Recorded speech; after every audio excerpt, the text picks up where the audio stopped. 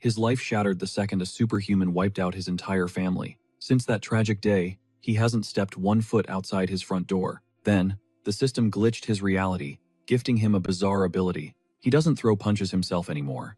Instead, he deploys avatars to conquer other dimensions. Every proxy gets stronger, every duplicate builds an empire. While the public watches Titans rise and fall across the globe, they're all just puppets controlled by one recluse gaming from his bedroom. Heroes, nightmares, monarchs, all moving in perfect sync.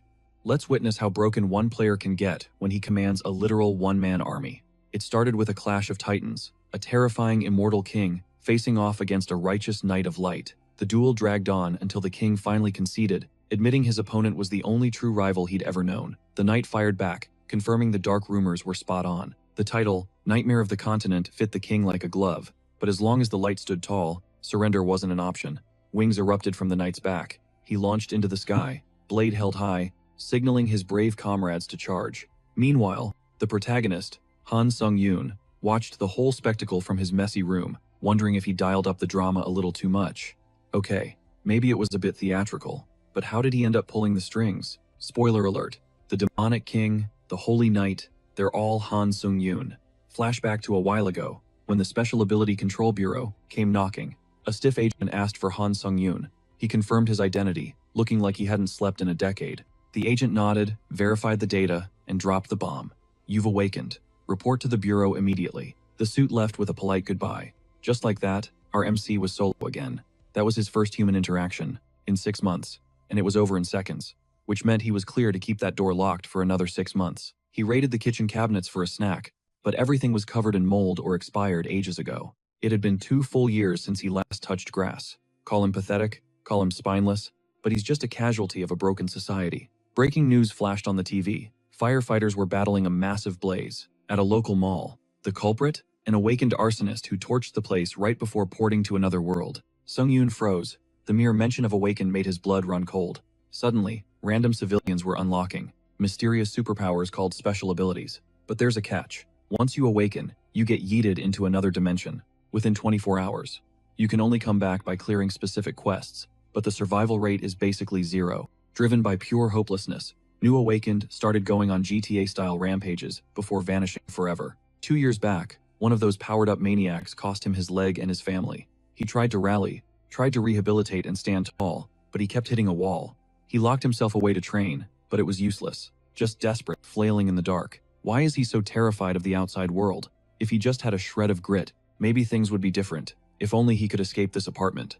Suddenly, a holographic system window popped up. Dimensional distortion detected. Connecting to Akasha system. Unique skill awakening in progress. He stared at the glowing blue screen, heart pounding. So this is the awakening everyone's talking about. The system pinged, confirming his unique skill, Avatar. Then the countdown started. 24 minutes until forced teleportation. Panic mode. Activated. This felt like a sick prank. The system warned him, miss the portal window, and he'd be dragged across dimensions by force. He scrambled to throw a survival kit together. Rumor had it a return trip takes a year in Earth time. But since the other world moves 10 times slower, that's a decade of grinding for his life. Could he even survive 10 minutes? He grabbed every essential he could find and stumbled back to the portal. 3 minutes on the clock. Anxiety clawed at his throat, making him gasp for air. He wanted to step through, but his legs wouldn't move. He couldn't even walk to the corner store, let alone a monster-filled dimension. No strength, no combat skills. He was dead meat. Then, a light bulb went off. He has skills now. He's awakened. That means he has a loadout. Deciding to test his luck, he triggered the Avatar skill. He blinked, and his jaw dropped. Standing right in front of him was a perfect clone. A splitting headache hammered his skull. Suddenly, his vision split into 2 screens he was seeing through his own eyes, and the avatars simultaneously. He turned away, refusing to believe it. He glanced around, confirming the doppelganger was seeing the exact same room. The sensory overload was nauseating. He tried to move the puppet, but dizziness hit him like a truck. Controlling 2 bodies at once was impossible. The system flashed a red warning. 1 minute until extraction. Facing a forced transfer to a nightmare dimension, he let out a heavy sigh. Honestly, in a mess like this, having an avatar felt completely pointless. Trash ability for a trash user. If only some sucker could take the fall for him. Wait, that would be the absolute dream. A crazy idea sparked. He locked eyes with his avatar, gears turning in his head, and decided to shoot his shot. He shoved his clone straight toward the swirling portal. The system chimed instantly. Awakened identity. Confirmed. It was happening. Song Yun squeezed his eyes shut, focusing hard as the air around his avatar erupted into blinding sparkles, charging up the warp.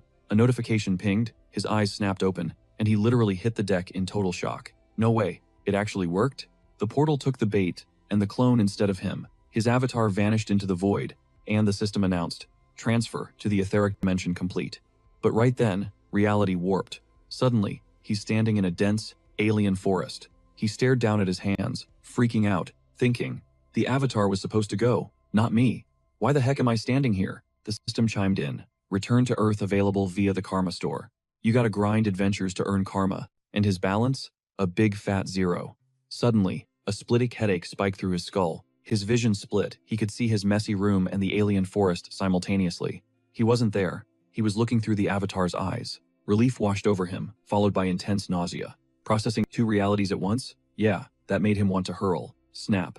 Back in his real body, bile rising fast. He clamped his hands over his mouth to hold it back, and sprinted to the bathroom.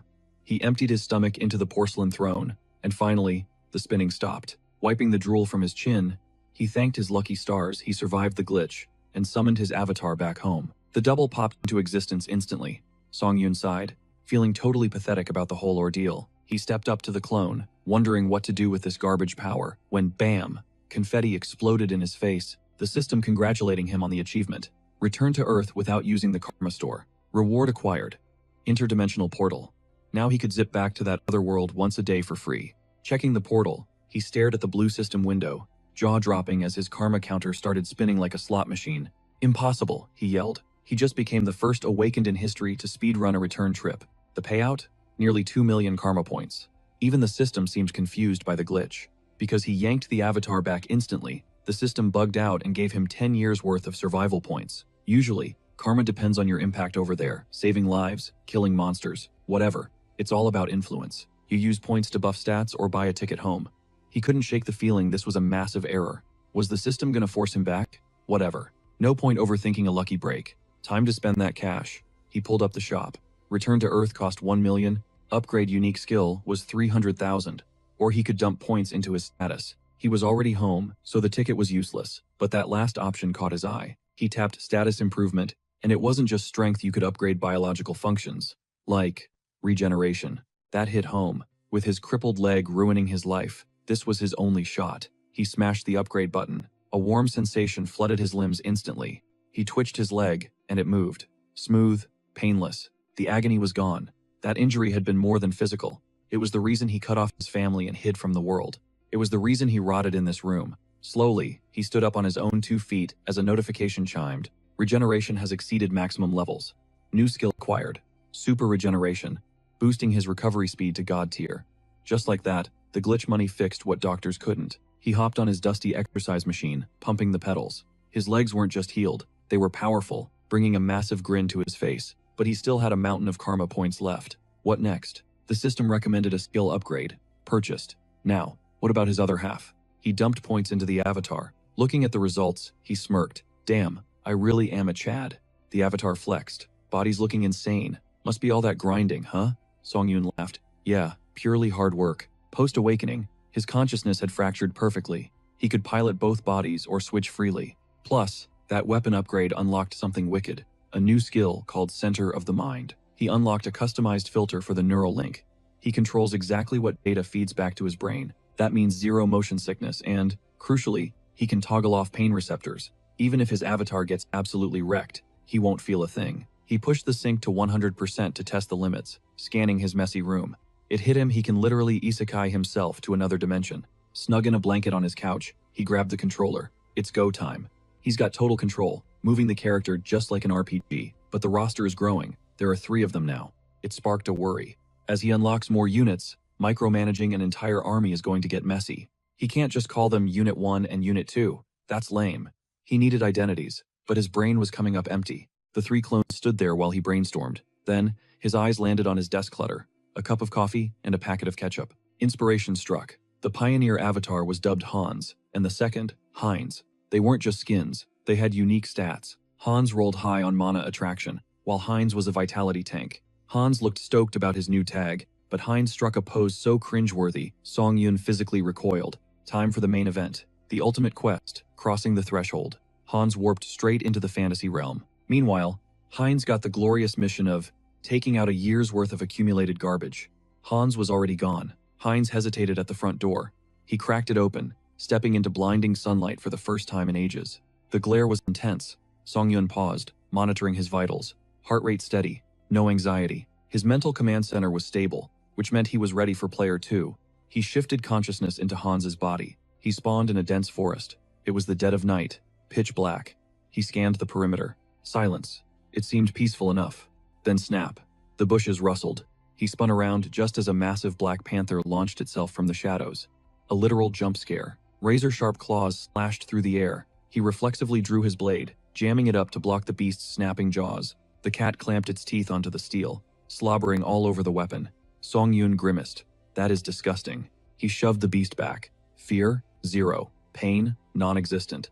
To him, this was just high-definition gaming. He charged the blade with blue mana and delivered a critical strike, slicing through the predator. The monster slumped over, dead. Songyun crouched to loot, inspecting his sword. That fight felt weirdly tough. Is he underleveled? If a random trash mob is this tanky, he's going to get destroyed if he runs into a real boss. Through the trees, he spotted lights. A village. He headed straight for it, and was intercepted by a friendly-looking NPC named Malcolm, the village elder. The guy seemed impressed. Hans survived the monster-infested death road at night. Songyun laughed it off. No big deal. He did an awkward head scratch, playing the humble hero card.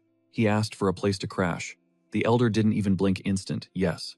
We help our own, Malcolm said. Classic quest giver vibes. Songyun exhaled, thanking him, but then the elder's eyes narrowed. Never seen gear like that before, the old man noted. You're not from around here, are you? Hans nodded. He stuck to the script, got lost, walked for miles, ended up here.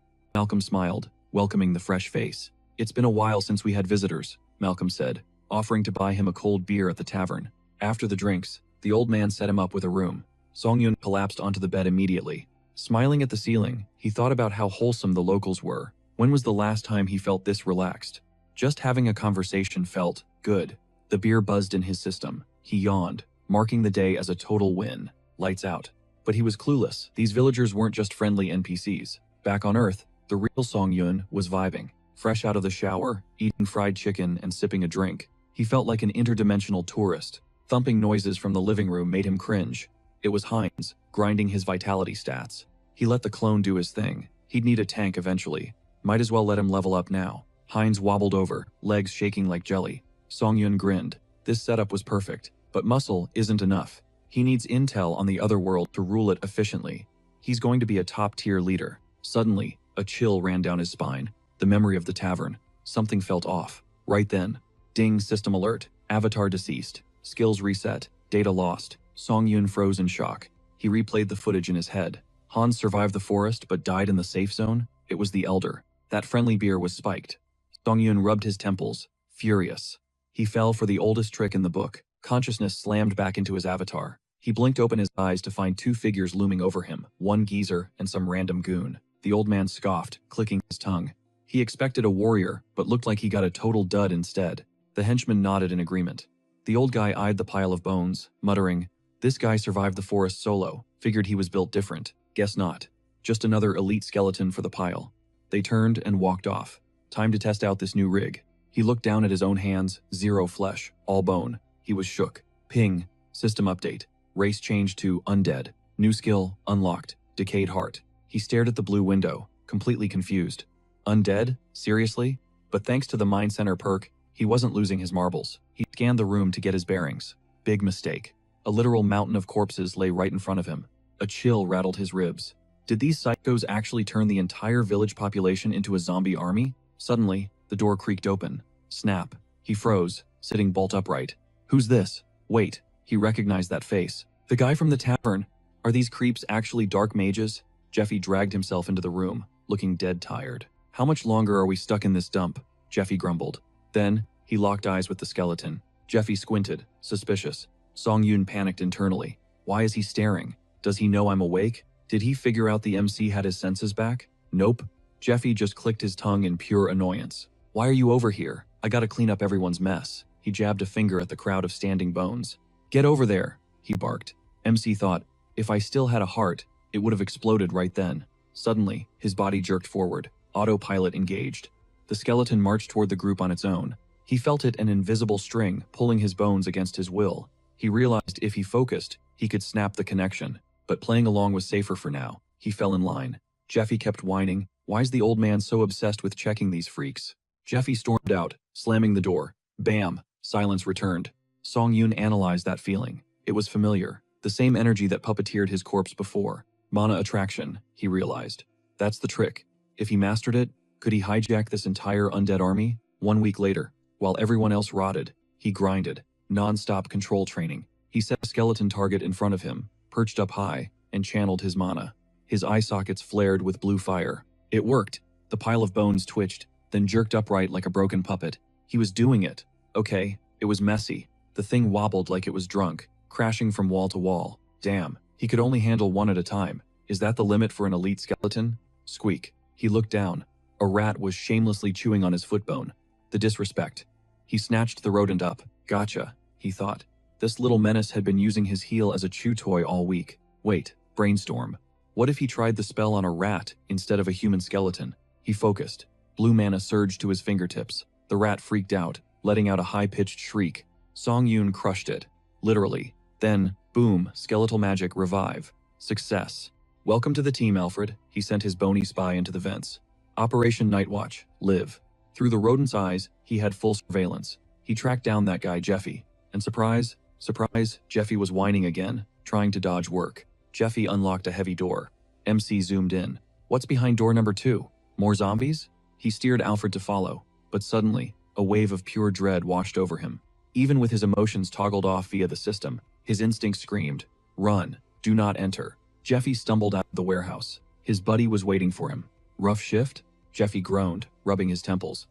When is this maturation thing gonna be over? That Immortal King fragment is brutal. Feels like it's eating a piece of my soul every time I walk in there. The friend shrugged. Almost done. The master is stuck in there 24/7, so quit crying.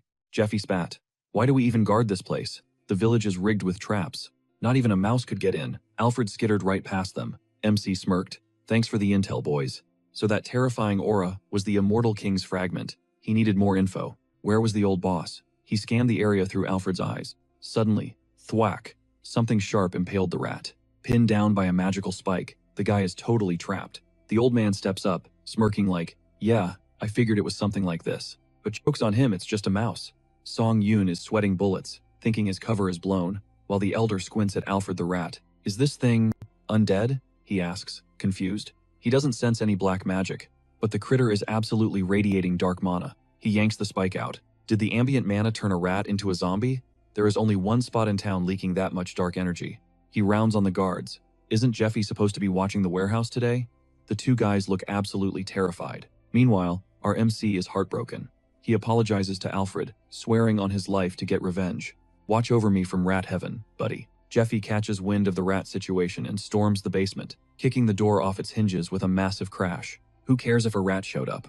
Why the drama over a rodent? Totally triggered, he decides to vent his rage on the poor undead captives. He points a shaking finger at one of them. "Why are you slouching?" He barks at the corpse to stand at attention. Calling him a useless freak, Jeffy winds up and smacks him across the face with full force.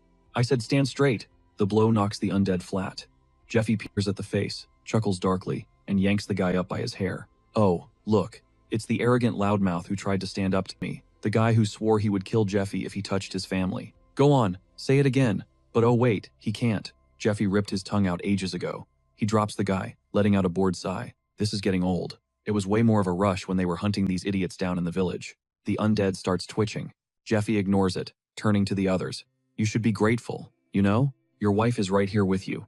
And your kids? Well, other families have their little brats too." Suddenly, the undead lurches forward from behind. He sinks his teeth into Jeffy's neck. Jeffy screams, spinning around in shock. "What is wrong with you?" He sees the undead closing in again and screams, "Stop. I said stop," but they are totally ignoring his commands. He tries to cast some black magic, but another undead lunges, clamping a hand over his mouth. Muffled groans escape as he tries to scream, eyes wide with terror as the rest of the horde descends on him. Pure dread washes over him. Watching them tear him apart, Song Yoon thinks, this is just the appetizer. True revenge starts now. Scene shift. Another avatar, Haynes, rolls into the village. The MC instantly transfers his consciousness into the new body and tries to walk in, but the guard blocks his path. Hold up. Haynes plays it cool, claiming his brother lives nearby. The gatekeeper sneers, saying that guy left ages ago. Why would you even think we would let a stranger in? Fine. Song Yoon switches tactics and asks to speak to the village elder directly. While they are bickering, the elder himself walks up to see what the commotion is about. What is with all the noise? He demands. The MC greets the village head, and the old man freezes. Staring at Haynes' face, he is totally thrown off. Who are you? Haynes claims he is looking for his twin brother, Hans, who should be around here. Meanwhile, Hans is literally chilling in the warehouse. Song Yoon smirks internally. Running 2 avatars is a total cheat code. While Haynes keeps the old man busy, Hans makes his move and snags the Immortal King's fragment. Too easy. He stares at the pulsing crystal. This thing is a beast. Is it sucking up the dark energy from the undead? It has to be. The fragment is resonating, feeding on the gloom to complete itself. He scans the room. The undead here are insanely buff. Compared to this, his last location was basically a dumpster fire. It pisses him off. He grips the crystal tight, anger bubbling up at the injustice. These morons treat them like trash? Time for a reality check. He crushes the crystal in his hand, and boom, raw energy floods the room. Outside, Haynes keeps chatting up the elder. Like I said, we're twins, so we have this connection. I always know where he is. The old man chuckles. Yeah, right. Hard to believe. Suddenly, his eyes bug out. He feels the massive energy spike. The fragment! He screams. Something is wrong. He shifts into spirit form and zooms toward the warehouse, barking at the guards. Kill this idiot. Spears instantly lock onto Haynes, but poof, he vanishes. Back in the warehouse, the MC, as Hans, is fighting for his life, against a tsunami of negative emotions crashing into his brain. His mind tries to filter the data, but the pressure is insane. Can anyone tank this much trauma without going crazy? His body soaks it all up, along with every drop of surrounding energy. A blinding flash erupts, and the system pings. Essence conditions met. Boom. He is now an immortal demolition mage. Thanks to the fragment, his rank just skyrocketed. Of the 3 pieces of the Immortal King, this was the one. The dark energy didn't just sit in the fragment, it fused straight into his core. Boom. He unlocked the special perk, Magical Wisdom. Now, he has total immunity to the dark arts and understands them like he wrote the source code. Outside, Jeffy's buddy was pulling guard duty, sighing loud enough to wake the dead. He figured Jeffy was such a scrub he couldn't even handle a single zombie rat. Great, now he had to go babysit. Suddenly, the old man's voice blasted inside his skull like a mental loudspeaker, demanding a status update on the fragment as soon as possible. The kid spun toward the warehouse door, screaming at Jeffy to quit stalling and check the goods. Dead silence. He shouted again, asking if Jeffy had gone deaf in there or what. A sudden flash lit up the gloom, and a figure stepped out. The guard snapped, angry that he was being ghosted. Wait, that wasn't Jeffy. That was a straight-up walking corpse. He stumbled back, heart racing, and let out a blood-curdling scream as the thing reached for him. Song Yoon stepped into the light, cool as a cucumber. Hey there, he chirped. Lovely weather we're having, right? The guard's brain short-circuited. Impossible. Undead don't make small talk. Before he could process, the creature snatched his wrist. Panic mode engaged. He point-blanked a dark magic bolt at the guy, shrieking for some personal space. Bad move. The blast blew the door wide open, and the undead horde poured out, trampling the poor guy flat. The main character just casually strolled out of the warehouse. You know, he mused, it's rude to ignore people when they say hi. He stared at the swirling ball of dark energy hovering over his palm. Was this the demonic wisdom kicking in? He didn't just see the magic, he understood it instantly. Like riding a bike he never learned to ride. Boom. Another explosion rocked the warehouse, tearing a hole in the wall. The rest of the undead swarm flooded out, ready to wreck the entire village. As the dead scattered, flashes of magic lit up the distance. Suddenly, a pile of bones went airborne and skidded to a stop, right at Song Yoon's feet. Caught off guard, he looked up. It was old man Malcolm doing the heavy lifting, one of the higher-ups in the Oath of Disobedience. Malcolm stomped over, absolutely fuming. You were supposed to be an elite skeleton, you worthless trash. What the hell did you do with the Immortal King's fragment? He roared. The MC just smirked. Long time no see, old man. Remember me? You're the reason I lost my heart. He tapped his chest. So I went shopping in your warehouse and found a replacement. Malcolm looked like he was about to pop a vein. The absolute audacity, he shrieked. You wasted a god-tier fragment on that pathetic body? He raised a hand, casting the finger of death. A jet of black energy slammed into Song Yoon's hand, sending bone shards flying. The MC didn't even flinch, just looked annoyed. Where are your manners? Interrupting a conversation is super tacky. Malcolm wasn't having it. Shut your mouth. Do you have any idea how much resources I poured into that for a whole year? I was inches away from ultimate power. It wasn't supposed to end with some cheap evolution into a Demolic. I wanted more. He slammed magic into the earth, and jagged shadow spikes erupted from the ground. But Song Yun's barrier tanked every single hit. Song Yun scoffed. Trying to crush a newbie with high-tier spells? Cute. But I'm the only one here who can actually control the fragment. You would have blown yourself up. Malcolm sneered. I honestly don't know how your trash body survived the energy overload. But no matter. I'll just scrape your remains off the floor for my experiments. He fired off another round of magic. Song Yun deflected it like a fly. Stop yelling out your attack names. It's annoying. His eyes went cold. This is for Alfred, you murderer. I'll make your death quick. The old man frowned, genuinely confused. Alfred? Who cares? Some nobody from the village? Wait, you came here just for that? While he distracted him, dark spikes silently manifested behind the MC's back. Nice try. Song Yun spun around, his barrier flashing as it deflected the sneak attack. None of your tricks matter, he thought. He was adapting to the dark arts way too fast. Definitely the fragment's doing, but playtime was over. Malcolm triggered the Pact of Annihilation. Nearby, a dark mage busy fighting off zombies suddenly grabbed his chest, looking green. His soul was ripped straight out of his body. Then it hit the others one by one. Their souls dissolved into mist. The energy swirled and formed the crown of the broken, which Malcolm jammed onto his head. It was a desperate spell to open a path to the underworld. The MC stared, actually impressed by the ruthlessness. Did you seriously just juice up by sacrificing your own crew? The drained mages rose again as zombies, shambling towards Song Yun. Malcolm screamed, if I had that fragment, I would have crushed you by now. But this is the end for you. He started chanting the final spell. Zip, a tiny magic bullet tore straight through his chest before he could finish. Malcolm crumpled to his knees instantly. You were taking forever, the MC sighed. I almost took a nap waiting for the punchline. Just wanted to wrap this up. The dark magic settled around Song Yun like a cloak. Malcolm's last thought was sheer confusion, dying for nothing before everything went black. Song Yun gazed up at the full moon. Alfred, you catch that? He whispered.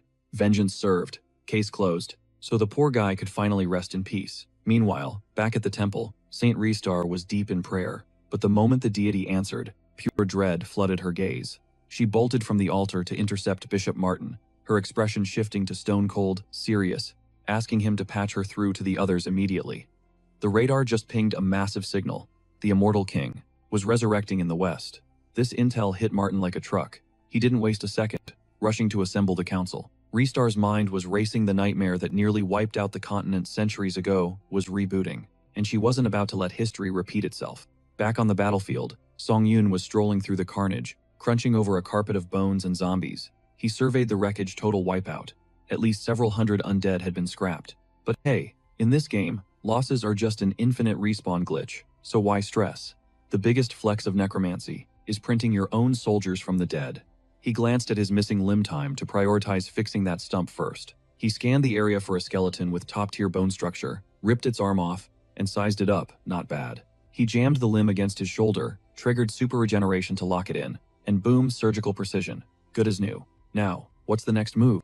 His eyes locked onto a nearby skeleton. He instantly blasted it with magic, commanding it to kneel. Evil wisdom whispered the cheat codes, and the Immortal King's fragment juiced his stats. The goal? Purge the residual magic and scrub the fragment's corruption from his system. But it glitched. The skeleton collapsed into dust, leaving him staring in confusion. Did he just brick the spell? A little grinding later, and he had a small squad of undead standing at attention. After a few reps, he finally nailed the mechanics. He turned his gaze to the old man, wondering if he should revive him with his soul intact to extract the intel. But when he tried to execute the spell, error message, 404, soul not found. He ripped open the guy's shirt, revealing a magic circle carved into the flesh. Looks like someone remotely uploaded the soul through that seal. Probably a security protocol to prevent leaks. Honestly, expecting anything less from enemies on this level would be insulting. But whatever. The hardware was still usable. Time to craft a high-tier undead with combat specs and consciousness. He flooded the corpse with magic, mentally running the script again. He needed to corrupt the remaining mana, compile the fragmented thoughts, and harden the personality. The skin sloughed off the old man's frame like wet paper. He morphed into a skeleton death mage, announcing he was ready for orders. Song Yun was actually shook. He didn't expect the results to be this cracked. He slapped the skeleton on the shoulder, dubbing him Malcolm. From this second on, Malcolm answered only to him. The skeleton stayed quiet, so Song Yun immediately backhanded him, demanding a response. That woke him up. He understood perfectly. Even with his memory wiped, the guy's sins were still etched in his bones, so Song Yun planned to troll him for eternity. When Song Yun dropped his name, Malcolm nervously clutched his cane, waiting for a command. Song Yoon clocked the accessory and decided that cane looked way too fresh. The old bone bag was trembling, but he couldn't defy the boss, so he handed it over. After securing the loot, Song Yoon headed toward a massive pile of bones and spotted a familiar face, the zombie that took out Jeffy. He grabbed the thing's head and lit it up like a bonfire, telling it to go say hi to the family in hell. After a day full of grinding, Song Yoon logged back into his main body and went feral on the food, stripping the meat off the bones. He stuffed his face, absolute 5-star meal. Post-feast, he checked the market. Since this was a mage village, the place was swimming in gold. He never guessed these guys were hoarding this much treasure. Time to secure the bag, he summoned Hans. Hans spawned directly on the table, sending the leftovers flying. This actually jump-scared Song Yoon, and the sheer creepiness of the avatar sent him into a panic, so he smash-canceled the summon. When Hans vanished, Song Yoon gasped for air. He almost died of fright. What's the play here? Summon Hans again? Or maybe buff his unique skill first? He opened the karma shop and realized he was bawling. Last time, he had just over 400,000 points. Now he was sitting on 800,000. He dropped 300,000 on an upgrade, and the system pinged. Skill level up. His avatar cap just increased. His mental stats broke the ceiling, unlocking a new passive, Serenity. It's a firewall for the brain, blocking external stimuli and mental attacks. With this active, he summoned Hans again, 0 issues. Hans started moving the loot to the apartment like a loyal mule. While his avatar sorted the gold, Song Yoon watched him, realizing that even standing next to this nightmare fuel, he felt totally chill. Serenity was working its magic. But having the center of his mind feel this quiet, that was the real weird part. Whatever skills he needed, he snagged them. He hauled the sacks of gold straight to the jeweler to cash out. The staff was practically blinded by the sheer amount of bling. Song Yoon, cool as a cucumber, told them to wire the funds directly to his account, then dipped. The employees actually followed him out, bowing and thanking him like he was royalty. He flashed a chill smile and waved goodbye. But you can never be too safe. He used dark magic to stash Hans right inside his shadow. He even slapped a mask on the guy, just in case he needed to pop out, probably overthinking it. Bam! An explosion rocked the street behind him. 2 awakened burst out of the store. One was a straight-up werewolf. The beast grinned, howling that they had hit the jackpot. Who knew a spot this far out would be swimming in so much gold? His partner cut the chatter. They had to bounce. He hopped on the werewolf's back, and the duo bolted. The staff screamed, "Villains!" As the 2 barreled straight toward Song Yoon, he just stared, totally shook.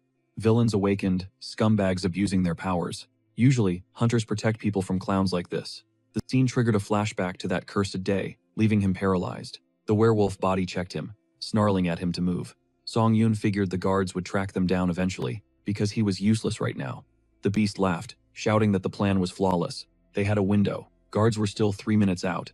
His partner barked that they just needed to hit the portal. But at the rendezvous point, disaster. Their accomplice was knocked out cold on the ground. The werewolf panicked, scooping her up, begging for a name. Who did this? Then his partner spotted a shadow looming behind them, and stammered, "Look out." The wolf spun around, demanding answers. "A guard?" "No," the partner whispered. "That freak isn't with the cops." Suddenly, Hans stepped out of the darkness, summoning a legion of the undead, sending the villains into a full-blown panic. Song Yoon watched from afar. He might be weak on his own, but Hans? He is a monster. Meanwhile, the association guards were sprinting to the scene. Their captain yelled at them to hustle. They couldn't let these guys slip away again. But when they rolled up, everyone paused. The job was already done. The captain stared at the unconscious thugs, realizing someone beat them to the punch. Whoever did this is close. Fan out and search. A shadow flickered behind the captain. Hans slipped out, regrouping with Song Yoon, stretching like he had just finished a light workout. Nothing like beating up bad guys to relieve some stress. Back at the crib, Song Yoon deployed Hans to dominate the other world. Staring up at the massive city walls, he grinned. Finally made it. Malcolm wasn't capping when he said there was a city east of the village. He strolled through the main gates. Time for Hans's big otherworld debut. But the vibe was off. Streets were dead. No guards at the gate. Guess they don't care about tourists. Suddenly, a guy started shouting in a nearby alley, finger in a girl's face, yelling, "I warned you." The girl apologized, begging for just a little more time. He demanded 2 silver coins. "You have got 3 days to pay up, or else." No cash? Consequences. Song Yoon watched, thinking, local thugs bullying a girl? What a boring cliche. He was about to walk away when the girl bolted out of the alley and wham, she crashed right into him, apologizing profusely. "You know the city well, right?" He cut in. She looked up, confused. "Who are you?" He flashed 2 silver coins with a smirk. "Your new boss. Let's talk business." Obviously, she took the gig. She showed him around, leading him to an inn that was supposedly the best spot in town. Her name was Diane, just a kid barely scraping by, taking care of a sick brother with no parents and zero cash for the local tax. She agreed to be his guide for 2 silver coins a day. He paid her up front and told her, "Meet me here, first thing in the morning." He headed into the inn and collapsed onto a dusty mattress, telling himself he was doing a good deed even if she was planning to rob him blind. Lights out. It was a rough night. The bed was a rock. He barely slept a wink. A loud sneeze outside caught his attention. He checked the window. Diane was down there, perched on a crate, waiting. She was shivering, nose red, and running. "Why are you sitting out there?" he yelled, waving her inside. While they were digging into breakfast, he laid down the law. No more early morning visits. She needed to swing by around lunchtime instead. She beamed, chirping, "You got it, uncle," which earned her an immediate glare. He absolutely hated that nickname. Her eyes drifted to his plate, locking onto a leftover crust of bread. "You, gonna finish that?" she asked, eyeing it hungrily. He sighed, signaling she could have it. She didn't hesitate, stashing the bread in her bag with a quick thanks before the next adventure kicked off. Welcome to Azantu. It's a tiny, blink-and-you'll-miss-it town hugging the western edge of the Kingdom of Talia. Strolling through the streets, Song-Yun couldn't shake the vibe. It felt like walking through a generic medieval movie set. A strange marking on the wall caught his eye. Deja vu hit him hard. He'd definitely seen that tag somewhere before. He leaned in closer. It looked like red paint, but Diane dropped a bomb. "That's blood." He took a deep whiff and shook his head. "Nah, I don't think so." Then she flipped the script. "You had venison soup yesterday, didn't you?" His jaw dropped. "How did you?" She just smirked at him. "I've got a nose like a bloodhound," she bragged. He stared at her, genuinely impressed. That kind of sensory perception wasn't normal. Had to be a special ability. "So, what's the graffiti mean?" he asked. Her expression instantly darkened. "That's the mark of the Varkalak Guild," she whispered. "They run this town." She opened her mouth to spill the tea on the guild, but froze dead in her tracks right in front of a dark alley. "What's wrong?" he asked, sensing the shift in mood. "There's a smell," she muttered, staring into the shadows. "What are you picking up now?" He watched as she took a deep breath. Suddenly, her face lit up. "Freshly baked bread. Come on, you gotta try it." He blinked, confused. "Didn't you just eat?" "Always room for bread," she chirped, dragging him forward. But the narrator knows the truth. That scent drifting from the alley, it wasn't sourdough or rye. It was the metallic stench of fresh blood. Fast forward a few days, Song-Yun stood by that same alley, waiting. Still no sign of Diane. He started pacing. She was never late. A knot of worry began to tighten in his stomach. Suddenly, 2 hulking goons blocked his path, looking menacing. "We need a word, pal." His heart started hammering against his ribs. Was this it? Game over? Panic set in. Thinking fast, he fished out a handful of silver coins. "Look, I'm a little light on cash, but hopefully this helps keep the peace around here." He handed over the bribe, praying it was enough. The thugs grinned, weighing the coins. "See, we speak the same language." Crisis averted. Song-Yun let out a breath, thankful he'd packed emergency funds for exactly this kind of shakedown. Then he saw it. The same crimson symbol tattooed on the big guy's neck. Diane's warning flashed in his mind like a neon sign. "Stay out of the shadows. Get out of town as soon as possible." He scowled. This wasn't just a street gang. Just how badly had these guys terrified her? As the 2 thugs walked away, Song-Yun caught a snippet of their conversation. "Why'd you snatch that brat anyway?" one grumbled. "Don't know. Just following orders," the other shrugged. Song-Yun's blood ran cold. Were they talking about Diane? Did they grab her? "Hey!" he yelled out, fists clenched, adrenaline spiking. "Timing is everything," he told himself, trying to stay cool. "If this goes south, I just cancel the avatar summon." He stared at their backs, heart racing. "I need to know something," he shouted. Suddenly, a familiar voice piped up behind him. "Diane." He spun around, totally flabbergasted. But it was too late. The goons were already pissed, knuckles cracking as they turned back. "What's your problem, hero?" Panic mode re-engaged. I just wanted to ask if the silver was enough." They stripped him clean of every last coin he had. Once the coast was clear, Song-Yun spiked his empty money bag on the ground in a rage. He turned on Diane. "You were supposed to be here ages ago. Where have you been? Do you have any idea how much that just cost me? We are officially skipping dinner tonight." But she wasn't listening. Food was the last thing on her mind. Tears streamed down her face. She wiped them away, voice trembling. "My little brother. He was finally getting better, because he could eat. But now he's gone. I can't find him anywhere." Song-Yun froze. The thug's conversation echoed in his head. Wait, were they talking about him? He looked at her. Could the Varkalak Guild have taken him? What are the odds? I heard them mention a kid. The moment the words left his mouth, she looked like she'd seen a ghost. She grabbed her head in terror. He was confused by her reaction. "Hey, relax. If they want a ransom, I'll help you pay it. We'll get him back. But she was spiraling. No, you don't get it. Aaron is going to die, she screamed. They don't want money. They want blood. And then she dropped the horrific truth. This city isn't a home. It's a pantry. We're just living juice boxes for vampires. Meanwhile, miles away, the vampire Lord Varric touched down in the Dark Mage's village. He inhaled deeply. The stench of dark mana was suffocatingly thick here. He surveyed the carnage corpses everywhere. Did they slaughter each other over the Immortal King's fragment? He mused cold-heartedly. What a waste. I wanted to crush that thing myself. The moment that artifact hit full maturity, it vanished into thin air. He didn't see the thief's face, but he knew exactly where the loot was headed. Tracking it down? Child's play.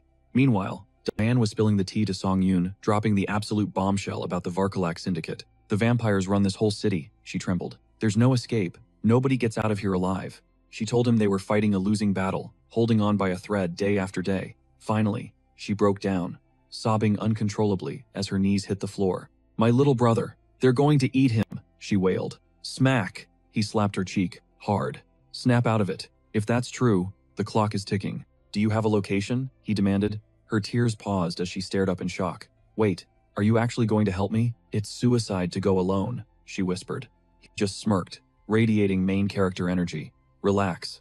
I eat morons like this for breakfast. And just like that, Operation Rescue is a go. Cut to the tavern. A bunch of lowlifes are tossing cards when one thug squints at his buddy. Yo, you're drowning in cash, he asked. Since when does a deadbeat like you hold that kind of paper? The guy laughed, flashing a jagged grin. Rolled some loser this morning. Easy money, creak. The tavern doors swung open, and the MC stepped into the light. Who the hell invited this clown? A thug barked, annoyed. His buddies smirked, recognizing the face immediately. Hold up, boys.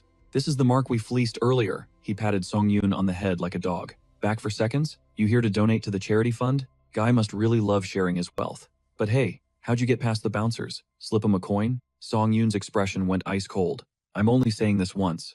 Where are you keeping the kid? The thug jabbed a finger in his face. You got a death wish, pal? Do you have any idea who we are? That was the last straw. Shink. Song Yoon whipped a blade from behind his back and buried it in the guy's neck. Yeah, I know exactly what kind of idiot you are. Scum who destroy families for pocket change don't deserve to breathe. He yanked the blade free, sending a spray of blood across the table. One down, 2 targets remaining. The other thugs didn't hesitate, they lunged at him like rabid dogs. He charged head-on, banking on his stats. I've got super durability and regen skills, he thought. I can tank this. He swung wild total miss. Thwack. A thug shanked him right in the ribs. Clang. The blade stopped dead against his skin, refusing to pierce. The thug froze, eyes bugging out. Wham! MC smashed the knife hilt into the guy's skull. Korean-made bulletproof vest. Genius, he smirked. Suddenly, the third goon tried a sneak attack from 6 o'clock. Song Yoon spun around, deploying a shimmering magical barrier. The attack bounced off harmlessly. What the? Where'd you get a magic tool? The thug gasped. Before he could finish, Song Yoon gutted him. He glanced down at his utility belt. Glad I packed the heavy artillery, he mused. The final thug hit the floor with a heavy thud. He exhaled, the adrenaline fading. That's it? I brought a whole arsenal and barely used half my inventory, but the party was just starting. Heavy footsteps thundered from the second floor. A fresh wave of enemies poured down. MC gulped. Okay, we've got a situation. But numbers didn't matter. He went into berserker mode, tearing through the mob. Jesus, was that a clown car? He panted, losing count of the bodies piled up. He ripped a stray dagger out of his shoulder. His regen skill kicked in, closing the wound instantly. He planted his boot on the biggest guy's face. The boy you snatched today. Speak. The brute spat blood. You think I'm gonna snitch? You're just a tourist, aren't you? You have no idea who runs this town. When the boss gets here, you're dead meat. It's game over. Thanks for the intel. Now, worry about your own skull. Crack. Song Yoon knocked him out cold. He swept the building fast. In a back room, he found a trembling figure. Hey kid, you Aaron? The boy curled into a ball, sobbing. Please don't hurt me. The MC stepped closer, voice softening. Hey, easy. I'm not with them. Your sister sent me to get you out. Aaron peeked up, confused. You know Diane? Yeah, I'll explain everything once we're safe. Suddenly, a screech echoed outside. A bat swooped straight into the tavern. The creature morphed midair, landing as a vampire. Who dares interrupt my dinner? He hissed. And why are you touching my food? Song Yoon spun to face the threat. The vampire cocked his head. Are you with the oath of disobedience? Or perhaps kin to this appetizer? You know the penalty for defiance? MC stepped in front of Aaron, shielding him. Relax, Dracula. I'm just a tourist your boys tried to mug. Found the kid, by pure luck. The vampire yawned. Boring. I prefer fresh meat anyway. Die. Dark blood magic swirled around his hands. Crap, Song Yoon thought. He threw himself over the boy. Run, now. A high-pressure jet of blood magic blasted toward them. Boom. The blast smashed through the floorboards, sending them plummeting into the darkness. Crash. The wine barrels below shattered on impact. Alcohol flooded the basement floor. Song Yoon scrambled to his feet, grimacing as the pungent fumes filled his nose. He shoved the kid aside, frantically checking for injuries before screaming at him to scramble. Suddenly, the vampire dive-bombed from the upper level, crashing onto their floor. The creature smirked, impressed he managed to dodge that, faster than expected. A solid appetizer before the main course. With a sinister grin, he popped his claws and lunged. The MC shoved Aaron back, roaring at him to run, and never look back. He barely managed to parry the vampire's blitz with his blade. Panic set in as he watched the monster's talons instantly elongate. The razor-sharp claws ignored his bulletproof vest and shredded right into his chest. The vampire scoffed, noting the guy's durability and insane healing factor. Song Yoon gritted his teeth, sweat dripping down his face, realizing the power gap was absolutely massive. The vampire licked his chops, teasing that while this snack wasn't on the menu, it looked like a 5-star delicacy. The MC knew if the monster wasn't just toying with him, he'd be dead meat already. But freezing up wasn't an option. He tightened his grip into a fist. The vampire caught the movement, instantly shutting down his counterattack. He sneered, mentioning he probably needed to scrape the meat off the bones before digging in. Hoisting him into the air, the creature mocked his struggle, calling it a total waste of energy. He was going to pay for that. The vampire's hand crept toward his throat. The MC realized if he couldn't bridge the power gap, he'd just have to take them both out. He crunched down on the ring he'd been holding in his teeth, and his body instantly erupted into an inferno. The vampire recoiled, shrieking, shocked by the sudden magic tool. He'd been hiding that ace up his sleeve? Actually, when Song Yoon got slammed earlier, he spotted the spilled alcohol flooding the floor and improvised. He tackled the vampire, desperate to pin him down. The bloodsucker screamed in pure panic, calling him a psychotic maniac. Was he trying to pull a murder-suicide? If that fire hit the booze-soaked floor, they'd both roast. He slashed his hand, slicing the MC's lower body clean off. Laughing maniacally, he mocked the guy for being nothing but fragile meat. But the MC wasn't done yet. His upper torso collapsed onto the vampire, and he delivered a savage headbutt, slamming the monster into the ground. He smirked, reminding the creep that he was the one who called his body durable. Coupled with that high-tier regen, yeah, he was one tough meal to chew. The vampire's eyes widened in terror. He begged him to wait, totally losing his cool. And then, boom, the entire building detonated. Staring at the raging fire, Song Yoon admitted he was kinda impressed he survived a blast that big. Turns out, being tanky is hard work. He closed his eyes, marking the Help the Unlucky Girl mission as a success. Meanwhile, Diane, huddled outside with her brother, screamed his name in despair. The system pinged, Avatar Hines, was Kia and would respawn in 7 days. Time skipped forward, and Diane went back to her daily grind, shining boots for random gentlemen. Finishing up, a customer tossed her some coin, and she flashed a polite thank you smile. She wiped the exhaustion from her forehead, just as a shadow loomed over her, asking for a shine. She turned with her professional smile, gesturing for the customer to take a seat. But the second she saw his face, she lit up. She launched herself at the MC, hugging him tight and crying about how relieved she was. He patted her head, playing it cool.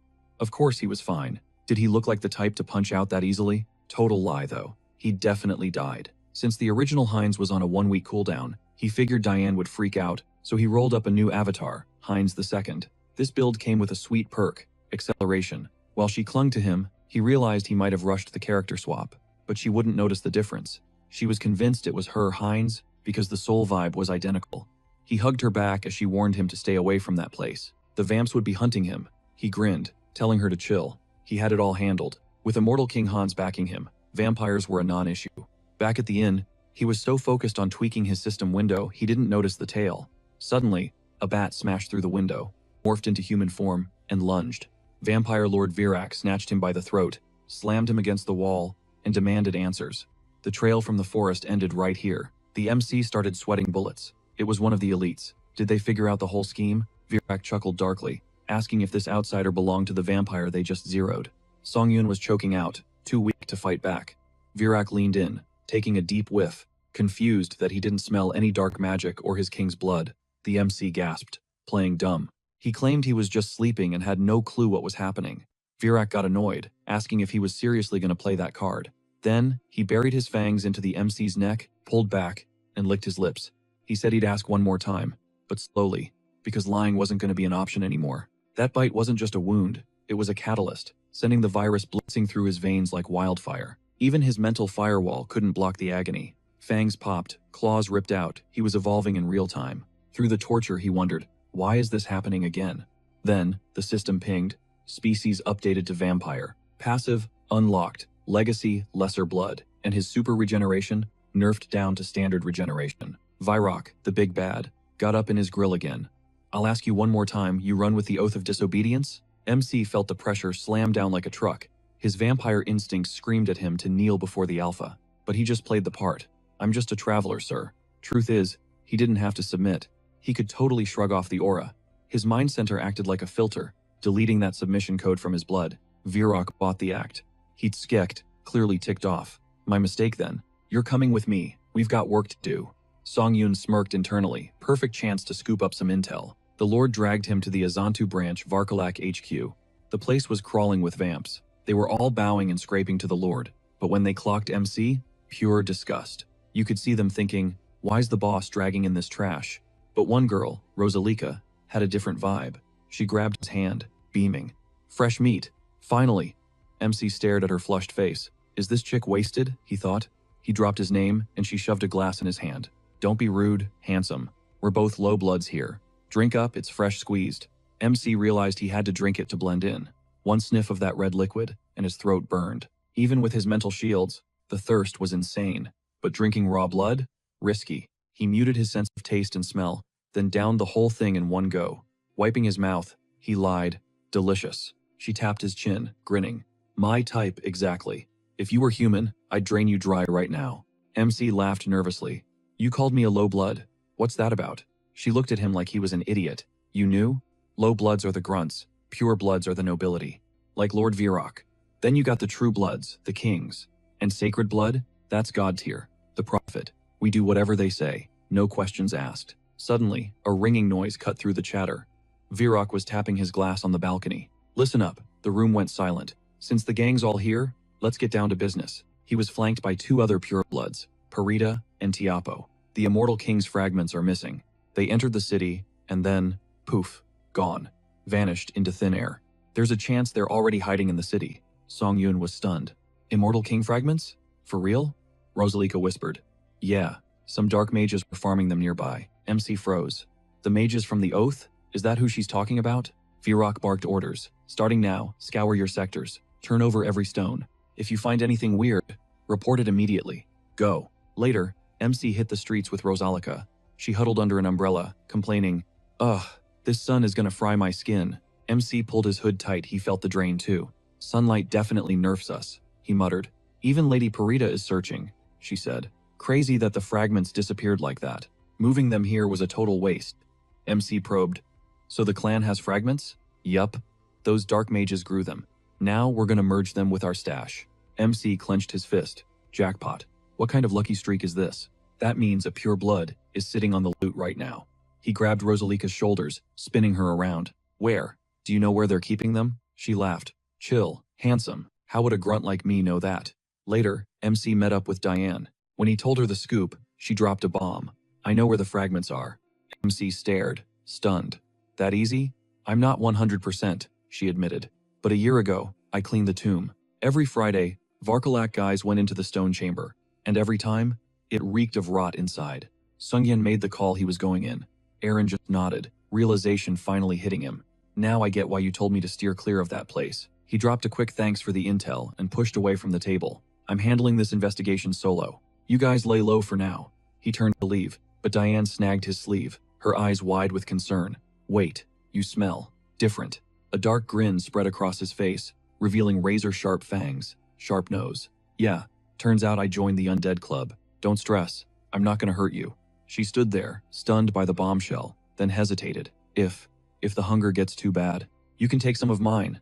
Her hand trembled as she reached out, terrified but willing to bleed for him. Just a sip, okay? Like, a tiny bit. Bonk. He lightly chopped her on the head, cutting off her panic spiral. Chill out. I'm good. Just give me the coordinates. Cut to nightfall. We find Tiapol lurking in the shadows of the target zone. He barked at a trembling man. Freeze! You got a death wish? A cruel smirk played on his lips. I'll give you one last shot. Land a single hit on me, and I'll send you home gently. The guy's knuckles turned white as he strangled the hilt of his sword. With a guttural roar, the guy lunged at the vampire. Teopel just laughed, weaving blood magic in the air. Aw, playing dirty? That's just cruel. Crimson threads shot out, knitting a net of blood that snagged the attacker and reeled him in like a fish on a hook. Pure terror filled the boy's eyes. He knew it was game over. The threads burrowed into his flesh, sucking him dry until his final scream died out. The vampire tossed the empty husk aside, wiping his mouth. Ugh, boring. Total snooze fest. He waved a hand at his slave. Clean up this trash, and bring me a real fighter for the next sacrifice. The minion dragged the corpse from the web, then froze, peering into the gloom. Wait, who's out there? Click-clack. Skeletons burst from the darkness, swarming the vampire. Teopel recoiled in disgust. How did this filthy undead trash get in here? Fury blazing, he pointed a clawed finger at the mob. Destroy them. His servants immediately threw themselves into the fray. A shadow darted beneath the skeleton's feet. Boom!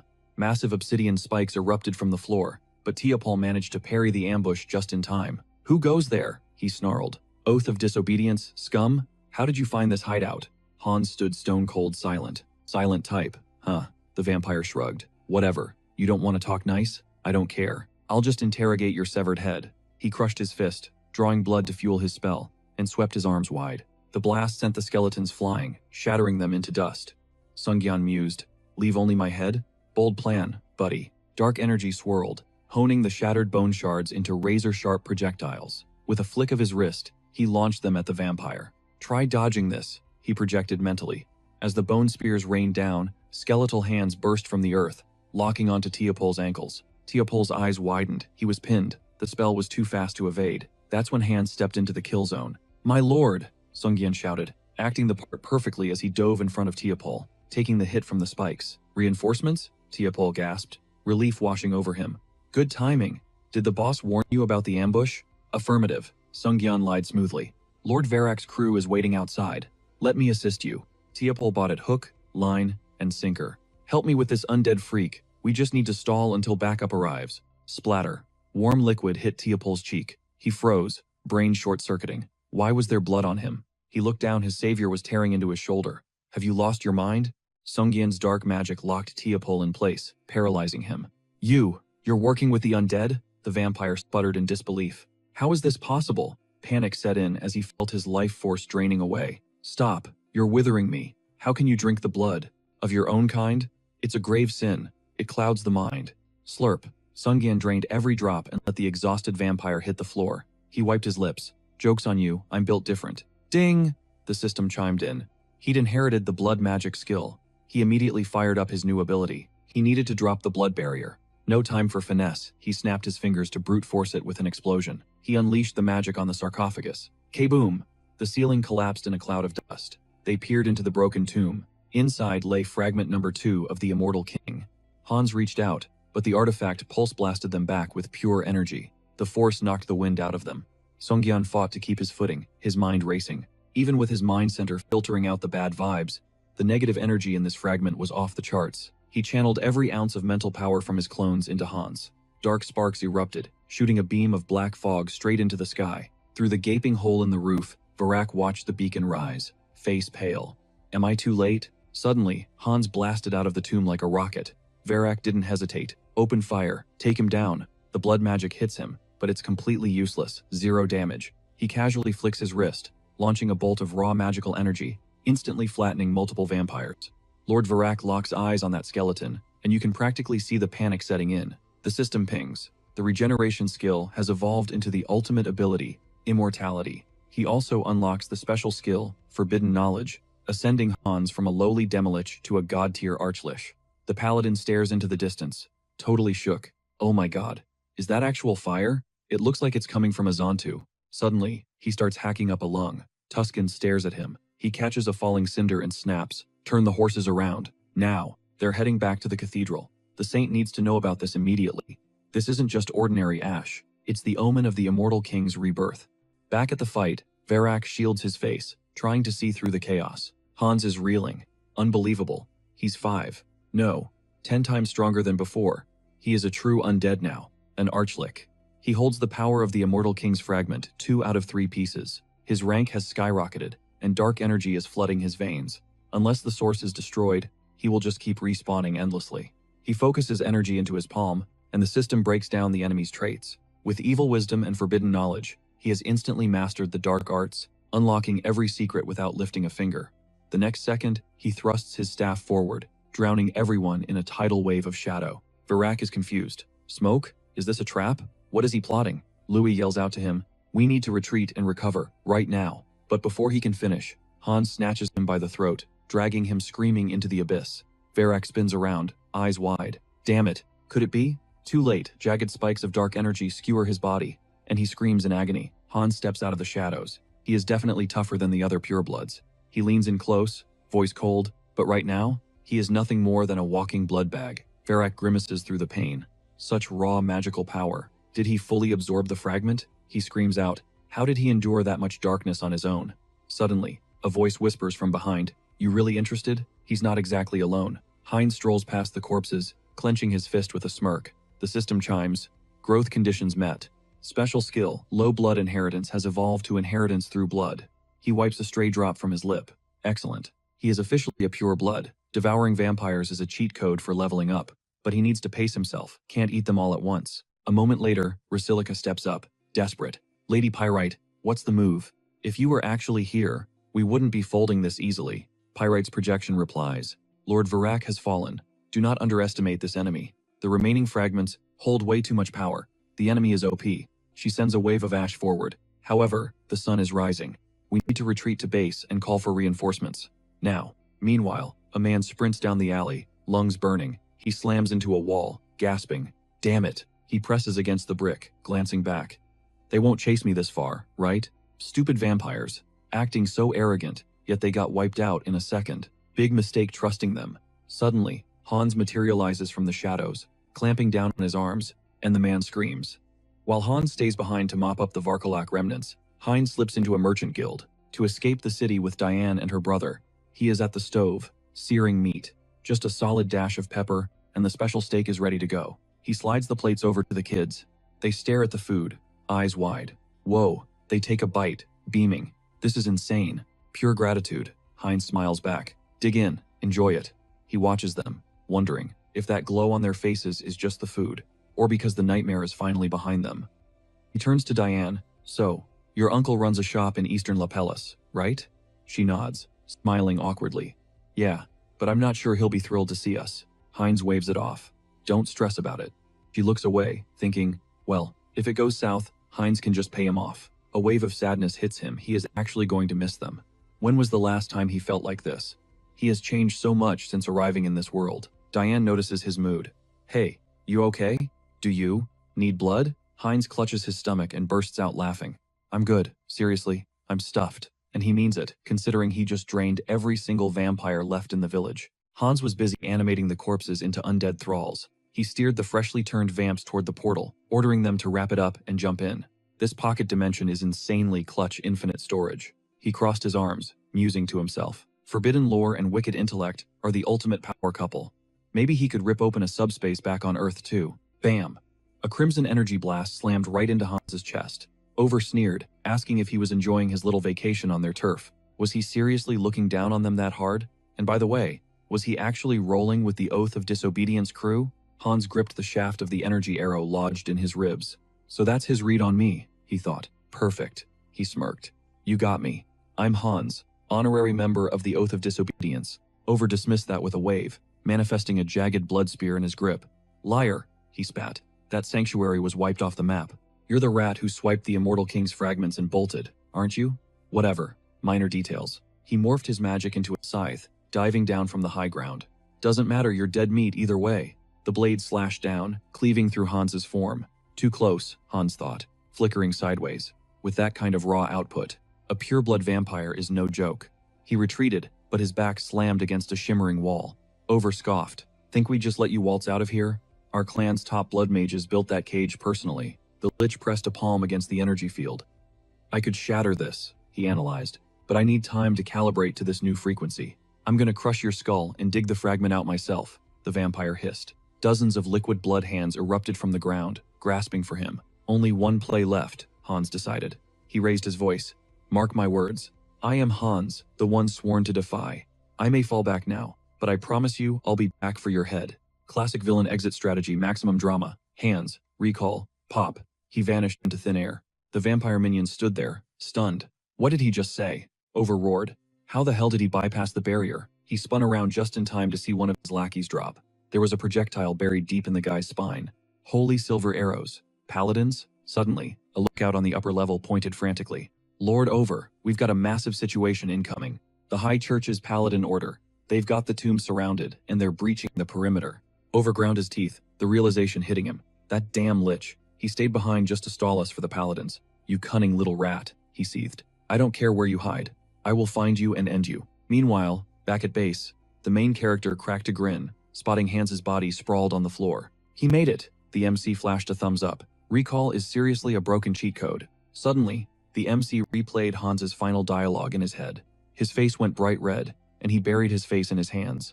Ah! He screamed, flopping onto the bed and hiding under the covers.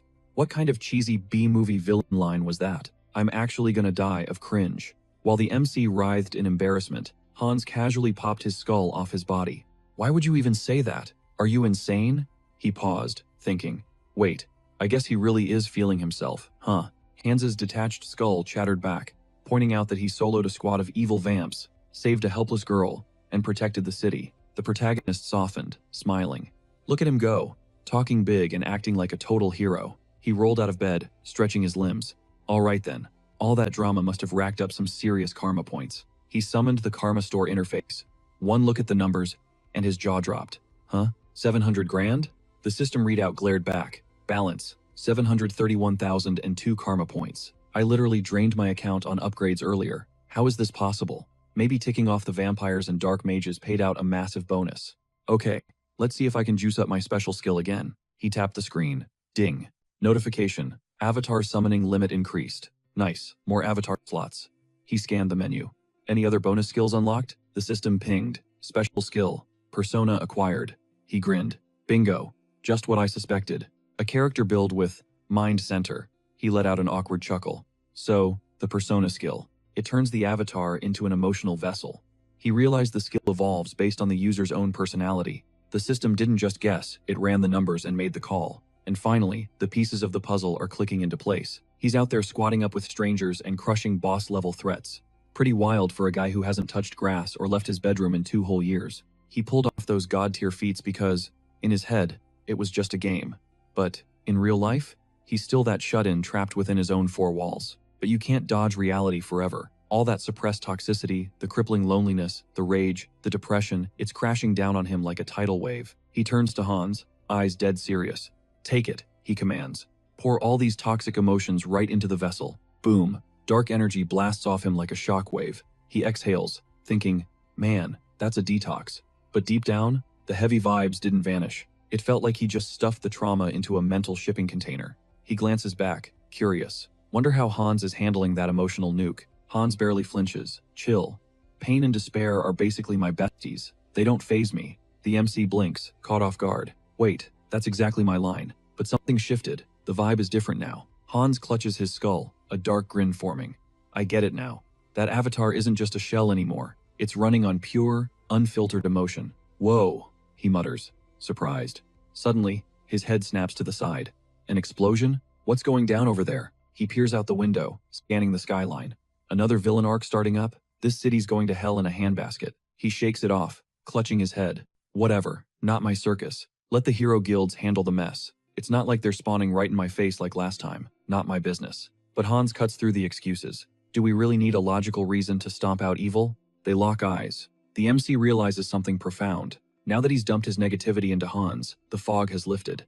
Avoiding conflict? That's just his default setting. Deep down, he's dying to be the hero, to crush the bad guys. But he's always hiding behind lame excuses because he's terrified. Hans pulls out a mask, the atmosphere darkening. The rules are broken. The rats are crawling out of the sewers. He slides the mask on. Time to become the law. And just like that, whoosh, he's gone. Down on the street, thugs are staring at a wrecked building. Damn. Again? How many times does this place get hit? One grunt spits on the ground. Freaking morons trashing the place. His buddy grumbles. Why haven't we called for backup yet? High above, perched on a rooftop like a gargoyle, Hans watches. Looks like a villain reunion, he thinks. Too bad their clock just ran out. Would be a waste to leave without claiming some XP. Dark energy swirls in his palms, manifesting creepy, floating eyeballs. Go, he commands mentally. Be my eyes, be my ears. Into the shadows they fly, hunting sinners. One thug stands there, cigarette dangling between his fingers. Yo, he sneers. Someone get me an ashtray. His goon grins, pinning a trembling victim by the shoulders. Got a human one right here, boss. The bully grabs the kid's face, laughing like a maniac. He brings the burning ember closer to the victim's mouth, open wide. Best ashtray in town. The kid screams in pure terror. Please, no. Elsewhere, a woman curls around her child, shielding him with her body. Where can we go? She sobs, panic in her eyes. A man looms over her, belt swinging. Don't you lie to me. Smash cut to a store window, shattering a robber vaults in, chuckling. The thief heads for the register. Easy money. High above, Hans narrows his eyes. I've seen enough. Time to take out the trash. Death is too easy. He's going to give them permanent PTSD. He materializes from the shadows like a nightmare. Snatch, he chokes the robber. Crack, he grabs the abusive husband by the skull. His grip tightens. Trauma is the only lesson you'll understand. Next, he intercepts the bully's hand. He plans to carve fear directly into their souls. You seeds of evil. You're going to remember this night forever. The moment you try to sprout again, the darkness will be waiting. As the adrenaline hits, he realizes. He's getting used to this power. It's intoxicating. He needs more. More. Dozens of floating eyes spawn around him, swirling like a halo. I need to purge it all, he thinks. I'm scrubbing this whole city clean. He flicks his fingers, sending the eyes scattering in every direction. Dawn breaks. Hans stretches his legs, letting out a long, satisfied groan. Spent the whole night taking out the trash. Gotta say, feels good. He inspects a floating eyeball. These eyes of darknesses are handy, but the nerf is real. Sunlight hits them, and poof, they're gone. I need a surveillance system that works 24/7. Can't exactly have zombies roaming the streets downtown. What's the play? Splat. Something wet lands on his head. He looks up pigeons. You little winged rats. He wipes his head, fuming. I should kill you and turn you into minions right now. He pauses, staring at their flapping wings. Wait. Mobile. Unnoticed. Everywhere? Bingo. Dark enslavement. The spell warlocks use to mind control beasts. Cut to later. He's standing there, looking like the Pigeon King, surrounded by a flock. Why isn't it clicking? He glances at a stray cat in a cage. I need something that blends in perfectly. Something normal. But the contagion rate was key. If he stripped down the mana cost just to fix the visuals, the infection potency would tank. He injected dark energy into the containment unit, finally realizing why game devs rage quit when debugging spaghetti code. Contagious enslavement was a programming nightmare. Revision, final, version 3. Moment of truth. Did the patch stick? Boom. The cage imploded. The test cat lunged forward, screeching like a banshee total glitch. It leaped away. A failed experiment. Hans sighed. 3 weeks of grinding. 0 XP gained. He eyed the dove's cage. Last life. This run has to be perfect. He grabbed the bird. Just die for 1 second. Damn it. Focus. He tweaked the mana output. Dark energy surged. Contagious enslavement. Revision. Definitely final version 3. He exhaled. Execute. Snap. The dove ripped free from his grip and bolted behind him. Hans yelled, You gotta be kidding me. But wait. It looked stable? Now for the real stress test. The spread. The dove landed in a flock. Contact. Instant network connection. Every bird's eyes flashed crimson. We are online. Success. Living surveillance drones. He waved, commanding the swarm. Go. Hunt down my enemies. Cut to Loti. Kneeling. Meditating. Visions of Hans flooded his mind. The target was locked. Remember the oath. He is death incarnate. Suddenly, Tuscan broke his trance. Sir Tuscan reported in. Interrogation complete. They'd bagged the stragglers. Turns out, the vampires weren't teaming with the immortal king. Loti glared. We need hard proof. While they wasted time on side quests, the king was leveling up. Suddenly, his cross vibrated violently. A compass? He gripped it tight. Yes. Your grace? The cleric swarmed the glowing goddess statue. Archbishop Loti. We have a ping. Immortal king detected. Mountain cave. Northwest quadrant. He's cornered. Loti smirked, eyes cold. Appreciated. I won't let this raid fail. Back at the cave. Hans chilled on the dirt, waiting for his bird drones to upload data on monster spawns. Just checking the signal strength. Then, he frowned. A glitch? The ground units were acting sketchy. Fleeing, terrified. If it was a monster, they'd ping the location. Wait, humans? They spotted players? Here? In the boonies? An ambush? No way a raid party got this close without tripping an alarm. Stealth build? Thwack. An arrow deleted his dove. The paladin stepped into the light. Hans. Judgment Day. Your dark hacks won't save you from the Saint's light. No evil hides from us. Nowhere to run. Tuscan raised his blade. Surrender to divine justice. Hans clocked the cross instantly. Holy Knights. Brokislack elites. Holy versus dark. This is a hard counter. Massive elemental disadvantage. Church dogs? How'd you track me? Swish. Tuscan slashed, forcing Hans to hit the deck. You don't get dialogue options, villain. Don't try to talk your way out of this. Stubborn tank. Okay, plan B. Fake an attack, then tactical retreat. Hans blasted dark energy forward. Tuscan sidestepped effortlessly. Weak. The Saint sees through your cheap tricks. Tuscan charged up a holy strike and skewered Hans. Critical hit. The Lich gasped. So punishing bad guys is a crime now? Silence. You chose the forbidden path. Tuscan wound up a massive punch. Hans tried to cast a counter. Where's the logic? But nothing. His mana bar was empty? Huh? Something was jamming his signal. A debuff? Bam. Tuscan knocked him clear out of the cave. The Paladin squad lined the ridge. Target exposed. Cue the hymn. They started chanting. Hans clutched his skull in pain. The song. It's a massive debuff. He could wipe them. But civilians? He can't do it. Sinners. Tuscan roared, driving his blade straight into Hans's back. Now, this is our only shot. A voice echoed in Hans's mind. Steady, Hans. But his internal monologue screamed, damn it. The ministers chanted louder, their holy mantras weaving magical chains that locked onto his frame. The Lich realized his mistake. He'd gotten cocky. Suspended in midair by the glowing shackles, panic set in. Crap. He was paralyzed, his magic sealed tight. These binds were absolute. Hans locked eyes with Tuscan and managed a smirk. Nice ambush. You actually caught me. Tuscan scoffed. As expected. No evil has ever shattered these chains. Give it up. But Hans just threw his head back and laughed. Tuscan blinked, confused. You think I want to be here? Hans taunted. Clearly, we're not going to talk this out. Dark energy began to crackle around him. This is where we split. Catch me if you can, you church lackey. Tuscan didn't hesitate, gathering mana in his palm. I don't know what you're plotting, but don't think I'll let you just walk away. He unleashed a blazing magic arrow straight at the captive. Hans watched the projectile incoming. Pointless. It didn't matter how holy those chains were. I'm out. In a blink, he vanished, leaving the arrow to slice through empty air. Tuscan gasped. He broke the bind? Impossible. Tuscan's mind raced. Who the hell is this guy? Meanwhile, back in the real world, the protagonist cracked an eye open on his bed, letting out a heavy sigh. This is turning into a total headache. Way too many targets on his back. Seriously, did he have to start a war everywhere he went? The Shadow Faction, the Oath of Defiance, the Varkalak Vampires, and the heavy hitters, the Paladin Order. Hold up. He scrambled out of bed and bellowed, Karma Shop. A holographic interface popped up. Is there a reason I've been stacking karma points this whole time? Was the system prepping him because he's a villain magnet? He clenched his fist. Whatever, future me can deal with that. Stick to the plan. Meanwhile, Hans was crouched in an alley, watching a clouder of stray cats. They were swarming a can of food. Time to harvest the results of my little experiment. One of the cats, glowing with faint dark energy, twitched toward the can. Hans smirked. Simple concept. A controlled host spreads the corruption. Soon, his eyes and ears would be everywhere. He could blanket all of Seoul in a surveillance net. Suddenly, a signal pinged in his brain from one of the infected strays. Wait, they're here already? A piercing scream shattered the silence. Behind the bars. Hey, mister. Please, have mercy. A terrified girl huddled in the corner, shaking uncontrollably, hands raised in defense. I'll do anything. Just let me go. She glanced up, spotting a silhouette passing the alley mouth. She scrambled up, gripping the iron bars. Hey, you with the glasses. Help me, please. I've been kidnapped. Where are you going? Can you hear me? Suddenly, a hand yanked her hair back. Useless, the kidnapper sneered, pressing a blade to her throat. Scream your lungs out, sweetheart. My barrier blocks sight and sound. No one knows we're here. Only I get to enjoy your terror. He jerked her head back again. Come on, louder. You've got such a pretty voice.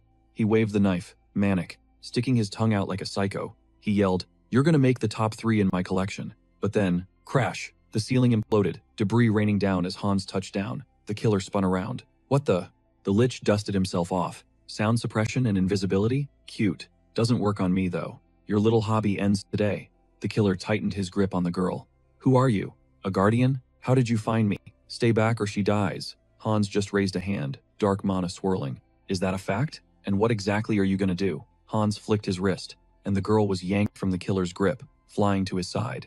A returnee?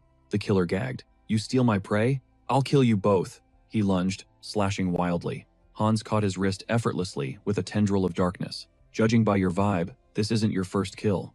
Let's check the receipts. He pressed a finger to the killer's temple. Necromancy. Cry of the dead. Voices flooded his mind. Mister, please, save me. The screams of past victims echoed. Yep, serial killer. No need for a trial here. Hans drove his finger deeper into the man's skull. Death sentence confirmed. The killer shrieked as necrotic energy ravaged his system. Honestly, dying is too good for you, Hans muttered. But I need soldiers on Earth. You'll make a decent puppet. He flared his aura, engulfing the screaming man. A brutal ritual, draining every drop of blood. He hadn't planned on this yet, but the result was undeniable. A high-tier undead. Aghast. The monstrosity flicked its tongue, tasting the air. Snap. With a flick of the lich's wrist, a portal ripped open. Get in, the undead summon commanded. He'll serve a purpose. The lich's hollow gaze shifted to the unconscious girl on the floor. And the witness? Want me to scrub the scene before I dip? Flash forward. Red and blue lights swarmed the block. Park Hansel, the big boss of the Special Capabilities Bureau, stood in the center of the chaos. Down in the grim basement, the head of criminal investigation surveyed the carnage. His rookie, camera rolling, broke the silence. Chief, we just ran the footage against the database. It's him, that slippery serial killer we've been chasing for months. Hansel narrowed his eyes. And the guy who smoked him? Definitely a returnee. The rookie nodded. Grim. Zero doubt. No body, but the place reeks of dark mana. Blood everywhere. Whoever did this didn't just kill him. They obliterated him. At least the trash took itself out, Hansel muttered, rubbing his temples. But damn, this case is turning into a total headache. The team leader pointed a gloved finger at a scorch mark on the wall. Look at this. Playing hero. That's exactly what this vibe is. Self-appointed executioners. They're ticking time bombs. Who is this psycho? I need to look him in the eye, just once. High above the flashing lights, Hans stood perched on a rooftop edge, cradling a stray cat, watching the ants scurry below. Cut to the Returnee Association, Soul Branch. The office hummed with tension. A nervous aide whispered, branch manager? She cracked the door open. Sorry to interrupt. She tiptoed toward Yoon Ji-yoon, who was passed out cold on her desk. Fixing her glasses, the aide nudged her boss. Wakey, Ji-yoon. Come on, pull it together. Major situation unfolding. Ji-yoon blinked, wiping drool from her chin. Ugh, what time is it? Did the world end? Special Ops sent a distress signal, the aide replied. Ji-yoon squinted at the file. Wait, the jewelry heist crew? Does this link back to that fresh homicide case? Her brain started churning. Is this connected to the recent murder spree? She paused, connecting the dots. Long coat, mask, definitely fits the dark mage profile. She slapped the file onto her forehead, leaning back with a groan. Public safety is a joke right now, and they won't send backup. I was this close to dumping this mess on that guy. The aide gaped. Wait, the idiot killer? You wanted to hand a federal case to a psychopath? Genius move, boss. Ji-yoon shot up, slamming the desk. Hey, he's got skills. If we leash him right, he'd be the perfect attack dog for the Bureau. She threw her hands behind her head, daydreaming. Why can't he just sign up as a guardian already? Ideally, yesterday. Ma'am, the aide sighed. I know you're swamped, but quit the fanfic and focus on the paperwork, please. Ji-yoon exploded, sending documents flying like confetti. I just want to rip these villains apart with my bare hands. Is that too much to ask? Meanwhile, back at the window, Hans flexed his biceps, feeling the power hum. Destruction. It really is addictive, he mused. If they weren't total monsters, I would have just hit him with a terror curse and called it a day. But they crossed the line. A dark smirk played on his lips. Guess I need to pay these clowns a personal visit. The Villain League is getting bold, but I've pretty much stabilized things on Earth. He paused. Time to check in on the other side. Dimension shift. A tearful man dropped to his knees. Diane, Aaron. He scooped the kids into a bone-crushing hug. You've been through hell. You guys were so brave. Diane patted his back, voice steady. We're okay, Uncle. Really. Hans watched from the shadows. Good, he thought. Guy seems legit. If he gave off even a whiff of sus energy, I would have had to get violent. The uncle grabbed Hans's hand, bowing deeply. You brought them back. I don't know how to repay you. Don't mention it, Hans shrugged, keeping it cool. Just doing the job. Suddenly, Diane stepped up. Mister, you're a real hero. She launched herself at him for a hug. Thank you so much. Hans patted her hair, a rare smile softening his face. Hey, this isn't goodbye forever. I'll drop by to check on you. Stay out of trouble and eat your veggies, all right? Diane looked up, eyes shimmering. Mister, I was scared because you feel different, like you're changing. But deep down, I know you're still one of the good guys. Hans paused, pointing a finger at his own chest. You think I've changed? Must be the persona bleeding through, he thought. The craving for attention. But this new avatar is different. Heinrich is built on schemes and lies, yet somehow, he's totally chill, stable. So, she wiped her eyes. Where to next? A pilgrimage, Hans replied simply. Cut to the glistening capital of Talaria. This was the target. The only reason he crossed dimensions. HQ of the Goddess Church and home to the biggest temple on the map. Hans stopped in a blind alley, checking his 6. Perfect. No prying eyes here. He focused his mana, the air crackling around him. Time to bring out the big guns. 4th avatar. Summon. Heinrich. The shadow twisted and materialized. The system pinged. Traits. Persona. Super regeneration. Stoic calm. The unique trait warrior spirit just leveled up. It now grants bonus buffs to skill proficiency and XP gained during combat drills. Hans tossed him a satchel, keeping it low-key. Look, you can't just stroll through the holy city rocking a vampire bod. Bad optics. Take this. Go walk into the light. Moments later, a clerk's drone voice cut through the air. Next believer. Step up. He needed to ace this performance. Feigning shock, he let his hands fly up, spilling a cascade of gold coins across the desk. The clerk stared at Heinrich. Whoa, how much is this? Heinrich played the innocent card perfectly. Just my life savings. He clutched his chest dramatically. I want to donate every cent to the goddess. My dream is to become a paladin and execute her divine will. Internal monologue kicking in. Up until now, I've played the villain roles. Undead, dark mage, vampire. All spawn of the shadows. But this run, I'm flipping the script. I'm gonna be the hero. A universally adored paladin of light. Bam! Marco slammed a fist on the counter. Love it. He reached out, grinning like a maniac. Now that is a heart of gold. This guy was an instructor, and he was dead set on molding Heinrich into a legend. But his partner gave a skeptical side-eye. Hold up, Sir Marco. Money doesn't buy valor. We can't just recruit some random NPC as a paladin. Marco just laughed it off. Relax. Training exposes the fakes. Evil can't hide when the pressure's on. What do you say, rookie? Got the guts to show us who you really are? Heinrich flashed a winning smile. Absolutely. Cut to Heinrich drowning in sweat, gasping for air, begging for water. Suddenly, a massive steel wrecking ball hurled toward his face. What the actual hell? This is psycho. He caught the sphere, arms trembling violently as he tried to hoist it. Is this real life? It had been exactly 1 month since this torture started. He used to think paladins were these noble, aesthetic knights. Reality check. They're just a cult of muscle-obsessed weirdos. Everyone screaming, "Bro, one more rep.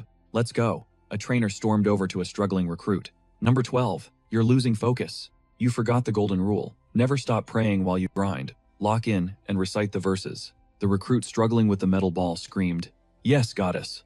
The instructor roared back. Louder. Pray through the pain. Restore that weak body. He military pressed the heavy metal. "Goddess," the instructor beamed. "That's the stuff." Again. Watching the madness, Heinrich analyzed the mechanics.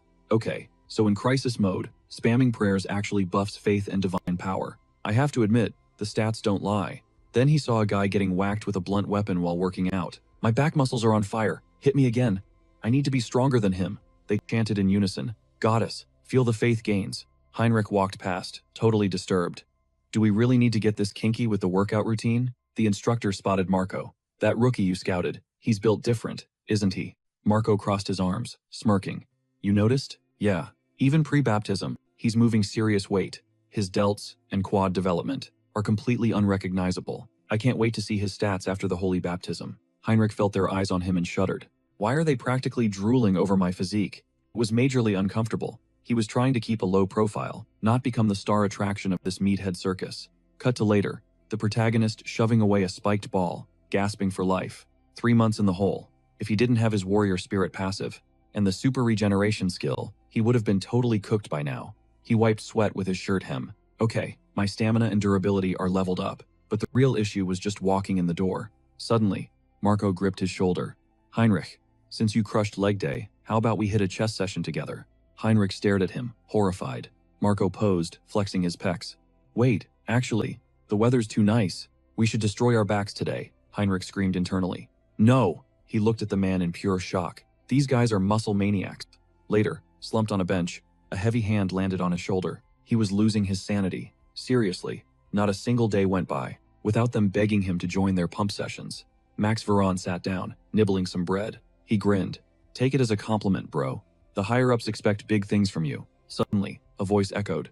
They're here. The atmosphere shifted. Servants and paladins snapped to attention. Grand Archbishop Laddie and Sir Tuscan. Max looked confused. Wait, weren't they on a crusade? With the elite squad? How are they back already? Heinrich's eyes narrowed on one figure. That guy. That's the paladin who put a sword through Hans. They went out and came back fast. Have they been hunting Hans this whole time? A beat later, The high priest of the church stepped forward. The high priest swept his gaze over the crowd and announced, "Listen up, rookies. You've been gathered here so the cream of the crop can face the baptism." He unrolled a parchment scroll, his expression grim. "We're pushing the ceremony schedule up. It's happening now. Special circumstances forced our hand, so deal with it. We expect your full cooperation. Now, fresh blood. When you hear your name, step up." In the crowd, Max shot a sharp glance at Heinrich, wondering why they were rushing a ritual that usually happens every 6 months. Then it clicked. Wait, it's a desperate move. The paladins are starving for manpower to hunt down the immortal king's heir. Max smirked, clenching his fist. Perfect. This chaos is exactly what I need to save time. Should I run a beta test right now? A combo of his persona skill and center of the mind? The priest beckoned. Recruit Max. Max dropped to one knee. The priest looked down, solemn. Are you ready to dedicate your existence to the Almighty and walk the path of a paladin? Max didn't hesitate. Yes, High Priest. Here's the deal. Recruits trade their mana for divinity. You lose the ability to cast magic, but in exchange, the god buffs you with massive sacred power. The power scale isn't random, it's ranked by your faith. The deeper you believe, the stronger the blessing. Pure, unshakable faith, free of lies or doubt, creates the most brokenly powerful paladins. Next up, Heinrich, the priest called. Max watched his avatar walk forward and thought, wow, look at him go. He's actually into this. Max gripped his head, mentally erecting a firewall. Up until now, I only used center of the mind to block out pain or keep a poker face. As Heinrich knelt before the priest's outstretched hand, Max had an epiphany. I can flip the script. He could reverse the skill's flow. Activate persona. He'd construct a fake layer of absolute devotion in Heinrich. Then, when the high priest siphons the mana, Max would use center of the mind as a filter to scrub out every ounce of skepticism. His mana would be pristine, zero doubt, just synthetic, high-octane faith, designed to milk the blessing for maximum stats. Max focused, channeling all his spiritual pressure into Heinrich. Boom! The high priest flinched, shielding his eyes as a blinding shockwave of holy energy exploded outward. A massive pillar of light erupted from Heinrich, blasting straight through the roof. The crowd gasped, jaws hitting the floor. You seeing this? That energy? It's reaching the statue's head. The priest placed a trembling hand on Heinrich's shoulder. Lord Heinrich. He hastily made a holy sign. To hit this level instantly. Incredible. Your rank is basically equal to a high priest already. That faith is terrifying. The priest smiled warmly. Train hard, son. Heinrich beamed back, locking eyes with him, and nodded thanks. Ping. A system window popped up. Skill acquired. Holy baptism. Holy baptism. Optimizes spiritual power distribution between avatars for maximum efficiency. Max stared at his glowing hand. Is this the power cap? Phew. That was a relief. He honestly wasn't sure if a scam built on fake faith would actually work, though it felt like the skill still had room to grow. This church's god feels less like a deity and more like a cold, hard operating system. But back when he opened his mind, if he had to describe the vibe he got from the entity, it felt like curiosity. Max eyed the statue suspiciously. Yeah, it's definitely watching us. Ideally, this power stays on the side of the angels. Later, inside the war room, Lottie glared at the map. This is a joke. 1 month, and 0 leads on the immortal king's heir. I've got nothing to show the higher-ups. Tuscan leaned over the table. It gets worse. The kingdom of Talia is cutting our funding. It's getting tight. There's a vampire cell embedded in the kingdom, pulling strings. Lottie slammed a piece onto the map. That mess with Hans and the Oath of Disobedience really screwed up our relations with the vampires. He picked up the figure, tone dark. Since our hit squad failed, Talia is squeezing us politically. They smell blood. They're using our failure as leverage. He rubbed his temples, exhausted. The assassination unit is officially disbanded. Sir Tuscan. Tuscan nodded grimly. Copy that. He walked out, his mind racing. We're cornered on all fronts. The paladins aren't enough to hold the line. He paused in the hallway, letting out a heavy sigh. What's the play here? He glanced over the railing and froze. Are those the rookies? Wait a sec. Down below. Max slashed at Heinrich's chest, but Heinrich tanked it and countered with a brutal elbow, sending Max flying. Heinrich wins, a referee shouted. Suddenly, a blue screen flashed in Max's vision. System update. Avatar has achieved enlightenment through combat. System alert. New skill unlocked. A top-tier Crusader combat technique. Suddenly, the gash on Heinrich's body starts knitting itself back together. He realizes this is the combo of super regeneration and holy power. Without missing a beat, he grabs Max, clapping a hand over his mouth. You tanked that hit on purpose, didn't you? Max grins under the hand. Totally worth it. Classic Heinkel strats, right? But inside, Heinrich knows. This level of power isn't enough. To survive what's coming, he needs a serious upgrade. Right on cue, Tuscan steps in. Exactly. Look at the kid's holy output. He's got the raw mana of a high paladin, but zero finesse. He's got the stats, but lacks the XP to be a true paladin. Heinrich blinks, caught off guard. Wait, paladin? Tuscan looms closer, his aura shifting. This kid senses things others miss. I'm going to turn him into a weapon. He holds out a hand, locking eyes with Heinrich. Pack your bags. We're heading to the Rosilia Temple. Heinrich freezes. Excuse me? Me? Going to the Grand Rosilia Temple? Tuscan nods. Yeah. You got a problem with that? Heinrich instantly reaches out. No way. I'm absolutely down for. But before he can even finish his sentence, Tuscan cuts him off. Good. Follow me. No time for goodbyes. They're leaving immediately. They step toward a glowing warp circle, and Heinrich, scrambling to keep pace, stammers, "Can I at least get 5 minutes to pack my gear?" Tuscan doesn't look back. Have your people handle the logistics. They step into the center of the array. Tuscan grips Heinrich's shoulder. I know this is sudden. I'll brief you on the other side. Heinrich nods, steeling himself. Understood. Zap. In a flash, the scenery shifts. Heinrich looks up, jaw-dropping. Standing before him is the legendary Great Temple of Rosilia, the absolute headquarters of the church, sitting dead center on the continent map. They drop to one knee in respect. Heinrich thinks, this is it, the Vatican of our world, where the Pope and the goddess actually live. Suddenly, a warm voice breaks the silence. Welcome back, Tuscan. And hello, Heinrich. Rhea beams at them. You must be exhausted. Tuscan gives a silent nod of thanks. Heinrich's mind is racing. He's standing on holy ground, the literal house of the goddess. This is the ultimate grinding spot. A smirk creeps onto his face. Here, I'm going to evolve into a top-tier paladin. Time to level up. Meanwhile, cut to Haynes, chilling on a skyscraper rooftop, embracing his role as the shadow vigilante. He checks his phone, scrolling through the headlines. Ha-Ho Mask, the devil hunter, human trafficking ring obliterated. The media is calling him the modern Dark Knight. Great, he mutters. I'm officially viral. The syndicate is history, wiped off the map. But he pauses, staring at the screen. Something doesn't add up. What was that Divine Retribution Society? The thugs kept mentioning it. He recalls their panic. If I mess this up, the society will kill me. I need to silence this idiot, or the Divine Retribution Society won't forgive me. It smells like a massive conspiracy web. Haynes stands up, cracking his knuckles. Well, he sighs, guess I'll just have to hunt them all down. But first, payday. Cut to the city streets. Haynes is prowling, mask secured. He realizes a problem. If the Ha-Ho Mask starts dumping legendary loot on the open market, he's going to get flagged instantly. He needs a fence, a discreet place to wash this loot. He ducks into a shady establishment. Welcome. Haynes slams a heavy bag on the counter. I'm selling. The clerk doesn't even look up from his comic book. You think this is a pawn shop, kid? Beat it. We don't want your junk. Haynes tilts the bag, pouring a cascade of gold and tokens onto the desk. Oh really? I heard you guys specialize in unique items. The clerk freezes, picking up a specific badge. Wait, these are insignias from that trafficking syndicate. The crew the Ha-Ho Mask just massacred. Haynes leans in. So, do I have your attention now? The clerk sweats, forcing a smile. Back room, now. And don't try anything funny. Haynes pushes the door open. Inside, the real broker greets him. So, you're looking to cash out? Haynes nods, stepping into the dim light. He holds out the loot. But I don't want cash. The broker raises an eyebrow, fingering a gold coin. Not cash? You want trade goods? What's the play here? Haynes holds up a single finger. A lottery ticket, a first prize winner. And I need it yesterday. He thinks, stacks of cash are suspicious. I can't spend them. I need clean, taxable income for my civilian identity. Song Yun.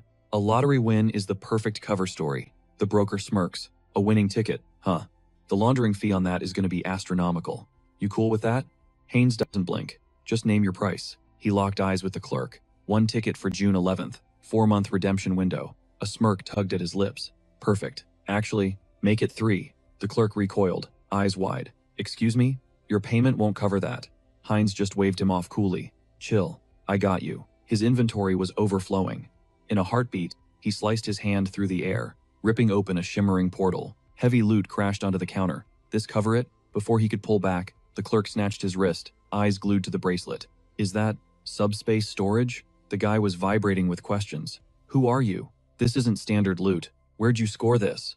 Haynes cut him off sharp. Hey, eyes up here, all right? He scowled, patience wearing thin. I didn't come for story time. Let's wrap this up.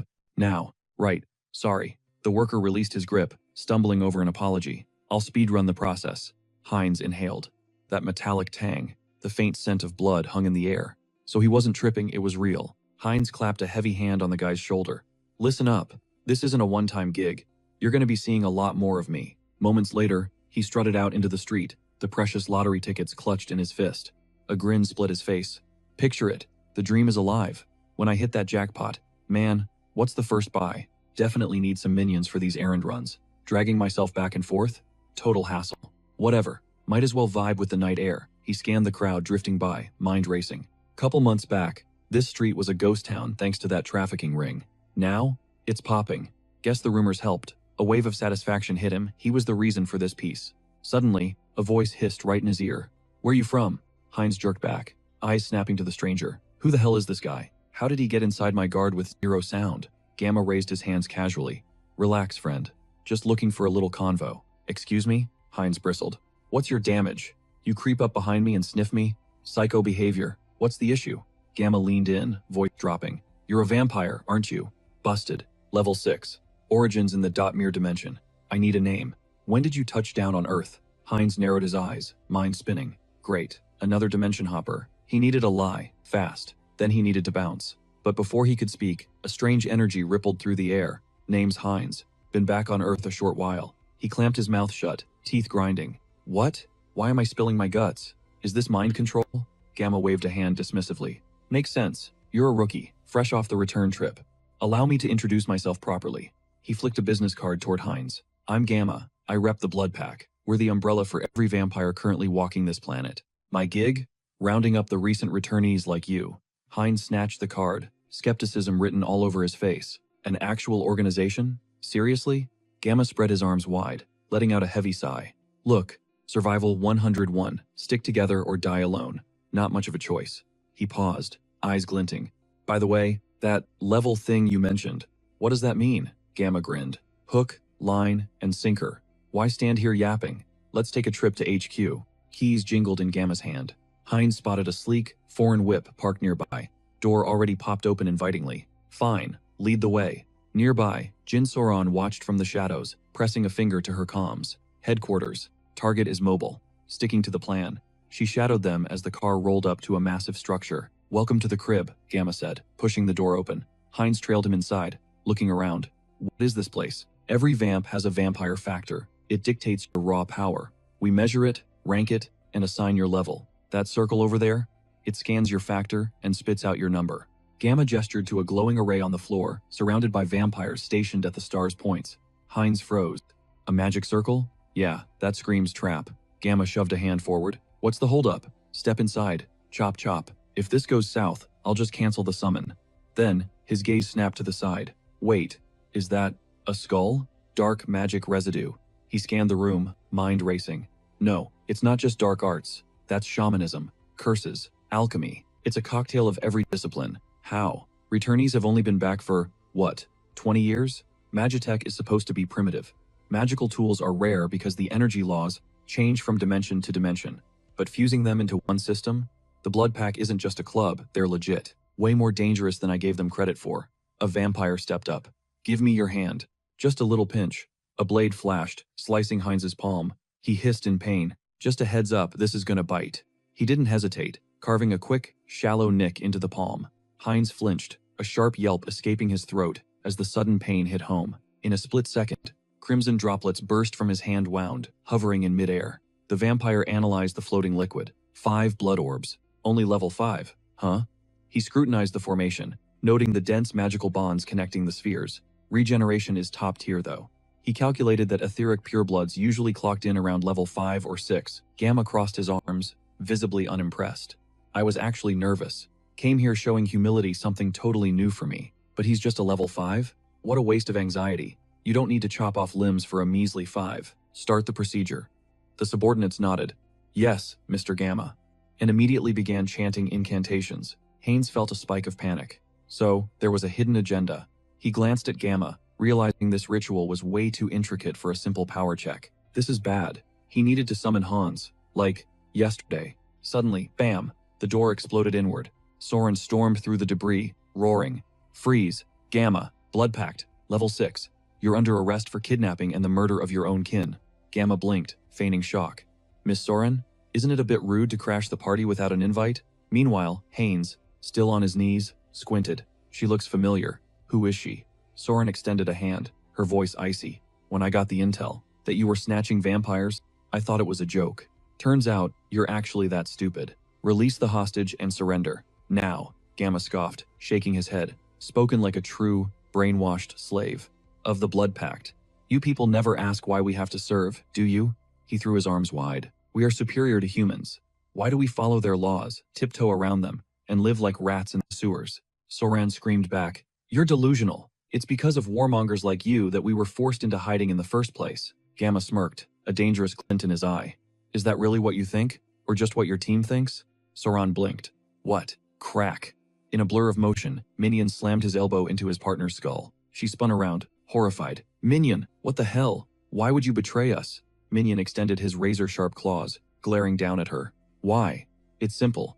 In my home dimension, I was a lord, a ruler. Here, I'm stuck in a basement, acting as a glorified bouncer for a nightclub. You get it now, Mistress Soran? Not all of us are living the high life like you. Gamma leaned in closer. Soren demanded, so what's the endgame? Kidnapping vampires? Trying to start a rebellion? Against the Blood Pact with a bunch of low-level grunts? Gamma laughed. How many centuries do you think that would take? In this dimension, our karma is capped. We can't grind for XP. We can't get stronger naturally. Energy began to crackle in Gamma's palm. But after some intense research, we found a glitch in the system. A shortcut. The unconscious partner levitated into the air. Soran's eyes widened. What are you talking about? Did you break the ultimate taboo? Gamma grabbed the floating body. Where do you think all those missing vampires went? Soren shrieked. Don't tell me you're creating mad vampires. Have you forgotten why we were hunted down to begin with? Haynes gritted his teeth. Mad vampires. She means cannibals. Not the earthly kind. When a vampire consumes the essence of a vampire from another dimension, the blood factors fuse. It's an instant power-up, but the cost is insane. It causes a total mental breakdown. If you fail the transition, you turn into a mad vampire, a mindless beast driven by thirst. Since the first one appeared, they've been classified as a global catastrophe. Gamma waved his hand dismissively. Relax. We fixed the bug. We figured out how to filter out the bloodlust. He placed a hand on the floating victim. Unleashing a surge of power, he shouted. They make excellent raw materials for our little science project. Haynes watched, terrified. That magic circle, it's not just isolating genes. It's distilling the vampire's essence into a pill with zero side effects. Minion held out his hand. The deal. Pay up. I risked everything to follow you. Gamma nodded smoothly. Of course. He tossed a glowing pill to Minion. As promised. Minion threw it back, swallowing it whole. His eyes flared, muscles rippling as the mutation took hold. A wicked grin split Minion's face. So this is real power. I feel massive. I can't believe this actually works. He lunged, grabbing Soran by the throat. More. You said you had more pills, right? Give them to me. Gamma raised a hand, halting him instantly. Cool your jets. I know you're high on the supply, but these things take time. Besides, our guest has been waiting patiently. You see? He turned to Soren with a chilling smile. Just hang tight, okay? She was begging, screaming for him to stop, but Haynes was ice cold. He looked at the lineup and scoffed. 2 purebloods and 4 half-breeds? Man, cannibalism works wonders. He cracked his neck, eager to see how overpowered he'd get, after turning them all into a buffet. Suddenly, space warped, ripping open a portal right in front of him. Minyun jumped back, yelling, "What the hell is that?" Haynes stepped out of the void like he owned the place.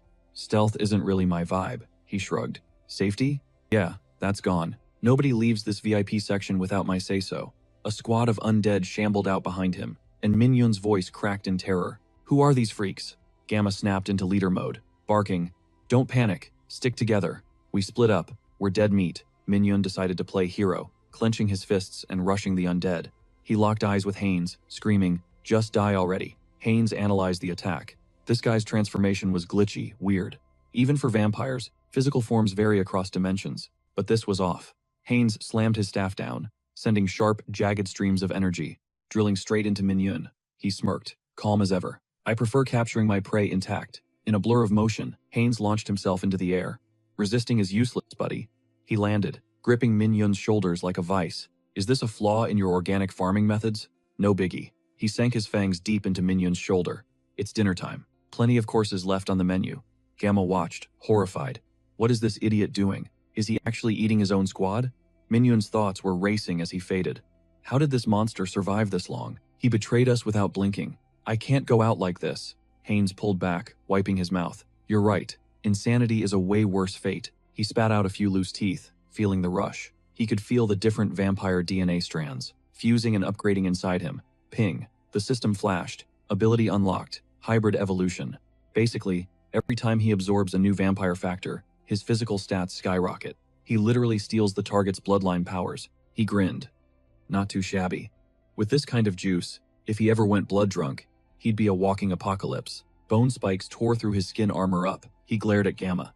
I need an organization to run my errands. How about the blood pack? Anyone who has a problem with that becomes my next snack. Or a soldier in my zombie army. He grabbed the next vampire and drained him dry. Ping. Another system notification. New trait acquired. Thanks to hybrid evolution, he unlocked Insight. It allowed him to scan an opponent's health and stats like a video game HUD. Haynes licked his lips, unimpressed. Insight? Garbage tier skill. He knew vampires had a special ability called Heritage, rooted in their bloodline origins. With hybrid evolution, he could hijack every single one of their superpowers. Gamma, pinned to a bloody cross, gasped out.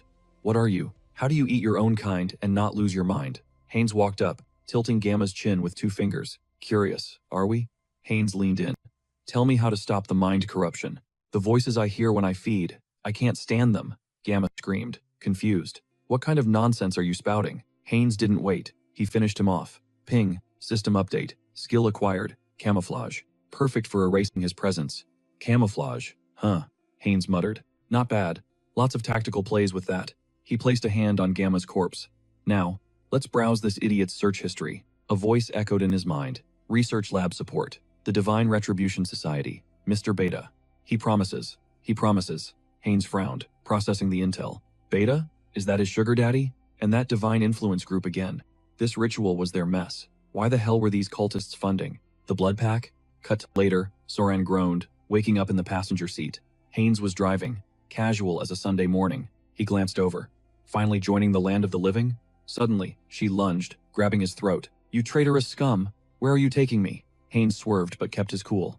Yo, open your eyes. I'm a hostage too. She paused, seeing the situation. Oh my god. She let go, flustered. I'm sorry. Care to explain the chaos? Haynes spun a lie. You know the Ha-Ho mask guy? He dipped while the vigilantes raided the place. I just drove. She looked at him, a soft smile forming.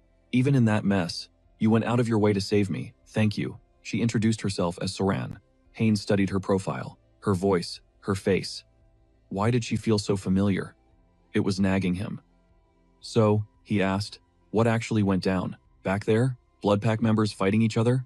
She stared out the window, her expression darkening. It's complicated. The blood pack was torn in 2 radicals versus moderates. Tensions were sky high when they found proof that the radicals had snatched one of their own. Sauron and her squad raided the place immediately. It was a close call, but they made it out in one piece. They even cracked the kidnappers' agenda. Time to alert the brass and shut this circus down. But watching her optimism, Hines scoffed internally. Does she seriously think it's going to be that easy? It was painfully obvious that the corruption went all the way to the top ranks. Sauron cut his train of thought. So, who is he connected with? The Savior? Hines shot her a look. The Savior, huh? She shrugged, playful. Call him whatever. Can I call him Appa then? Hines dodged the flirtation. I just got back to Earth. No network, no allies yet. I'm just tailing you because the blood pack caught my interest. Sauron's eyes lit up. Then join us. Everyone's doing it. We moderates aren't savages. We've got a steady supply from blood banks. Thanks to legit partnerships. Hines raised a brow. Yeah? Show me. Bet, she replied. Full access. Moments later, they rolled up to a safe house. We're here. A kid, Naki, sprinted out. Sauron scooped the girl into a crushing hug. Heard the news. You okay? She squeezed back. I'm good, little Naki. You good? Sauron pointed at the towering figure behind her. Say hi. This is Mr. Hines. He's joining the crew. Naki blinked up at him. Hello. Sauron patted Naki's head with a warm grin. Show Mr. Hines to his room. Then stay put and play, okay? Okay, hurry back. As Hines trudged up the stairs, he muttered, that kid, she's tiny. Just a visual quirk? Sauron paused on the landing. No, Naki isn't a returnee. Hines halted. I thought all vamps were returnees. Sauron gazed at a family portrait on the wall. Not her. Earthborn and raised. Her dad was a foreigner, turned her himself, to save her from a terminal illness. Click. It all made sense to Hines now. Why? The government kept vampires on such a tight leash. They weren't just people, they were walking biohazards. Sauron continued. It's rare though. Turning someone on Earth takes massive energy. Her dad burned his life force so she could walk in the sun. He gave everything. She threw open a door. Here we are. Holler if you need anything. Get some rest. She flashed a dazzling smile, did a specific finger wave, and chirped, "Alrighty then. Bye." Heinz froze. That voice. That sign-off. He knew it. He pointed an accusing finger. "Streamer Orchid?" Sauron shrieked. "What?" Her face went nuclear red. She cupped her cheeks in horror. "Ugh, that outro is stuck in my head. Wait, you're not a subscriber, are you?" Heinz laughed nervously, waving it off. No, just the algorithm. Saw you on the feed a few times." Sauron exhaled. "Oh, thank God. I used to be an idol trainee, quit and felt lost, so I started streaming." "Trainee?" Heinz asked. "How old are you?" 22, she replied. "Awakened at 18. What about you, Appa? When did you awaken?" Heinz's eyes darted away awkwardly. Bam! He slammed the door in her face. "Tell you later." Sauron stared at the wood, baffled. "Huh? Did I say something weird?" Inside, Heinz leaned against the door, sighing. "I thought she was younger. I've been talking down to her, but she's actually older than me." He flopped onto the bed. "Whatever. She did look familiar. Famous streamer, huh? Let's check the receipts." He pulled up her channel. Latest post. Announcement. "Hi guys. Just letting you know. Taking a 1-week break for some business. Gonna wrap this up fast. And be back before you know it. See ya in 7 days." Heinz stared at the screen. She posted this right before heading to the raid. If he hadn't stepped in, that break would have been permanent. Next morning, chaos. A scream tore through the silence. "What do you mean?" Heinz bolted upright, clutching his pounding head. Too early for this drama. He headed downstairs. Soren was losing it. No evidence? How is that even possible? Heinz approached the panic. "What's the damage?" Sauron whipped around, eyes wide. "Did you sleep?" "Listen, my team went back to the crime scene yesterday. Scorched earth, nothing left but ash. Tracking the radicals just hit a brick wall since all the evidence was incinerated." Heinz thought, overkill much? They wiped Hans's trail clean, but he still needed intel. He needed the location of the radical base. Her eyes went wide. "The base?" She latched onto his arm, practically screaming. "Don't you dare ask me that." He ignored the blood bag comment. Flashing a disarming, awkward smile, he lied through his teeth. "Chill out. I'm just saying those idiots are dangerous. Wouldn't it be smarter to know where they are, so we can avoid them?" She clutched her chest, the logic actually clicking. "Okay, that actually makes sense." She tapped her screen, grinning. "Hold on a sec." Meanwhile, Heinz's inner monologue kicked in. He's sitting on the edge of pure blood territory. By Earth standards, that's easily level 6 or 7. Time to evolve him into a pure blood using his parents' power. Then, the moment broke. Soran shoved the phone at him. "Here, steer clear of the marked spots and you'll be fine." She paused. "Since you're awake. Want me to whip up some dinner?" Heinz glanced at the map, hand raised in refusal. "Hard pass. Thanks, but don't worry about it." He scanned the area, eyes narrowing. "There's plenty of fine dining around here. I'll take a walk, grab a bite." He licked his lips. Cut to later smearing fresh blood from his mouth. "Delicious," he muttered.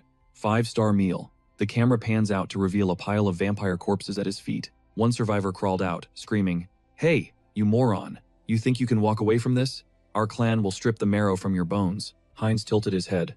"Talking to me? How do you even know who I am?" "Right. I stole their disguise. These guys are blinder than bats."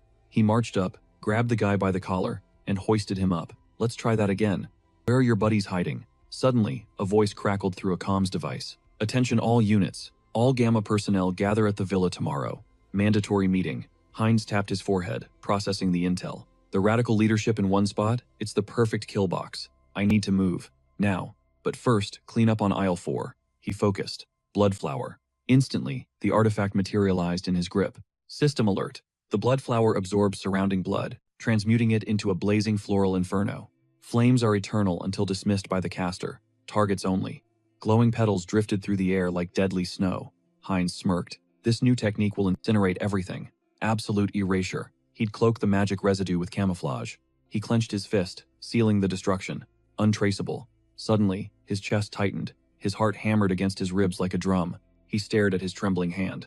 This sensation. Am I evolving again? The blue system window popped up. Effect. Hybrid evolution triggered. Pure blood legacy is advancing to true blood legacy. Enlightenment achieved. Skill acquired. Blood flow acceleration. Restoration capabilities have surpassed previous limits. Finally, he breathed out. The system wasn't done. Skill evolution. Regeneration has upgraded to hyper regeneration. I've done it. I'm a true blood vampire. Time to test out the new arsenal. Without hesitation, he sliced his own wrist open. Crimson sprayed out, then immediately reversed. The flesh knit together. He watched in awe. An arterial sever. Healed instantly? Less than a second. The synergy between blood control and hyper-regeneration is broken. If I siphon blood from the environment mid-fight, I'm basically unkillable. If true blood is this OP, what kind of monsters are the sacred bloods? Meanwhile, back at the stream, a donation notification blasted. 1 million cheese. The message read, "Saw the notification that Orchid is back. Came running faster than a dog for dinner." Soren flashed her best streamer smile. "Oh my god, thank you so much. A whole 1 million cheese? You score 1 million points in my heart." Internally, she was doing the math.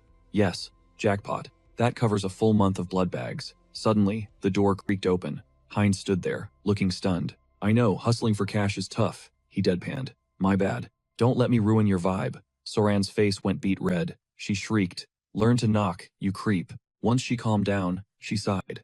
"So? What's the news?" Heinz dropped to one knee, offering a sealed envelope like a knight. "Delivery for you." Soran scanned the contents. "Wait, is this hard evidence of the radicals' crimes? Who sends detailed intel like this anonymously?" She frowned. "This style. It feels like Hahu's mask. But I never told Hahu about this. I only told Heinz." And the tips started rolling in right after she spilled the beans to him. Are they partners? Or is the universe just playing games? Cut to. High above the city, Heinz and Hans stood on the rooftop. Heinz eyed the towering structure, smirk playing on his lips. "So, this is the spot? The radicals' little hideout?" The Lich chimed in. "A strategy meeting to counter Tao's mask." In a heartbeat, the vampire activated his enhanced vision. And boom, there it was. A cloaked blood barrier wrapping the building. Ground zero for the meeting was the first floor. Just as he suspected, the energy signatures from the gamma-level threats were off the charts. All right, change of plans. He'd stash Hans in the shadows. Then, Heinz dove from the roof, ready to crash the party and wipe the floor with them. Shattering the glass, he barreled through the window. He stuck the landing and announced, "Surprise, dirtbags." He scanned the room, confused.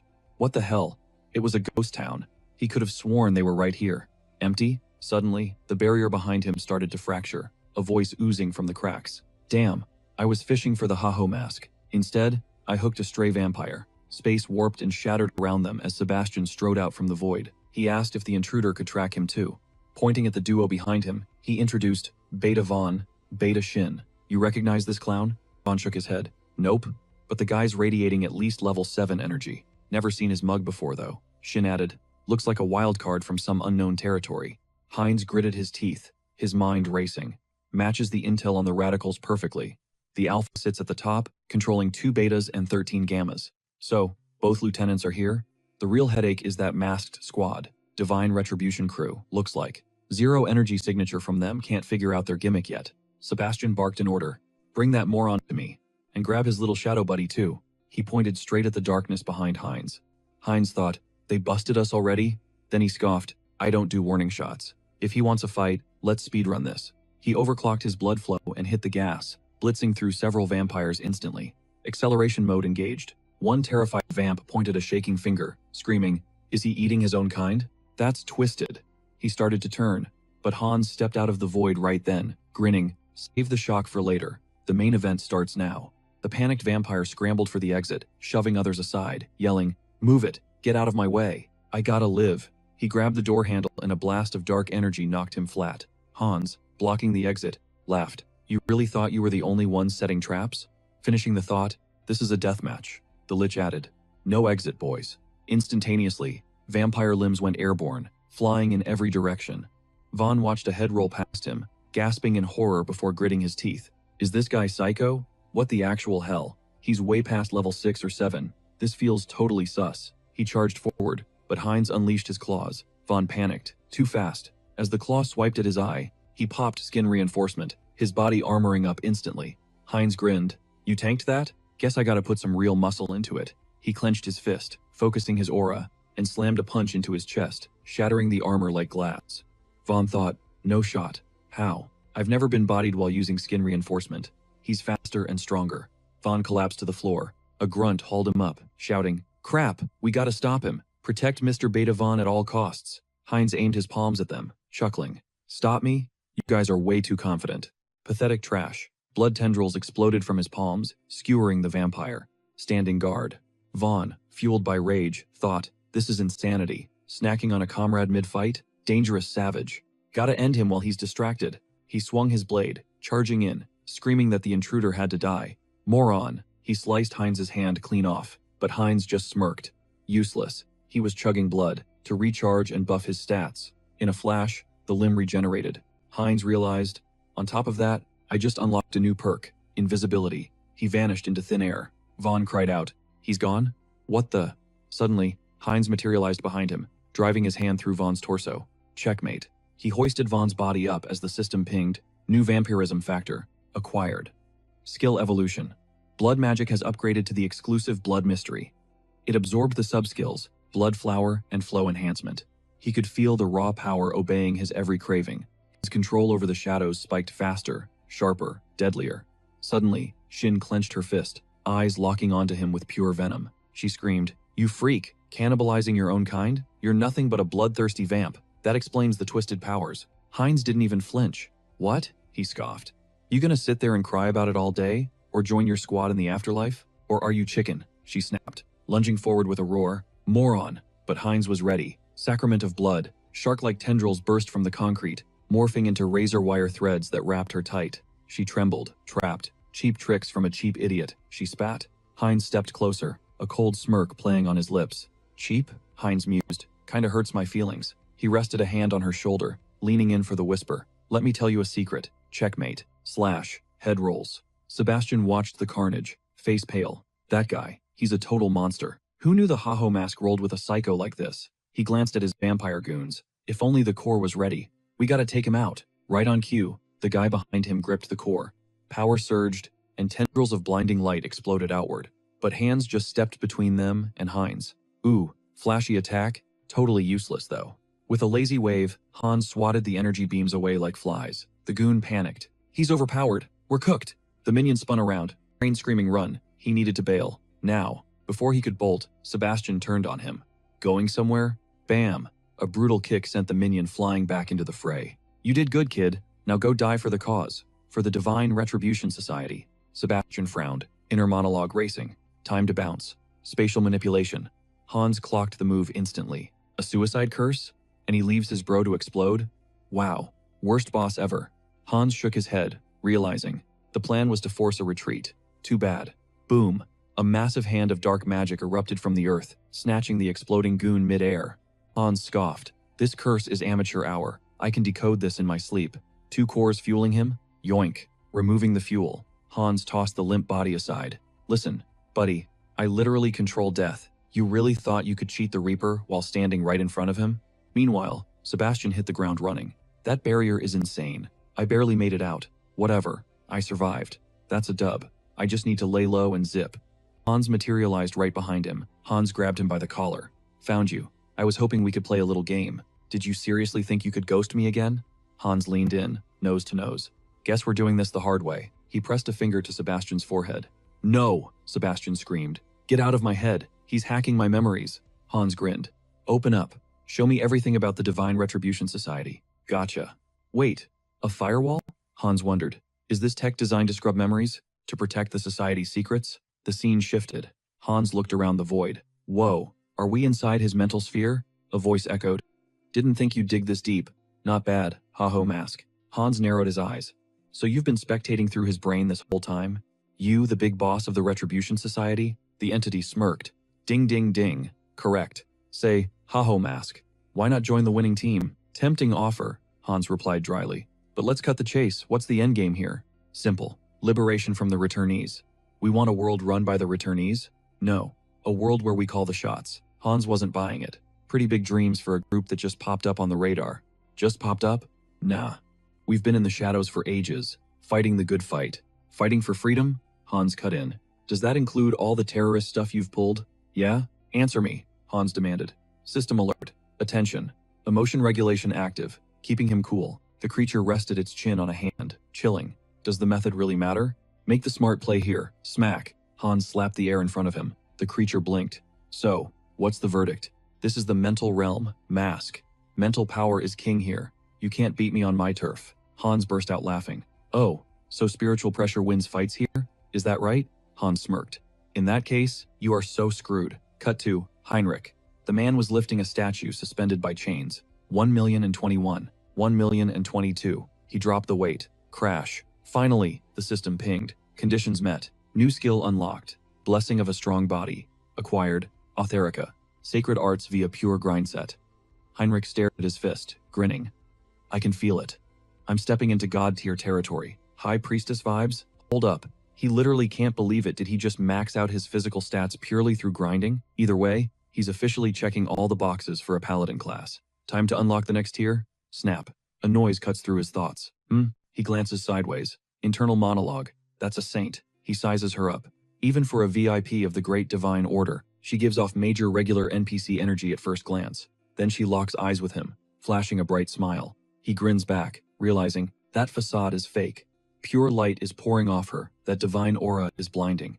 He shoots a greeting back, asking what she's doing solo in a spot like this. Her excuse? She was mesmerized by a ladybug in the meadow. It was just spinning around. So cute. She totally lost track of time. He realizes she wasn't admiring the flowers. She was obsessing over the bugs. Typical. Then she drops a bomb. Mr. Heinrich? Did you finally score a blessing? She's beaming, congratulating him. He stares, impressed she's got that saint intuition. She read him instantly, but he smirks. Blessing? Nah. You don't get a body this shredded from handouts. It's all hard work. She nods, agreeing he should be proud of the grind. Then she glances at the bell tower. Service time. She steps forward, pointing the way. Shall we walk to church together, Sir Heinrich? He doesn't hesitate. Absolutely. Following her lead, the lore finally starts clicking. Now he gets why the saint is so fixated on Hans. Ancient history lesson. The first immortal king turned half the continent into a literal graveyard. The whole world teamed up to raid boss him, but his heart got patched up by his ride-or-die ally, a dark sorcerer. He respawned in the second immortal king's camp and obliterated a massive Western empire. His heart was nearly destroyed, but it shattered into 3 pieces, scattered to the winds. Every time rumors pop up about the immortal king's return, the divine order goes into DEFCON 1. Makes sense, countless lives were lost. For a saint who loves her followers like family, hating the immortal king is just instinct. But honestly, it's overkill. The guy is surprisingly chill and kind-hearted. Alright, time to focus spiritual energy on Hans. Meanwhile, chaos erupts. Philip hacks up a massive clot of blood, coughing violently. His lackey panics, reaching out. Your Excellency, the judge. You okay? Philip slaps the hand away, screaming. Back off, he's crushing me. Philip's mind is reeling. Impossible. Am I seriously losing to him? In a spiritual duel? How is that even possible? Just then, Hans lands a critical hit on Philip's essence. Crack. It shatters, sending Philip's spirit flying. Philip thinks he had the advantage before, but now his power is spiking like crazy. It's spiraling out of control like he's got a whole squad backing him up. Another blow. Philip's essence starts disintegrating. He's panicking. Why is he losing? It's not just raw stats. It's a massive skill gap. His spiritual abilities shouldn't be this weak. No time to analyze. Snapping back to his physical body, he barks, "Emergency directive for the soul branch." He glares at his subordinate. Shut it down. Wipe the drives. Evacuate immediately, especially the Korean branches. This is Code Red. Get the commander on the line. There's a monster loose in Korea. Back on the battlefield, Hans looms over the wreckage. He snags a fragment of the essence. Even with Mind Center and Serenity, that guy was a tank. Gotta study this later. Damn shame the main target slipped away though. Ding. System update. The entity is absorbing a karma heart. Dark magic is evolving into the unique skill, Path of Sorcery. Energy flares in his palm. He connects the dots. So, this fragment is basically spiritual shrapnel from the dimension battle. And absorbing his karma buffed my power stats? Nice. Accessing the memories in the shard. He's tracking the Divine Retribution Society. He stares at the swirling energy cloud, and a vision flashes a building. Gotcha. The Korean branch of the Divine Retribution Society, hidden deep in the woods. He's not letting them run. He's going to rip their secrets out into the light. Cut to the hideout.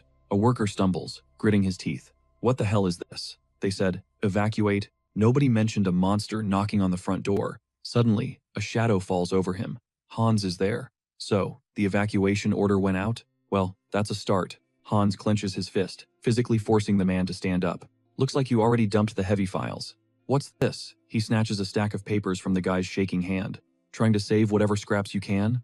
Hand it over. Now, let's see what they've been hiding. In the past, they pulled every trick in the book. Forgiveness wasn't an option. In a split second, he blasted the worker with a psychic strike and snarled, "Those clowns from the Divine Retribution Society, they stole my whole life. He's gonna wipe every last one of them off the map. No mercy." He used to think it was just bad luck, a tragic accident he couldn't stop. But nope, The shadow group behind it all, the ones who torched his family and ruined his future, it was the Divine Retribution Society all along. But these guys are built different. He's never faced power like this before. He realizes he needs to level up his influence, fast. Doesn't matter the cost. Doesn't matter the grind, the society is going to pay the ultimate price for this. Haynes starts charging raw mana into his fist. He needs a game plan. Step 1. Test drive a brand new ability, the Purified Blood Crystal. Basically, he's going to scrub the excess blood in his system and inject it into another vampire, supercharging his own stats. One tiny catch though, the transfusion creates a permanent soulbind. Whatever, minor detail. Bend the knee, you're in. Fight back, you get deleted. Later, Sora looks totally shook. Wait, run that by me again? You actually cleared out the radicals? Haynes demands a face-to-face with the moderate faction boss. He crosses his arms, ice cold. Spot on. Aside from a couple of alphas, the rest are history. He's got some serious business to discuss with her leader. Sora scratches her head, throwing up a hand. Whoa, pause. That's a huge info dump. I'll pass it up the chain, but I gotta verify this first. Haynes raises an eyebrow. Verify? He flares his aura, flooding the room with crushing pressure. How's this for proof? Sora stares, stunned. She knew he was OP, but this? This is monster-level strength. He's gotta be level 7, minimum. She nods, humbled. Okay, loud and clear. I'm calling them right now. Cut to the office. Lenora sits there, processing. To think he soloed the entire radical faction, and now he plans to absorb the leftovers? That's a plot twist I didn't see coming. Her subordinate, Lenora, fills the tumbler, the amber liquid swirling ominously. She drops a warning. This drink isn't for the faint of heart. Hines just sits there, extending a hand like he owns the place, and tells her to relax. I'm not here to play dictator, he says. His endgame? Absolute order. Oh, and wiping every trace of the Divine Retribution Society off the map. A smirk plays on Lenora's lips. Peace and massacre?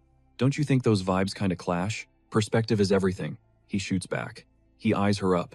She's definitely not an easy sell. But if words fail, force works. Magic crackles in his palm, a silent threat. That does the trick. Fine, she yields. What's the catch? He asks. Who do you trust that much? Her eyes gleam with zero hesitation. Who else? Me. She's all in on the purge. She jabs a finger towards Sora. Take her. She's your problem now. Sora points at herself, jaw-dropping. Excuse me? Lenora ignores the sass. She's the bridge. Hines clasps his hands, cool as ice, and says, suit yourself. He figures their internal drama isn't his circus. Lenora shoots her subordinate a look. It's a go. Now the real work begins. Time to strategize the purge and lay the groundwork for the new centrist faction. Hines swirls his glass, plotting. All right, phase 1. Absorb the stragglers, crush the dissenters, and rise as the undisputed kingpin. This is how he seizes the blood pact. He turns to the girl. Freeze. Move an inch, and this gets messy. Loud and clear, Sora replies. Showtime. She drops into the chair, arms crossed, bracing for impact. Looming behind her, he takes aim. Bam. He blasts the raw crystal energy straight into her spine. She tries to process the sensation. The purified blood crystal surges in, turning her blood to lava. Her heart hammers against her ribs like a drum solo. Bone density spikes. Muscles coil tight. It's a full system reboot. She feels like a stranger in her own skin. A 30% stat boost? That's massive. Power coursing through her. She looks up. What's the play? Lord. Hines blinks, arms crossed. Lord? Did I hear that right? You heard me, she confirms. They've birthed a new bloodline here on Earth. That means a new hierarchy. We need a brand, she insists. He smirks, mulling it over. A name, huh? He wants something iconic. The crystal didn't just buff them, it mutated them. They're evolving. They're adopting his dominant traits. Crazy to think a hybrid like him is rewriting their genetic code. Heterosis, he declares. The ultimate hybrid vigor. From now on, that's who they are. A predator's smile spreads across his face. We wait. We ambush the stragglers. And we become untouchable. Consider it done. Back in reality, the protagonist leans back, cracking his neck. The Hines arc? Wrapped. He glares at the monitor. It's not enough. The Divine Retribution Society is still a threat. Gone from Korea, maybe, but they're global like a virus. He needs a nuke, not a bullet, for when they resurface. Time to grind. He needs massive influence in the other realm, and a stockpile of karma.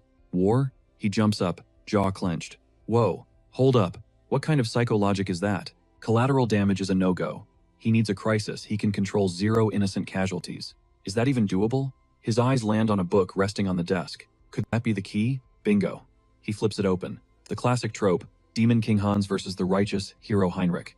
Hans rallies the corrupt elite, playing the villain. Heinrich smashes them, playing the savior. It's a perfect gameplay loop. He grins, thumbing the pages. I take out the trash and farm karma at the same time. Absolute win. All right, let's script this out. He spins around. You're up, Harley. Behind him, another avatar is busy pumping iron. System alert. Harley, Song Yoon's fifth avatar. Trait, adaptation. Guy survives anything, anywhere. The protagonist walks over. Time to push this meathead past his limits and really bulk him up. And while he's at it, he's gonna power level that adaptation skill. He knows just the trick. Scene shift. Han stands there, grinning.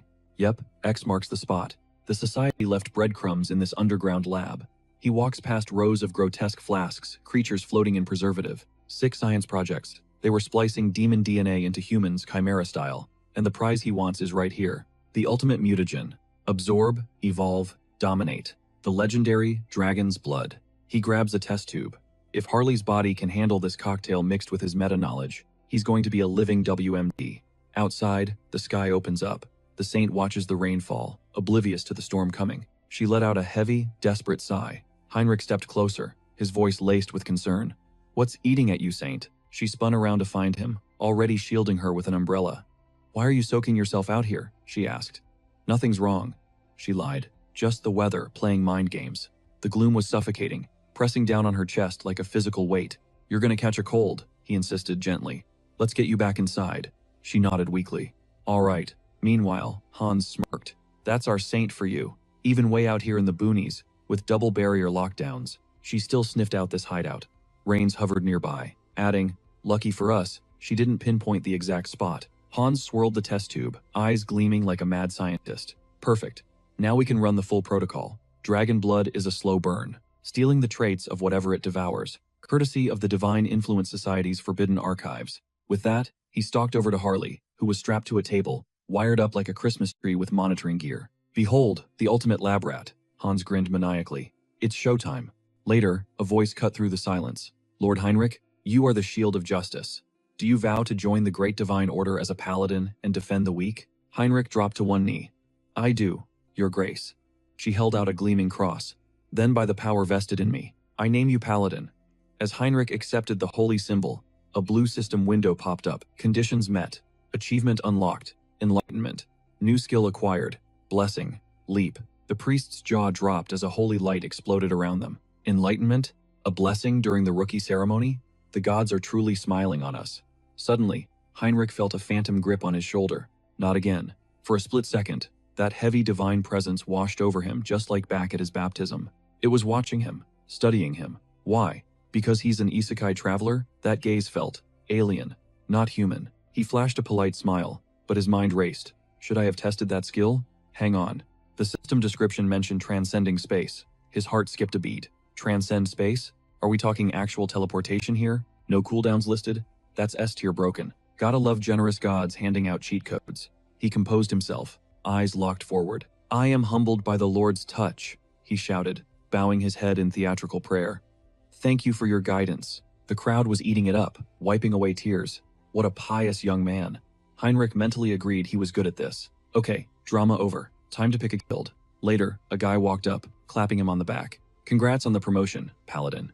Now comes the fun part. Meet the Holy Orders. He gestured to a lineup of tough-looking dudes. Recruiters are here to scout you. Different gear, different styles. Choose wisely. Immediately, a tank of a man stepped up. He slammed a spear into the ground. Order of the Heavenly Shield. Good to meet ya. We hold the outer walls. Spearmasters only. Another guy cut in.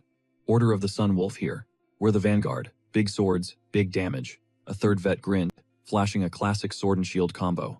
Thunderclaw, veteran at your service. We keep the peace inside the city. Perfect balance of offense and defense. They all leaned in, eager. So, rookie? Who's it gonna be? Easy choice. Heinrich smirked. I'll take 'em all. He thumped his chest confidently. The recruiters recoiled. Excuse me? Heinrich doubled down. With my warrior spirit and accelerated growth perks. Why settle for one? I'm mastering every paladin art you've got. Then, his gaze drifted sideways. He pointed at a silent figure in the back. What about him?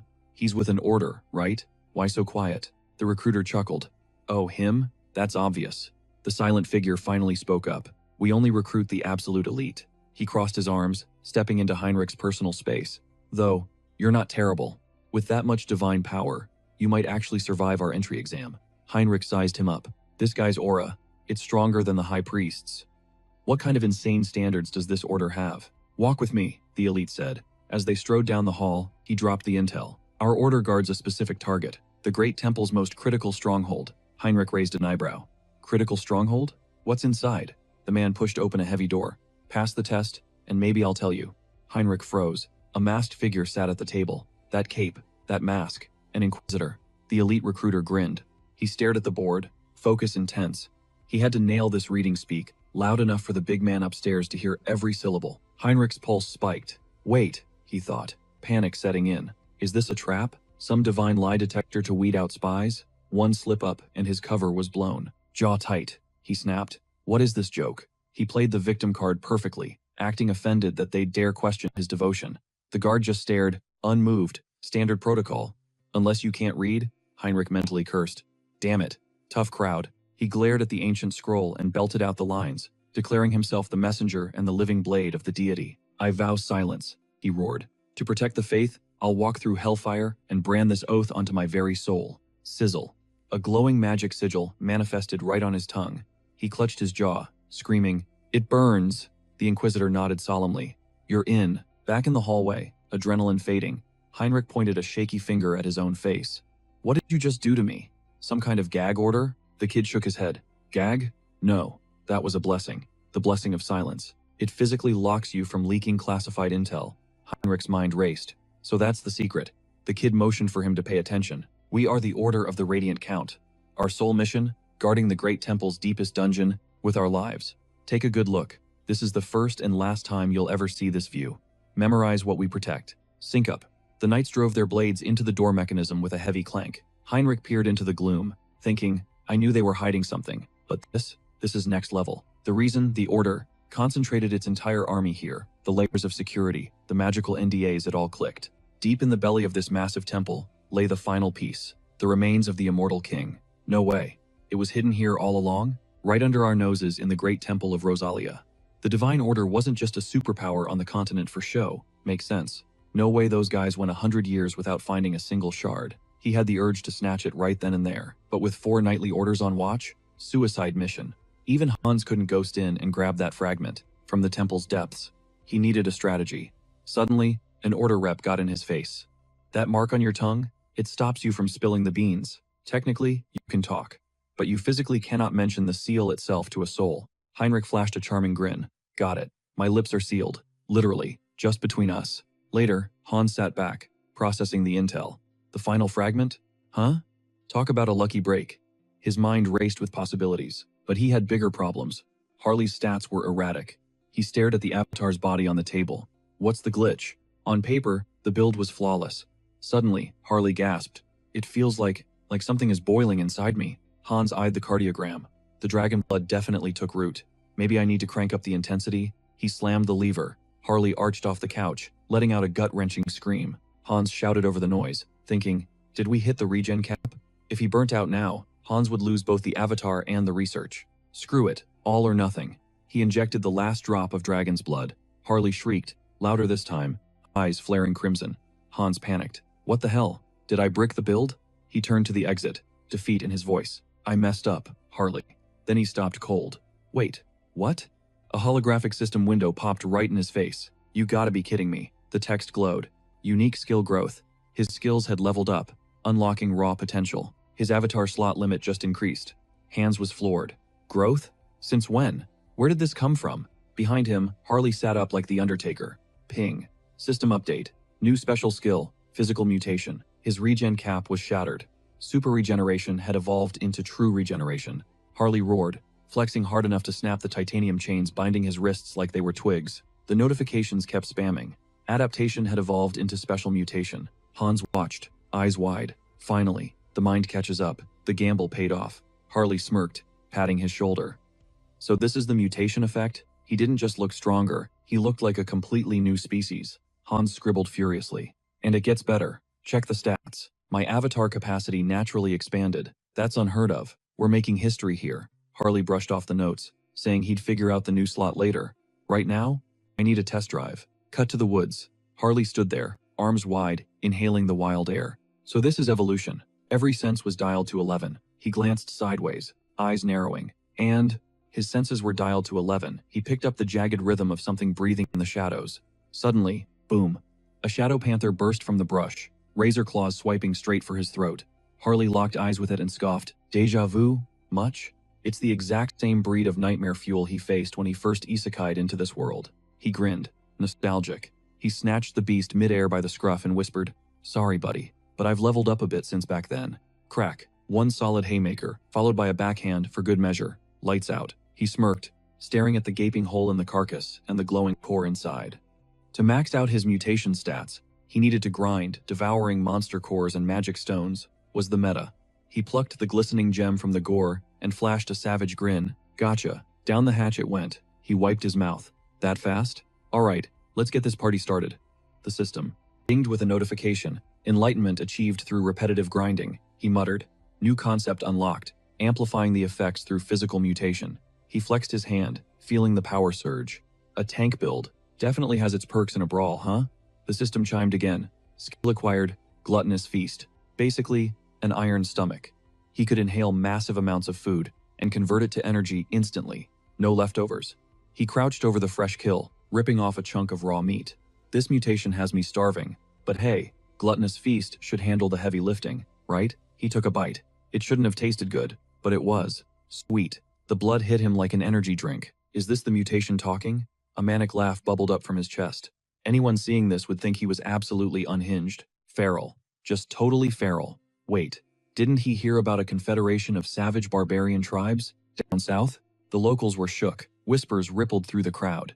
Yo, is that a southern barbarian? What's a beast like that doing in the east? The receptionist looked like he was about to faint, stuttering out a weak, welcome. Harley soaked it in. Yeah, he was turning heads. This physique is honestly a cheat code, maybe too intimidation heavy, but Harley's mission was to become a legend, a hero. With a legacy so massive, nobody could scroll past it. Meanwhile, the poor receptionist was literally trembling as he asked, "Purpose of visit?" Harley slammed his massive hand on the desk. Bam. "Isn't it obvious?" he roared. "I'm here to crush every monster in the northern mountains near the steel fortress." The worker scrambled. "Right away, sir. Getting you a ship now. Guy probably thinks I'm a rookie merc with a death wish." "Good," Harley grilled. "Let's roll." Scene switch. The rain was pouring down. Clang. A spear from the order's representative went flying into the mud. "Winner, Heinrich," the ref announced. The defeated man groaned, offering a hand. "You stubborn maniac. You actually mastered every weapon technique in the knightly order." Cue the system prompt.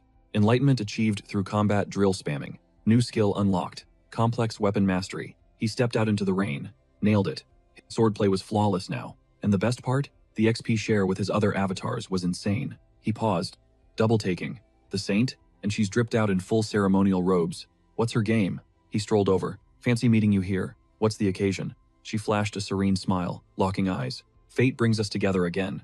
She pointed a delicate finger at the ground. See that? The rain always brings the earthworms to the surface. She was literally channeling holy power into worms, just to encourage them? Harley watched, perplexed. Okay, so we have holy blessed worms now. Please tell me they aren't going to mutate into giant sci-fi monsters like in Dune. He gestured to her outfit. You're dressed for a gala. Big event dropping? She nodded, that mysterious smile returning. A VIP is arriving. Someone capable of hunting down the immortal king. Heinrich scratched his cheek, skeptical. The immortal king? Seriously? He doubted anyone could track Hans through all those barrier layers. Who was this guy? Restar hesitated. It's hard to explain in words. But hey, if you're curious, come as my honorary guardian knight. Front row seats. Heinrich didn't hesitate. Count me in. Moments later, the herald announced, entering now, Lord Refori Granwood. Heinrich blended into the line of paladins, scanning the entourage. Never seen a squad like this. Can this guy really track Hans? I'll believe it when I see the receipts. Then Refori stepped into the light, flanked by elven guards. He bowed elegantly to the saint. Heinrich's eyes went wide. Wait. Those ears. Refori placed a hand over his heart. I am a high elf of the kingdom of Elwyn. Heinrich's mind raced. This was the VIP? He muttered under his breath. Refori? Not just an elf, he realized. A high elf. Later, the worker glanced at Hubert and spoke up. Is it bronze or not? The shopkeeper asks, checking his watch. Look, inspecting is cool and all, but you've been staring at that thing for 2 hours. You buying or walking? Hubert grips the artifact tighter, sweating a little. My bad, boss. Truth is, his appraisal skills are seriously lacking right now. This guy is Song Yun's 6th avatar. Basically, Hubert only exists because the main body, Harley, leveled up enough to unlock him. His starter skill, Analysis, fires up. The HUD glitches.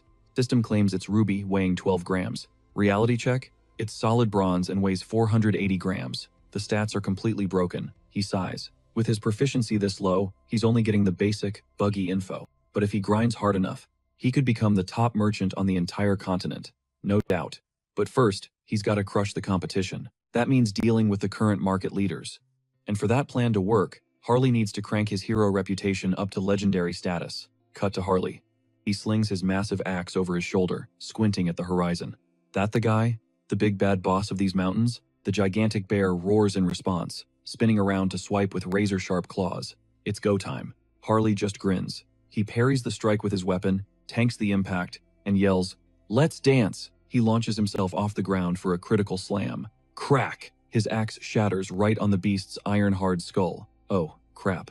Before he can react, a massive paw smacks him backward. Harley clutches his ringing head. Okay, axe is trash. The enraged bear charges. Plan B it is. He triggers mutation. Scales ripple across his arm instantly. He delivers a haymaker straight to the beast's face, sending it flying. Fists are way better than cheap steel, he thinks. But fighting like a lizard monster? Not exactly hero of the people material. He needs to harness that monster power without looking like a freak show.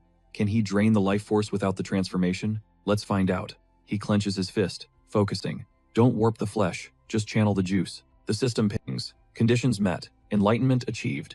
New skill unlocked. Bio aura. Harley pumps his fist. Bingo, we're in business. Now this feels human. He spins around, just as a gigantic foot comes crashing down from the sky. Man, these northern mountains are wild, he laughs. First a bear, now an ogre? His eyes flash with hype. He charges energy into his fist. Let's see what this new build can do. Time for a live field test. The ogre steps forward, chuckling like it's got an easy meal. Harley catches the stomp with one hand. You think this is a joke, big guy? Let me show you the punchline.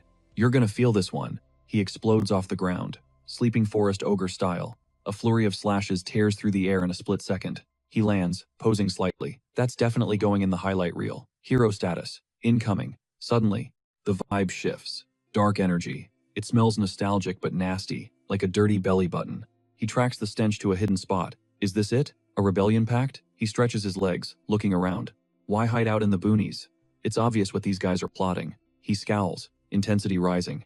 Time to weed out this trash before it spreads. Someone's gonna pay. Meanwhile, Rafori sips his drink. This tea slaps. Honestly. He sets the cup down gently. Thanks for the hospitality, Saint. She smiles back from across the table. Glad it fits your vibe. The Divine Church is seriously honored to have you here. Heinrich, standing nearby, watches closely. This is huge, he thinks. The church just allied with the elves. And not just any elves, the high elves. The V.I.P.S. from the Anima continent who worship the World Tree. Even though they follow different gods, the church and the elven kingdom are tight. They recognize each other's game. But acknowledging existence and swapping gods are two different things. High elves are the elite. If he's here, are they using the World Tree's power to track down Hans? Whatever it is, it's fascinating. Heinrich stares. Those pupils really look like galaxies. Seems my eyes are distracting you, Rafori notes. Heinrich freezes. Did I stare too long? Reister bows quickly. My bad. Didn't realize I was zoning out. Heinrich thinks. Smooth. Real smooth. Rafori points to his starry eye. It's chill. Everyone looks. These eyes are the high elf trademark. Elves born with these are basically chosen ones, priests connected to the World Tree. Super rare drop rate. Maybe 2 or 3 per generation. Most are ancient, so a new high elf showing up. Is the anticipation truly that killing? Rystar cut in, eyes narrowing. So, this urgent SOS. It's tied to that mess? He nodded grimly. Bingo. A divine vision dropped recently. A miracle child was born on the Ion continent, but before she could even breathe free air, slavers snatched her, sold her off like cattle to be a dark sorcerer's blood sacrifice. They're begging the main divine church to track her down. The saint gasped, hand covering her mouth. That is absolutely sick. Do they have anything to go on? He clasped his hands tight. The northern mountains. They traced the abductor's trail there. Her expression darkened. The northern mountains? That's a death trap. And miles from nowhere. Can he give us a visual on the kid? Cut to Harley inside a dimly lit cave, scanning the dark. Rafori's voiceover kicked in. She hasn't awakened her powers yet, so she looks like your average elf, just a regular teen by human standards. Lime green hair, piercing orange eyes. Heinrich's eyes widened. Hold up, ain't no way. Meanwhile, Harley stepped up to the trembling girl. Hey kiddo, what do they call you? She clutched her chest, voice barely a whisper. I'm Cecily. A beat later, he hoisted her onto his back. One of the mages blocking the path screamed, "Damn it, don't let him near the warehouse." His buddy panicked. I know. How are we supposed to stop a literal monster? But Harley didn't even tap the brakes. He kept barreling forward like a freight train, mowing them down like bowling pins. He smashed into the room, scanned the perimeter, and smirked. So, this the stash spot she mentioned? That is it, she confirmed. He glanced over his shoulder. All right, jump down for a sec. There's something we gotta grab before we bounce, she said, pointing a shaking finger toward the corner. Right there. A branch of the world tree. Harley's eyebrows shot up. Whoa, seriously? This twig? He passed it to her, and barked, hold on to that for dear life. Got it, thanks, she chirped. All right, he grunted, time to jet. Just one thing, she stammered. Please, go easy. Zoom. Harley launched himself forward with zero chill, tearing up the ground. Back at the council, Heinrich raised a hand. I've got a pitch. Rafori blinked. Let's hear it. It's about the kid, Cecily. I think I can pinpoint her location. Rafori took a calm sip of tea, side-eyeing him. For real? You got a tracking blessing? Nah, nothing like that, Heinrich admitted. I just felt her vibes. The paladin next to him scoffed. We're in a crisis, man. We can't run on hunches and vibes. Rystar silenced the room with a raised palm. Hold on. Let him cook. She locked eyes with him. Break it down for us, Sir Heinrich. Cut back to action. Harley was sprinting full tilt, lungs burning. Found the exit. The mages trailing him lost it. That moron is escaping with the goods. Summon it. Now. Do it. His partner screamed, blowing a sharp, piercing whistle. Harley skidded to a halt, jaw-dropping. Is that a giant freaking earthworm? The ground exploded as a massive beast breached the surface. Legs burning with magical energy, Harley gritted his teeth. No other play here, we smash through, he charged. Move it or lose it. He vaulted straight onto the worm's slimy back. Let's go. In a split second, he was surfing the monster, spotting a glowing rune inside its maw. What the hell? Mind control? He scoffed. No wonder a desert creep is chilling out here. Whatever. I'm saving the girl, hero style. He grabbed the beast by its massive fang. Go back to your sandbox, he roared. He yeeted the worm into the horizon, dusting off his hands with a cocky grin. Stay out of sight and live a long, happy life, buddy. A low growl wiped the smile off his face. He spun around. Wolves. Hundreds of them. The spawn rate on these mobs is insane. Those Oath of Defiance losers. What's their endgame? He flashed a feral grin, stance widening, and declared, doesn't matter. I'm gonna wreck every last one of them. High atop a cliff, the Oath members watched the carnage.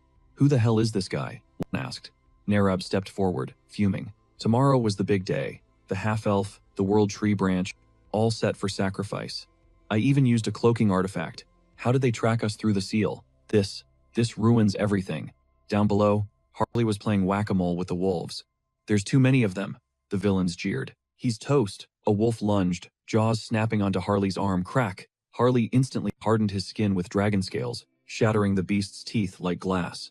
You brought a pack, he growled, landing a bone-crushing haymaker. He snatched a glowing rock from the debris. A mana stone? Don't mind if I do. He popped it in his mouth like candy. Infinite stamina glitch unlocked. Another growl from behind. Incredible, he thought, eyes glowing. My mind is clear, but my body is on autopilot. His head morphed, taking on the visage of a wolf. It defends itself. It feeds itself. Pure instinct. The system interface flashed gold. Conditions met. Enlightenment achieved. Skill unlocked. Wild instinct. Up on the ridge, the observers lost their minds. No way. That's not a human. It's a monster. What's the play here? Elder Nurab. The perimeter is collapsing. The elder gritted his teeth, barking orders to fire up every summoning circle. Then he froze. What? He spun around, eyes narrowing. It was a massive risk blowing their cover this early, but options were zero. Fine, he hissed. Unleash those two, now. Meanwhile, Harley stared down the trembling wolf before him, a twisted grin spreading across his face. I'm actually digging this primal vibe, he laughed. Let's wrap this up. But before he could move, snap, a jagged crystal arrow slammed through his hand. The hell? Harley muttered, eyeing the shard.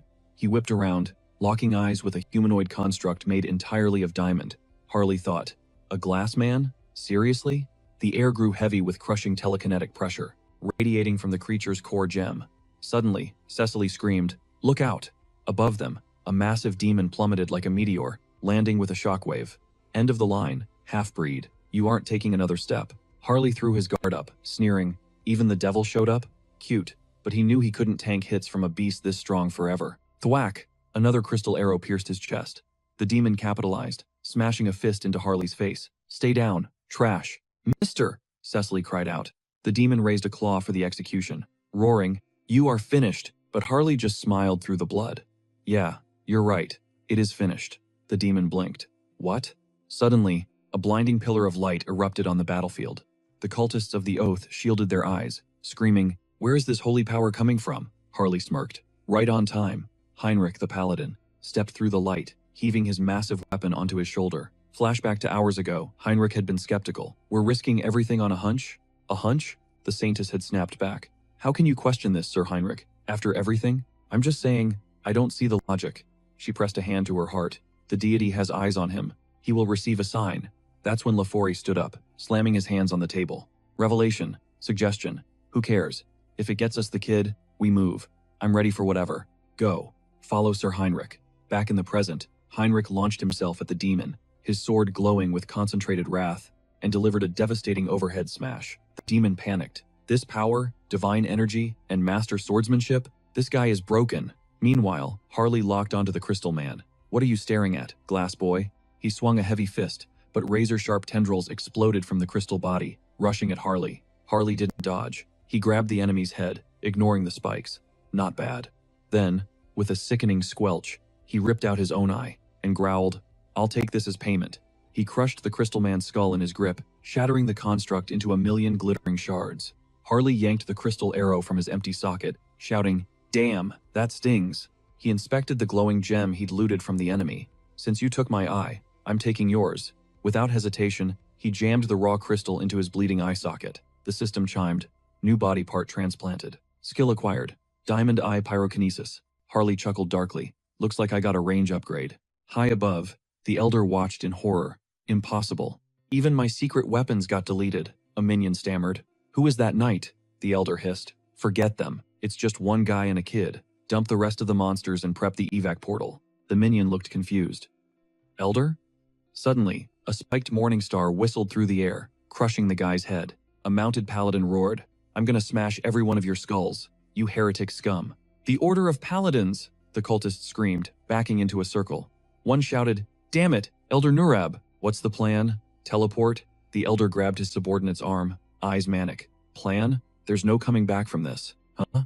The minion gasped as the Elder began draining the life force straight out of his body. "I need soul fuel to summon the Archdevil." A dark sigil ripped open the sky above him.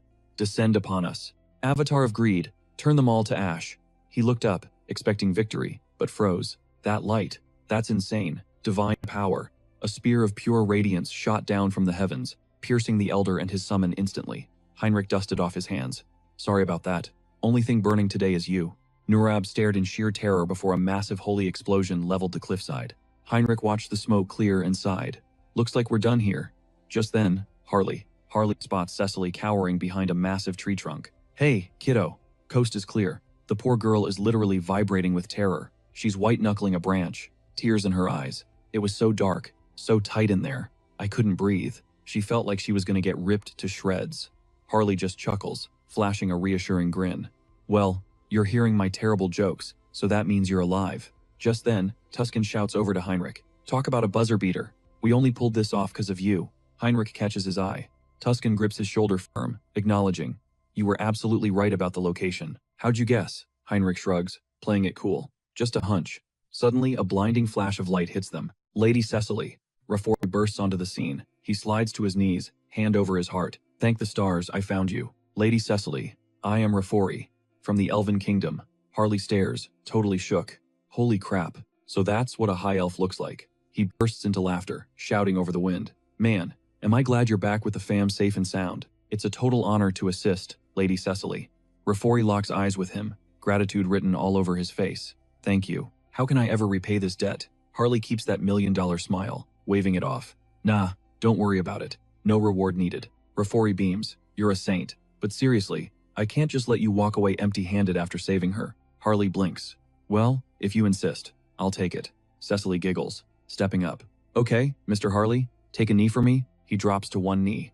She leans in gentle, ethereal, and plants a feather-light kiss right on his forehead. "May nature's blessing be with you." Boom. A glowing green rune flares on his forehead. Is this actual world tree energy? It feels insane. Pure power. Rafori smiles, watching the magic settle. Hand on his chest again, Rafori explains. That's a high elf exclusive. Nature's blessing. It's a super rare buff. Limited uses only. Cecily grins sheepishly. I'm not technically a full high elf yet, so it's kinda the light version. Sorry. Rafori steps up. Please, give me your arm. He snaps a bracelet onto Harley's wrist. Consider this an IOU from the elves. This is our promise. You need backup? We're there. Harley smirks, playing the humble hero. Guys, stop. You're spoiling me. Then Cecily hands him a twig from a sacred tree. Keep it. Tuscan watches from the sidelines. Impressed. Dude is built different. His stats must be crazy to handle that energy. Arms crossed, he glances at Heinrich. He's your type of people, huh? You two buddies? Heinrich shakes his head. Nope. First time meeting him today. But honestly, I got a feeling we'd vibe. Tuscan mulls that over. If your gut says so, I believe it. The Order definitely owes him one now. Heinrich's mind races. This guy just scored points with the Elven Kingdom and the Divine Order. If Harley backs Hubert, he'll be untouchable in the market. Suddenly, Rafori speaks up. Lord Tuscan. He walks over. Thanks for the assist on this mess. Now, let us return the favor. We owe you. Tuscan nods, bolstered. Glad to hear it. We need one thing. For the safety of the entire realm. You have to help us track down the Immortal King. Heinrich freezes, eyes snapping to Tuscan. Oh, so this was the endgame? Using the High Elves as a radar? The World Tree is basically a magical network connecting every root in existence. High Elves can ping that network to find anyone near a tree. Rafori raises a finger. Actually, I can do it, but I need a boost. Tuscan blinks. A boost? I need a signature to track. I need the Immortal King's specific energy wavelength. Tuscan grins. Perfect. Right this way. Cut to the temple. Heinrich trails behind the group, sweating. Never thought I'd be back in this creepy place so fast. Looking at it again. This barrier is insane. It's beyond massive. A literal divine wall. And the layout? Total maze. Designed to mess with your head and trap intruders. Even someone like Hans would get stuck here for ages. The Inquisitor up front stops dead. We've arrived. They halt at a heavy door, Heinrich calculates. Even if you breach the perimeter, every paladin and high priest would swarm you instantly inside. It's a death trap. The door's grown open. Rafori steps into the gloom. Is this it? A piece of the legend himself? All right. Initiating scan. He begins to channel power. Heinrich's heart drops. He's locking onto Hans. The whole army is going to mobilize. Wait a sec. Heinrich pauses. Is there a loophole here? Rafori touches the relic. Heinrich smirks internally. Actually, today might just be the day he gets the final piece of the puzzle. Cut to black. A shadowy conference room. A voice cuts the silence. It's time. Is the crew all here? A hand shoots up from the crowd. Yo, the Empire's rep is in the building. Eastern rep's here too. Cutting to the chase, Nurab is toast. The Eastern rep says it's old news. Everyone's heard the gossip by now. They're still clueless on how the Order and those pointy-eared high elves tracked him down. First, they smoked Marcus, farmed the fragment, and now Nurab's caught while laying low? Are we getting sloppy or what? The Eastern rep asks. The Order's comeback tour basically screams that the Immortal King's heir has arrived. His buddy pipes up. Hey, this new heir, think we can use him as a pawn? He asks, scheming. You want to team up with the guy who backed us into a corner? He grins. Now, that's a spicy plot twist. Meanwhile, Riastar is spiraling internally. Doesn't matter how many shields we put up or how deep in the boonies I hide. They track me like bloodhounds. Cut to Hans, clutching the Immortal King's fragment. He thinks, looks like the Saint's radar locked onto this bad boy. Gotta stash it, stat. He rips open a subspace portal and tosses the shard inside. Then, he spots it. The fragment flops right out the other side. He thinks, damn it, epic fail. Guess this shard is too OP for a standard inventory slot. But hey, it traveled back to Earth with me just fine. What if I turn myself into the inventory? Create a subspace inside my own body? Yeah, literal fusion. He jams the fragment into his chest. Bingo, it worked. Now he can tap into its power and ghost his energy signature completely. Sweet, major headache cured. Only one thing left scrubbing the crime scene. Snap. He thinks, burn it all. Instantly, a massive inferno engulfs everything behind him. Scorched earth tactics. He thinks, stage is set. He reaches out. Time to drop the shields. Let my scent flood the zone. Arms wide, leaking dark energy like a broken reactor. He screams, come and get it. I'm right here. Great divine order. You better show up. I'm claiming that last fragment personally. Meanwhile, Rafuri taps into the World Tree's Wi-Fi. Gotcha. Hand to his forehead, he announces. Trace confirmed. The Immortal King is camping in the Western Monster Forest. The Paladin goes full alarm mode. Rally the squad. Wake up the Archbishops. Now. Suddenly, Cardinal Pyre rolls up with his knights. Well, I'm kinda hurt. You guys didn't think to invite the heavy hitter for the main event? He steps up. I got the memo. The Great Jiran Temple's Paladin Cardinal is crashing this party. Lottie thinks. The Cardinal? The absolute G-O-A-T of the temple? That's huge. We've got the dream team. Then Restar steps to him. Archbishop, I'm tagging along this time. He shuts it down. Not happening. The Saint? She asks. Look, we've got the Cardinal. The Saint is the Order's anchor. She stays put. Lottie barks. Heinrich. The guy responds. On it, boss. He says this time, he's on babysitting duty at the Great Temple.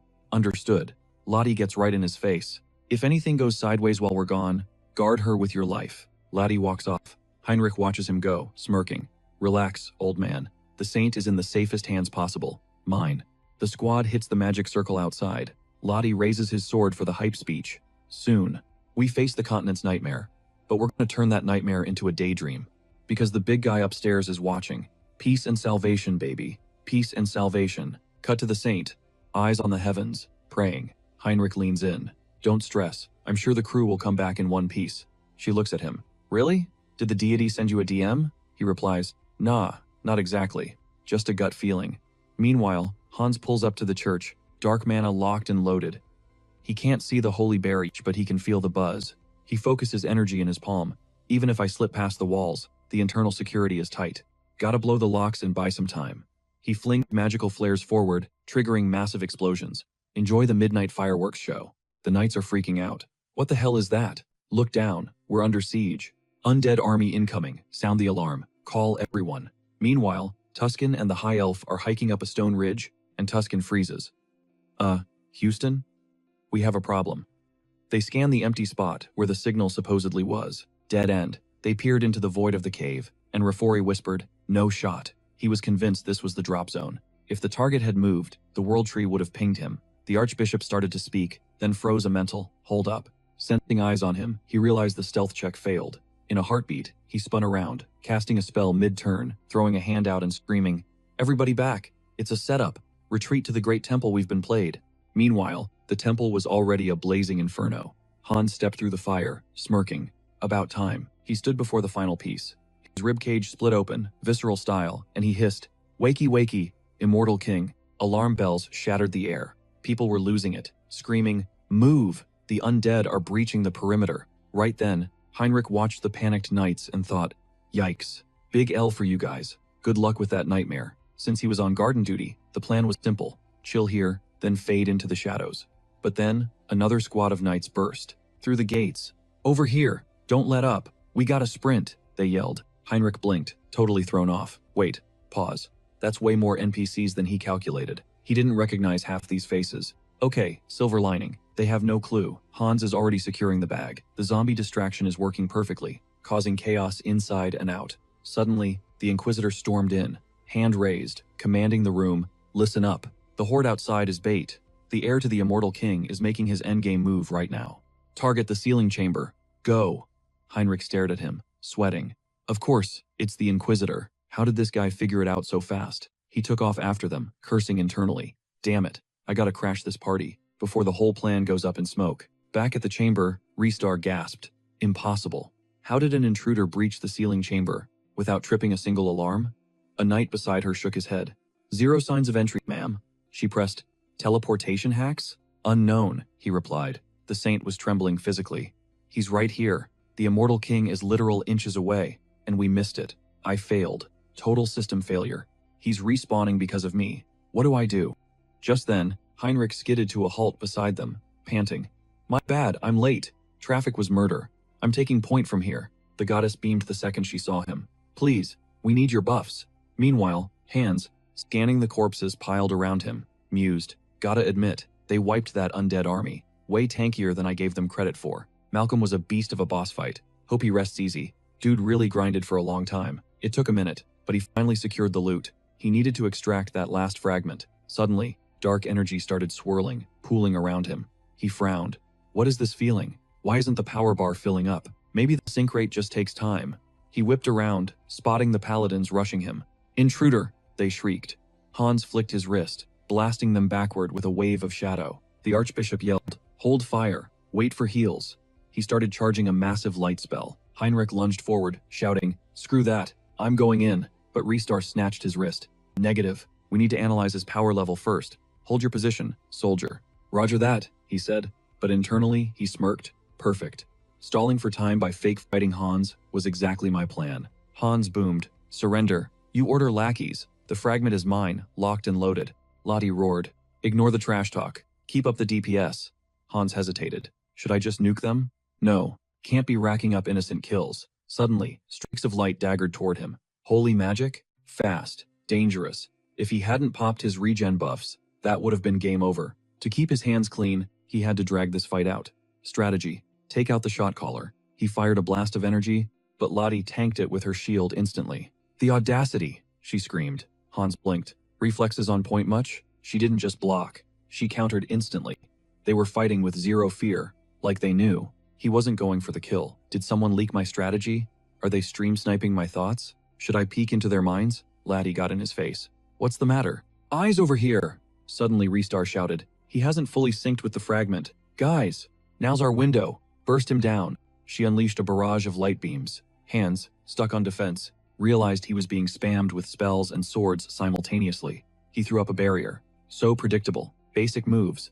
Then, a paladin materialized behind him, whispering a suggestion. The crowd held its breath. Could he actually tank such a telegraphed hit? The lich just swiveled around, practically rolling its eyes. Is this dude for real? Trying to provoke me? With that weak sauce attack? Suddenly, thick tendrils of dark energy erupted, wrapping the paladin tight like a nightmare cocoon. The paladin panicked. Binding magic? Oh, come on. How is he reading my inputs like a cheating AI? Mental shields were supposed to be up. Heinrich realized the screw-up instantly. Sir, my bad. He heard the whole playbook inside my head. Lottie shrugged, resigned. It is what it is. Hans stepped up, a chilling chuckle escaping his lips. Game over, folks. The Immortal King's shard isn't just inside him. It is him. Full merger complete. He threw his arms wide, basking in the dark glory. Maniacal laughter shook the room. The saint froze, eyes wide with terror. No, that energy signature. A single tear traced down her cheek. She clamped a hand over her mouth. Impossible. The nightmare scenario. The Immortal King has respawned. Then the lich dropped the mic. Look at these order dogs trembling. Meanwhile, the system pinged. Death experienced and transcended. Achievement unlocked. I'm back. Another system alert flashes. Identity confirmed. Calamity of the outer dimension. Immortal King. Outside, the knights screamed. Move it. They were sprinting to the ceiling chamber to back up the saint. Then boom. Everyone froze, looking up in sheer terror. Who is that? The silhouette hovered ominously. Could it be him? The king materialized right above their heads, descending like a dark god. Screams echoed. Are we too late? Pian roared. Hell no. This holy ground debuffs the king's power. We're putting everything on the line to stop this demon right now. Rosalia screamed his name, but he just ordered the charge. That's when the vibe shifted completely. The king let out a villainous cackle. You ants think you can stop me? Internally, though, he knew he had them fooled. No status window for them, so they're buying the bluff. System ping. Achievement earned. Reward. Instant death immunity. Skill evolution. Decomposed heart. Upgraded to immortal heart. Literally unkillable now. A wave of knights surged forward. He watched them come, calculating. Time to show them what a raid boss looks like. He face-palmed, literally covering his face for dramatic effect. System alert. Eye of Darkness activated. The moment the knights saw it, absolute paralysis. Stun-locked by pure terror, they stumbled back. He wasn't just scary, he was hijacking control of the local demons. Gross factor 10 worms burst from his aura. People screamed, retreating. Pian yelled, Don't look, it's the Eye of Darkness. Avert your gaze or you're done for. The king announced, My turn. Legion, rise up. He raised a hand, commanding the dead. Rick spun around, confused. What the?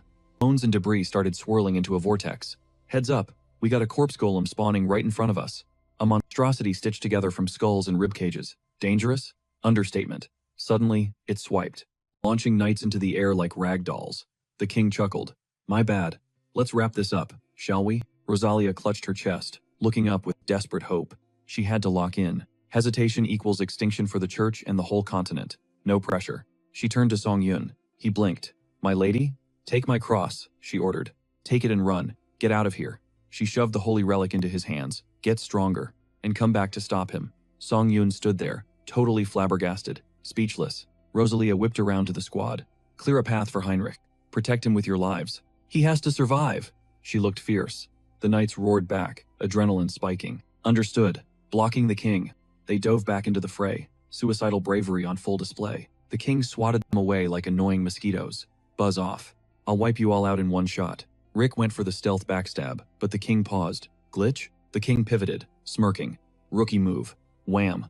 Rick got blasted by dark magic. Gritting his teeth through the pain, Rick grinned. Doesn't matter. Mission accomplished. The king paused, confused. Come again? Rick spat back. Heinrich is safe. That's our hope. I'll throw this bone sack at you all day if I have to. The king scoffed. Cute speech, but you're an idiot. Prepare to get your skull crushed. He wound up for the kill shot when suddenly, Song Yun flew in, landing a haymaker right on the king's jaw. Crash. He plummeted. Song Yun prepped Blessed Leap. He flashed directly behind his opponent blink, and you'd miss it. The king stood up, scanning the room, but Song Yun blindsided him with a vicious slash from the shadows. The king just smirked.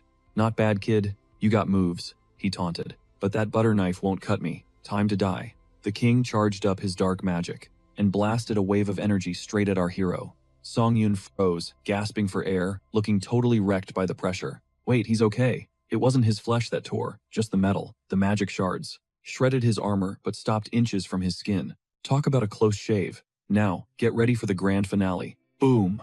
A blinding flash erupted on the battlefield. Terrified knights screamed out. Heinrich. Rosalia was a mess, tears streaming down her face. Why? She wailed. Why did you do it? I trusted you with our future. You should have run. Our hero just bowed his head and whispered, I only joined the church to save my own skin. But tell me, how can I protect the world if I turn my back on a comrade willing to die for it? Fury exploded. He gripped his cross tight, and holy light flooded the entire chamber. He stared down the immortal king. You called my blade dull? Even if it shatters today, I'm taking you down. Ding! The system flashed. Enlightenment achieved. Conditions met. Unlocked special skill. Blessing of the Sword of Light. Song Yun grinned at his glowing blade. That's the third blessing, he thought. Perfect. Almost complete. With renewed focus, he roared and lunged. He drove that sword straight through the immortal king's heart. What a performance. Oscar-worthy emotion. Time for the curtain call. And the final exit. The immortal king shrieked in agony. Church minister, who are you? My name, the protagonist declared with swagger, is Heinrich. He said it again, loud and clear. The king raged. How dare you hurt me? But then, a system alert popped up. Alert. Fatal damage detected. Instant death immunity triggered. The king glared. I won't forget this. And poof, he vanished into thin air. Song Yun was livid. Did he seriously just bail? That coward, he cursed. Suddenly, Rick rushed over and grabbed him. Heinrich, you stabbed the immortal king in the heart. Rick held him up as his knees buckled. Even now, this was the rise of the chosen one. Heinrich collapsed, totally drained. A tearjerker ending for the ages. Applause erupted everywhere. Song Yun realized the irony. Hans was reborn as the immortal king, and Heinrich took him down with a divine blessing. The ultimate showdown. Hero versus demon king. Story time's over. Pay up. Song Yun pulled up the system window to check his loot. Welcome to the Karma Shop. Current balance. Loaded. That unique skill upgrade cost 800,000 points. Almost 1 million? Seriously? He gasped. But hey, he could afford it. No hesitation. He smashed that upgrade button. System update. Unique skill evolving. New skill acquired. Customization. Customization? Song Yun blinked as the immortal king popped up on screen. Oh, so that's the gimmick, he realized. 2 new options flashed before him, avatar creation and avatar modification. Modification was simple. Tweak the look, stats, and vibes of existing characters. But creation? That's a one-time deal for looks and skills. Right at the start. And the kicker? Gender selection is finally unlocked. Male or female. He was hyped. Whoa, okay. Not that I have any weird ideas or anything, he muttered. Just pure scientific curiosity. He clicked female to check out. The stat differences. Error. Option unavailable. Say what? He stared at the screen. You're locking me out? Why? The system fired back. Race creation requires special item. Special item? Song Yun paused. Wait, create a race? It clicked. That world tree branch Cecily gave him. He just kept it around as a fancy air freshener. Guess it's showtime. He grabbed the pot. Want to build an elf? Gotta use the branch. A magic circle flared to life in his hands. The system pinged with a massive alert. World tree branch detected. Game on. He immediately started sculpting the elf race build. A tiny spectral bloom sprouted in the void, suddenly expanding to cocoon his entire form. Success. The synthesis was complete. The elf avatar was alive, right there in the character creator.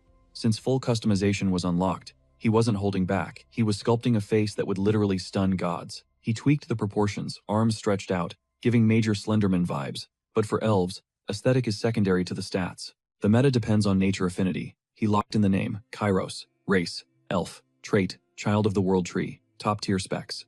Note to self. This wasn't a basic summon. He was forged from the pure essence of the world tree itself. That meant his XP gain, racial traits, and mana sync were off the charts. We're talking a cracked physique paired with an adorable face. That was the plan, anyway. Suddenly, the elf avatar, Karis, let out a sound that curdled the blood. The protagonist froze. What the actual heck? It looked like Karis was being twisted by void magic. Songyun raged, staring at the screen. This wasn't in the patch notes. This couldn't be happening. He panicked, fingers hovering over the abort button for the Immortal King summon. Was his mind center glitching out? Or was the nature affinity too potent? He nearly deleted the god-tier avatar he just built. Spinning around, his eyes landed on a dusty bookshelf. Maybe he should switch gears and draft The Legend of the Mercenary King. Moments later, he draped a wolf pelt over his head, striking a pose. "I'm obsessed with this wild vibe," he announced enthusiastically. The maid giggled from the corner, giving him a thumbs up. "Looks fire, sir." Just like that, the protagonist bounced, waving goodbye. Hubert had tracked down the ultimate loot for him. He pulled up to the City of Artisans. Songyun recalled rumors about some griefers causing drama at Hubert's shop recently. Time to school some noobs. But as he walked, the crowd whispered, eyeing his rugged drip. What's with the trash tier gear? The tribal ink wasn't helping either. The locals were sneering, calling him a southern savage from the Badlands. Classic discrimination. The tension was thick enough to cut. Harley locked eyes with the haters nearby. The silence stretched until it got awkward. He called one out. The guy flinched, blushing. "What's your problem?" Harley's voice boomed. "Who dares disrespect the South?" They clapped back, claiming he was the disgrace.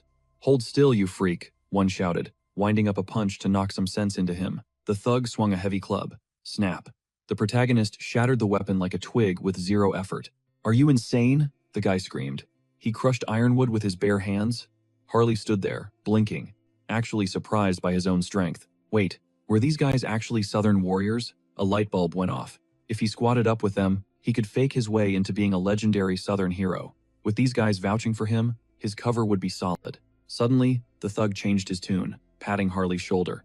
"Bro, do us a favor. Go buy some normal clothes. Hurry. That getup is for cosplay conventions and holidays only." Harley paused. "Wait, really? Nobody rocks this fit daily anymore?" The guy lost it. "I'm done with this clown. I challenge you to a traditional Southern duel. Right now." Harley searched his database. Bare-knuckle brawling. Their heritage. "Bet," he replied. "Sounds like a blast. But I've got one rule," Harley added. "You all fight me at once." The gang stared at him, jaws on the floor. "Excuse me? You want a 1 versus 3? Are you mocking our honor?" Harley shook his head calmly. "Not at all. 2 of you rush me. The third one stays back to scrape the other 2 off the pavement." "Incoming!" he roared, launching himself at them. Their eyes went wide with pure terror as they sensed the massive energy spike. Boom! A millisecond later, screams echoed as a shockwave rattled the entire city district. Pure insanity. Dust settled. They looked at him suspiciously. No way he was a local, he didn't have the warrior's mark. Harley panicked internally. "Wait, we need marks? Time to bluff." He addressed his new friend, solemnly. "Of course I'm Southern, brother, but there's a tragic reason I'm unmarked." The guy blinked, totally confused. "What are you talking about?" Harley spun a tale. "Picture it. 20 years ago, the tribe held the ultimate tournament to crown the next high chief. My father, a beast of a warrior, dominated the arena. The elders bowed down, offering him the victor's prize. According to the ancient laws, he was granted one wish. Anything he wanted. The tribe waited with bated breath. He didn't hesitate. He said, "I fought for one thing only. I want to marry the chieftain's daughter." The crowd went wild. The girl in question was furious, screaming, "You absolute moron. How dare you suggest something so twisted?" She demanded an explanation. My father looked her in the eye and dropped the bomb. "We can't marry. We're blood relatives." The color drained from her face. She spun to the chieftain, trembling. "Father, tell me this lunatic is lying." The chieftain couldn't even look at her. He stared at his boots, whispering, "I'm sorry, sweetie. It's true. You aren't my biological daughter." The girl gritted her teeth, rage boiling over. "Say that again?" And just like that, he spun around, pointing at the invaders. "Kill that insolent brat," he roared. But his father screamed back, "I'll hold them off. Take the baby and run." See, his mom was heavy with child pregnant with him and couldn't fight by his father's side. So his dad faced that entire warrior tribe solo. He fought like a demon, holding the line until he died a hero's death. His mother barely made it out, hiding in a cave like a hunted animal. She raised him on scraps before sickness took her too. Or at least, that's the tragedy Harley cooked up to explain his lack of a tribal mark. Did they buy the lie? You bet. These tough guys were trembling, tears streaming down their faces over a story that never happened. Guilt washed over them. They apologized profusely for doubting him and pulled him into a crushing group hug. In their eyes, he was the ultimate Southern warrior, a survivor of hell. Harley chuckled internally at the scene, realizing his acting skills were terrifyingly good. Moments later, they were tossing back drinks, toasting to Harley's survival. A new buddy leaned in, curious. Wait, isn't the South miles away? How'd you end up here, man? Harley smirked. Oh, he had a script for that too. After Mom died, I was just a shell of a person. Lost, starving, no clue how to survive. He paused for dramatic effect. Everyone ignored me, except one guy. A young merchant named Hubert. He stopped. He cared. Now, he's my ride-or-die best friend. He gave me a life when I had nothing. A real benefactor. A brother. Harley's face darkened. But I heard he's in deep trouble. Some bandit scum are shaking him down. I can't sit here while the man who saved me gets crushed. One warrior slammed his fist on the table. Hell no. Your friend's enemy is our enemy. The whole squad rallied up. Instant loyalty unlocked. They roared their support, swearing to smash anyone messing with a friend of a friend. Harley wiped a fake tear, thanking his bros as they hugged it out again. But internally, he was plotting. Once these meatheads silenced the idiots threatening Hubert, the real hustle would start. It was time for some arbitrage. He'd import tons of pepper super rare here, and trade it for magical tools that were dirt cheap locally but expensive back home. The ultimate win-win. He'd make a killing on the margins, securing enough capital to fund even bigger moves down the line. Suddenly, the boys stood up, pumped and ready. We're going to your boy's shop right now. Consider it guarded. Harley nodded. Perfect. I'm counting on you guys. Having loyal minions, comrades, really smoothed out the gameplay. With Hubert's safety outsourced, it was time for the next arc, the elven debut. A quick transformation later, he was an elf, striding toward the palace gates where the guards waited. Good afternoon, he said, smooth as silk. This is the Temple of Rosilia, correct? I am Kairos, veteran mercenary and bestie of Harley, who happens to be tight with the Sacred Knights. Heard an elven envoy was in town. Mind if I crash the party for a quick chat? He flashed a letter of introduction. The guards unfolded it to see a crude, grinning doodle of Harley. The note basically said, "This elf is legit, my homie. Let him in." The guards stared at it. That messy handwriting? That terrible drawing? Yep, that's Harley's work all right. One guard laughed. Let him through. Take him to the envoy's VIP suite. Moments later, they reached the inner sanctum. The guard announced him to Lord Rafori. Karis bowed slightly, thanking the guard for the assist. He stepped inside with a polite apology. Rafori greeted him. A pleasure. I am Rafori Granwood, High Elf. Please, sit. You are the mercenary Harley mentioned? Karis nodded. Indeed, I am Karis. He thanked the High Elf for the audience, sat down, and mentally sighed. Maintaining this persona was exhausting. Constantly pretending not to know people he actually knew? Tricky. But honestly, kind of a thrill. Looking through his new elven eyes, everything seemed sharper. And Rafori's eyes, they were hypnotic. The longer he stared, the more he felt like he was drowning in them. Suddenly, Rafori spoke up. So, you truly are a cherished friend of Sir Harley? The High Elf's gaze dropped to Karis's wrist. He was wearing the bracelet Rafori had given Harley. Busted. Karis panicked and grabbed his wrist. My apologies. I only accepted it because it came from a fellow elf. If it offends you, I'll return it instantly. Rafori waved the apology off like it was nothing.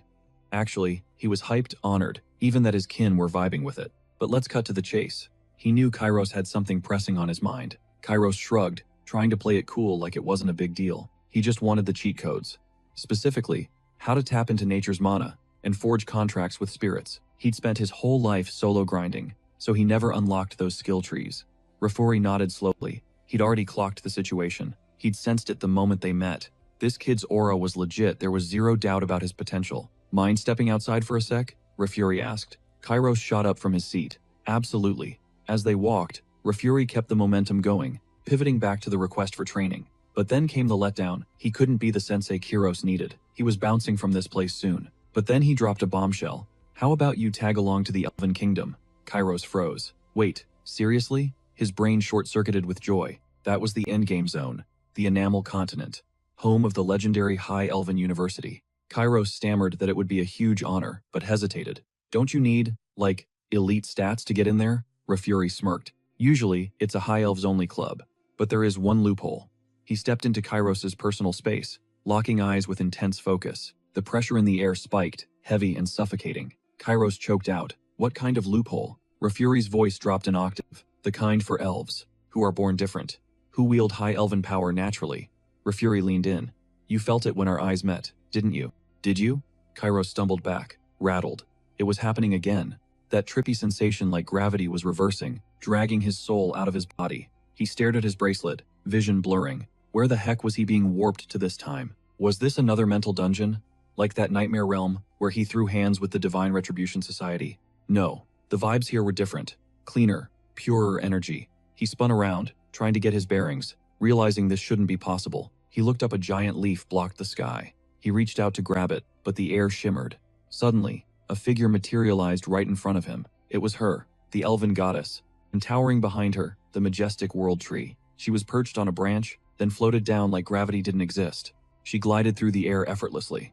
Kairos panicked. What is going on? Before he could process the glitch in reality, the girl grabbed his head. He tried to speak. Seriously, what is happening? Why are you doing this? His mind was racing, pure terror and confusion mixing together. He was totally lost in the sauce. The goddess spoke, her voice echoing in an ancient tongue. This child must go. He belongs in the elven kingdom. Kairos threw a hand up. Are these leaves from the world tree? And what did she even say? The intensity ramped up. He begged her to stop, screaming that he didn't understand a single thing. Just as quickly as she appeared, the girl vanished. He shouted the question again. Blink, and he was back at Rafuri's estate. Reality snapped back. It's gone, right?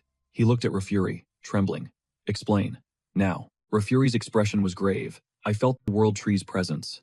Kairos blinked. I saw an elf.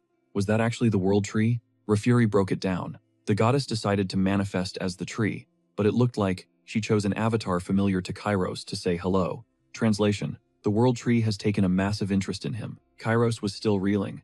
What does that even mean? First the goddess pulls up, and now the world tree is stalking him? What is his life right now? Meanwhile, the scene shifts. We catch up with Hubert, who is currently having a very bad day. A group of thugs were pressing him, rehashing a conversation they thought they settled last week when they crashed his shop. One goon got right in Hubert's face, mean mugging him.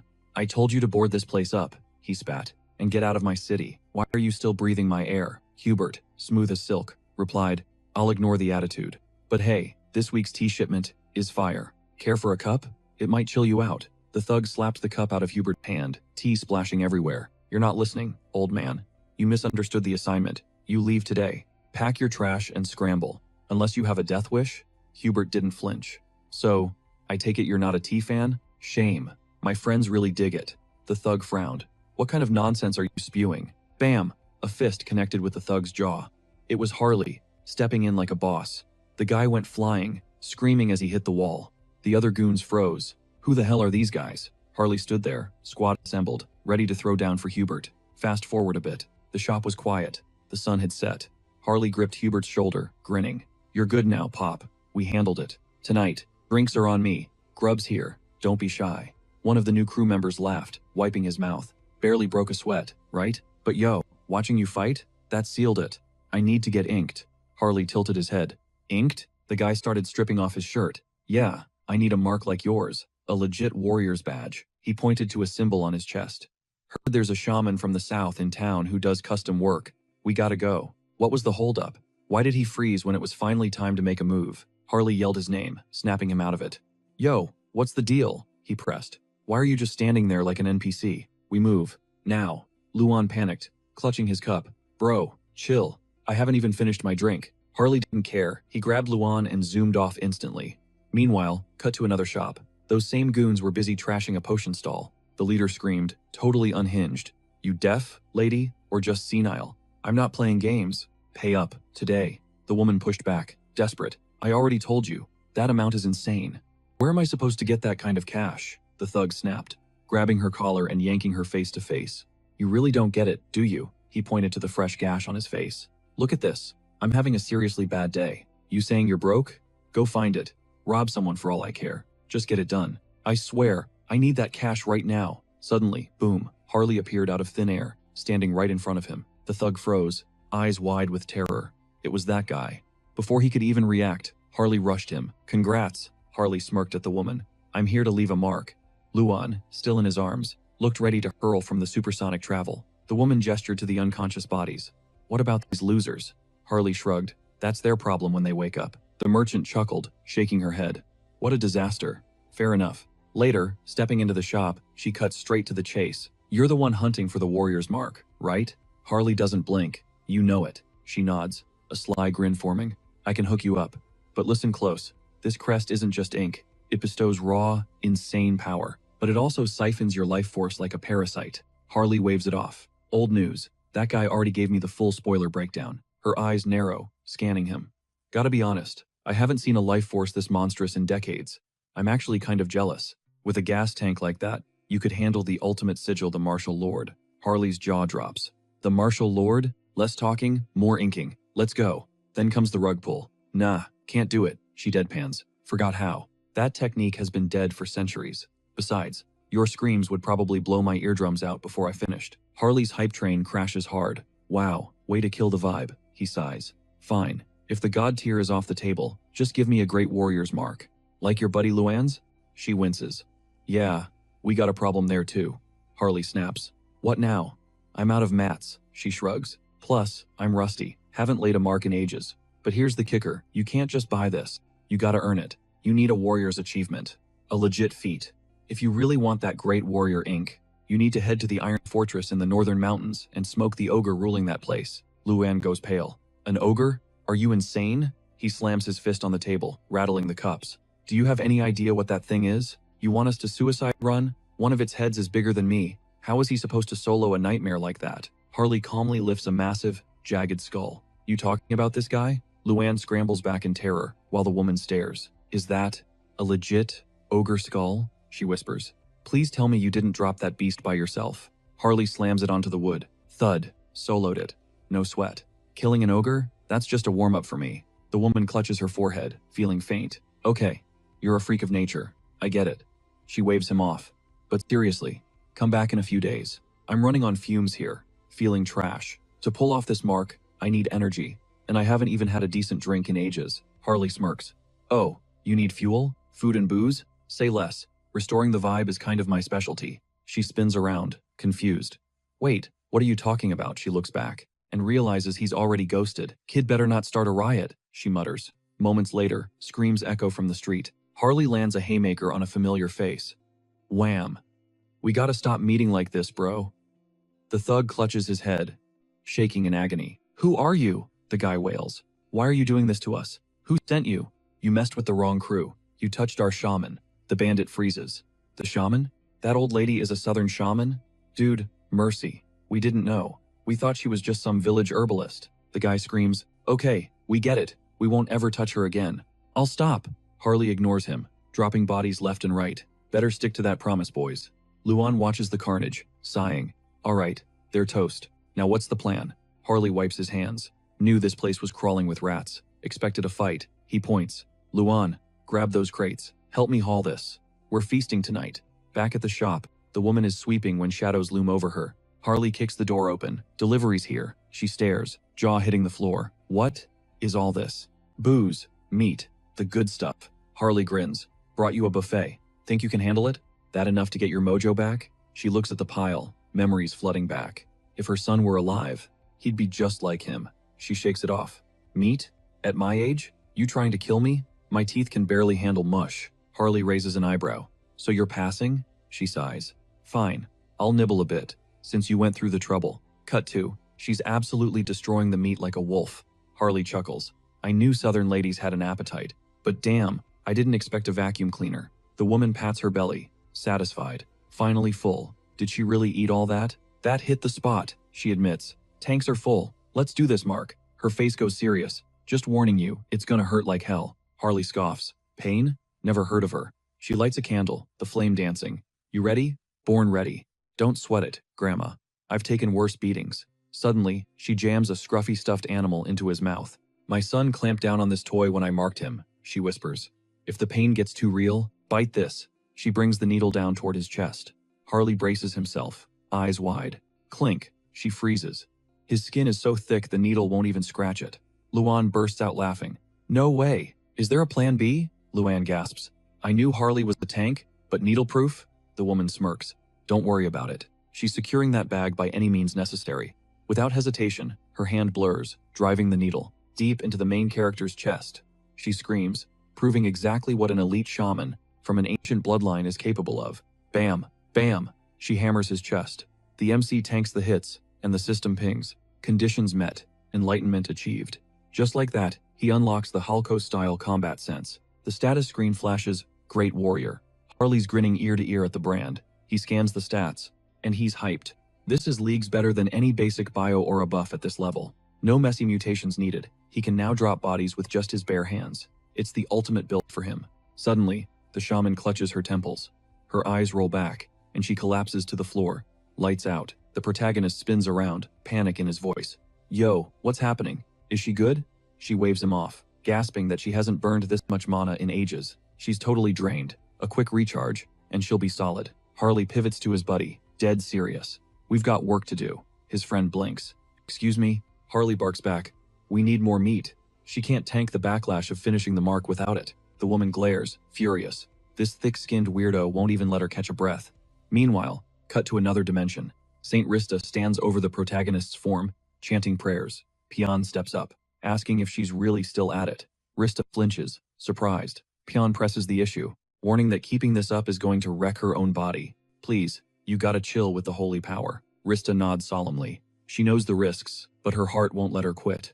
That nightmare is still on replay in her head. He marched out to face the immortal king and refused to back down. Pion watches her, whispering that it feels like witnessing the origin story of a new legend. Gasping, Rista covers her mouth, realizing Sir Heinrich is the chosen one. Pion mutters, "You're really hyping him up, Your Grace." Suddenly, Heinrich stirs. Both of them freeze.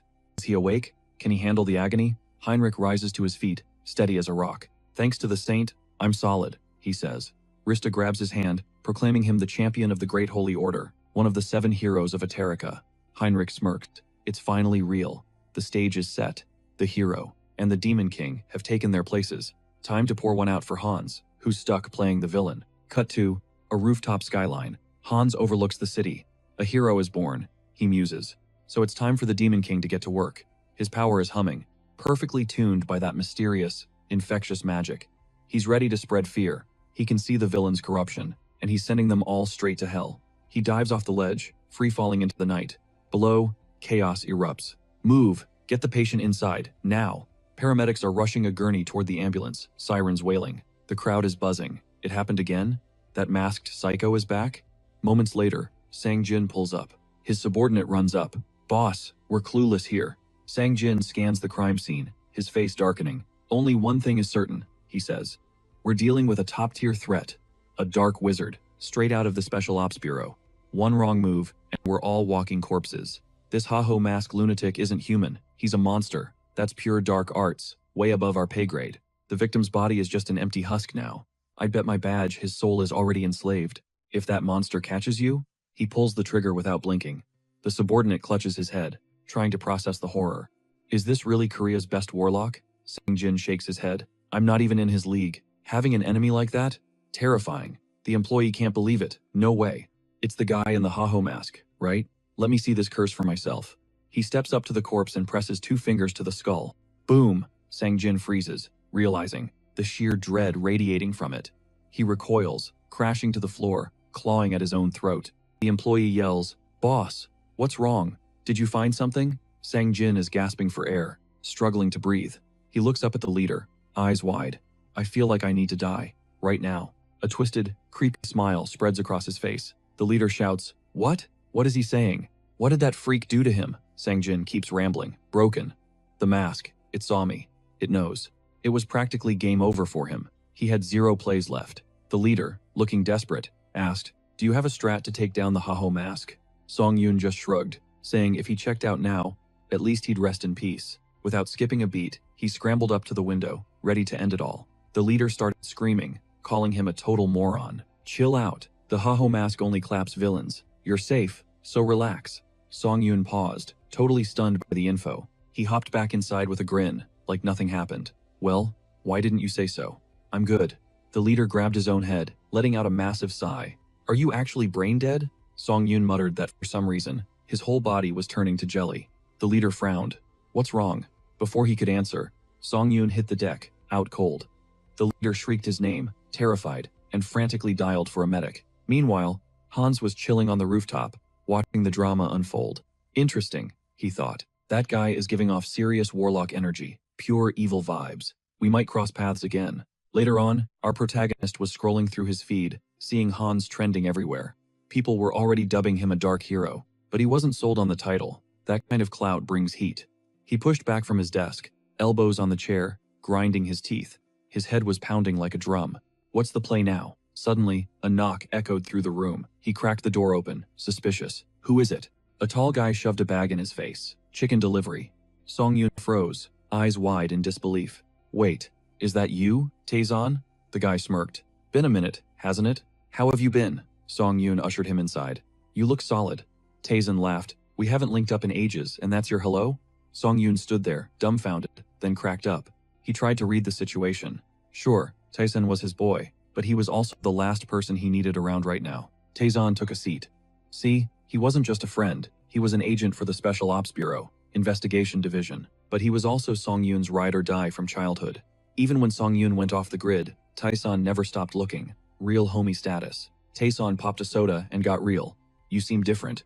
Finally found a reason to keep going? Song Yun grabbed a drumstick, mumbling, can't stay stuck in the past forever, right?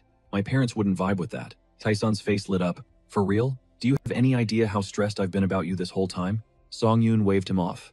Relax. It's not that deep. I've even started touching grass recently. Taezan's jaw basically hit the floor. No way. You? Song Yun just thanked him. Taezan blinked, confused. Say what? Song Yun got sentimental. Back when I was at rock bottom, you always showed up. Taezan cracked another soda, looking relieved. Seeing you like this, I can finally get something off my chest. Song Yun looked puzzled. Taezan handed him a drink and asked, you know why I joined the investigation department, yeah? Song Yun's expression darkened. He stayed quiet. Taezan broke it down. I was basically a son to your parents. After they passed in that accident, I signed up.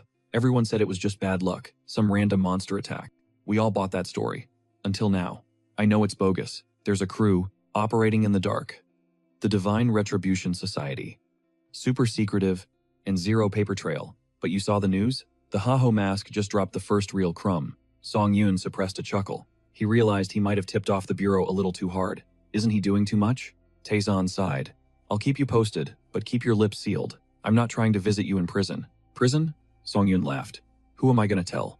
Then he pivoted. I heard the Ha-Ho mask is legit. That's why the Bureau wants him, right?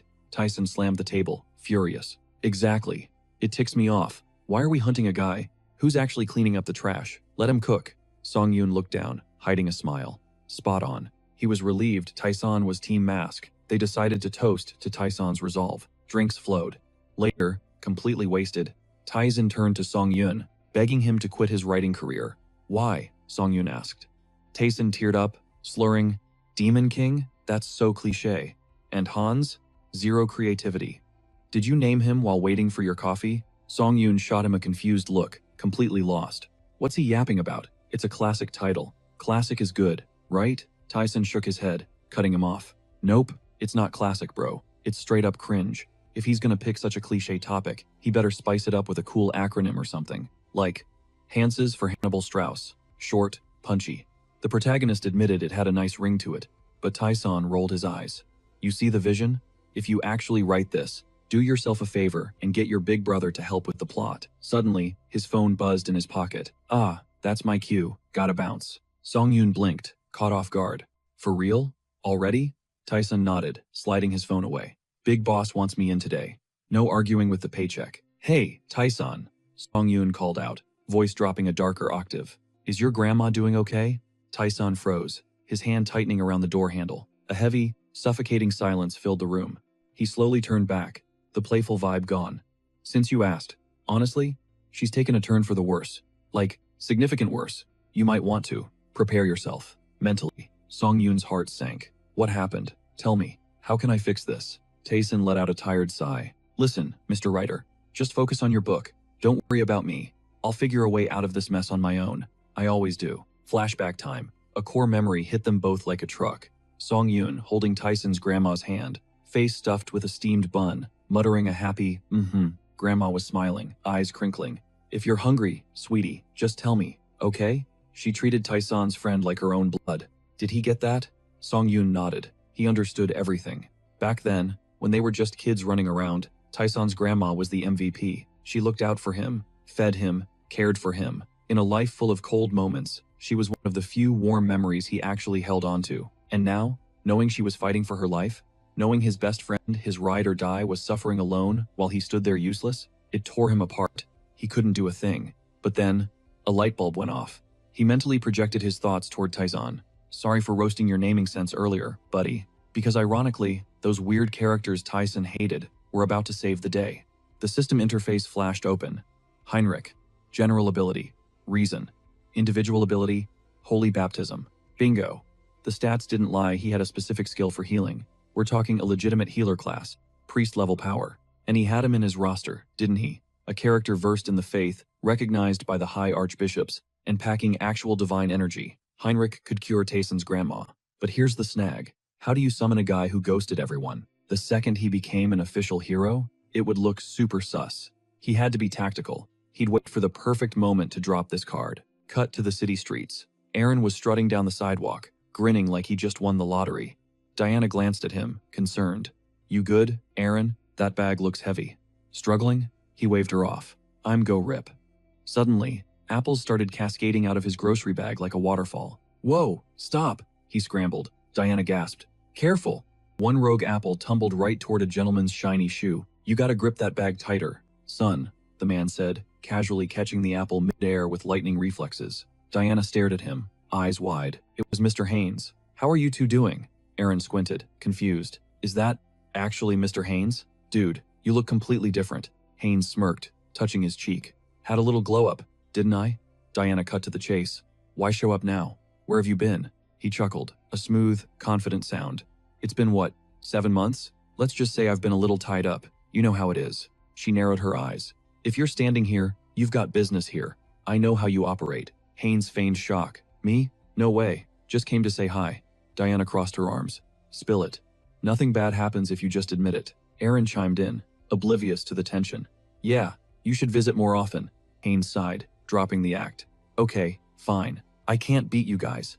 He turned his gaze to Diana, expression turning serious. I need to be your employer again. Your intel skills? I need them back on the payroll. Clink. He flipped 2 gold coins into her hand. Diana's face lit up with a grin.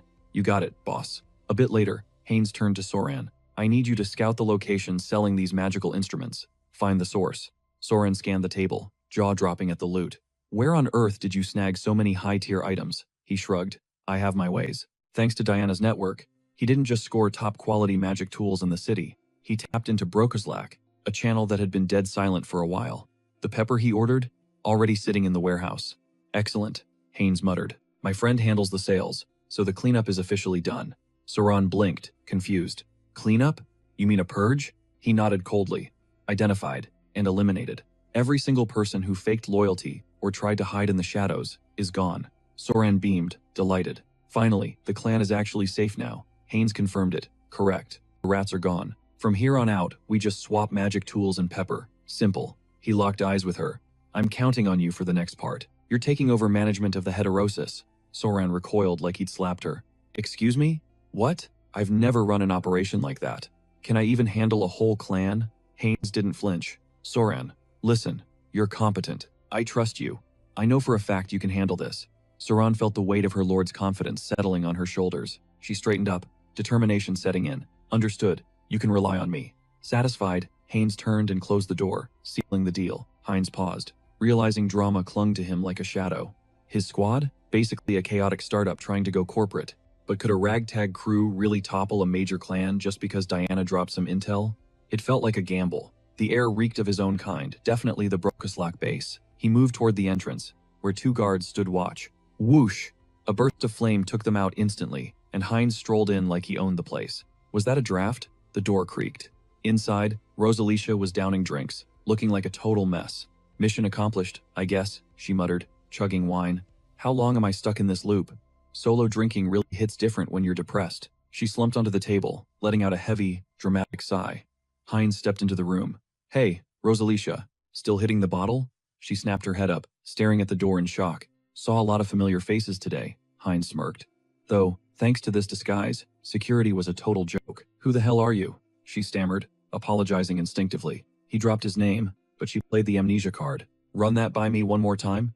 She kept pouring that thick, crimson liquid into her glass. "Well, since a guest crashed my pity party, I gotta play nice," she said, sliding a glass over, freshly squeezed. "Enjoy." Heinz looked at the cup like it was poison. "Hard pass. I'm good.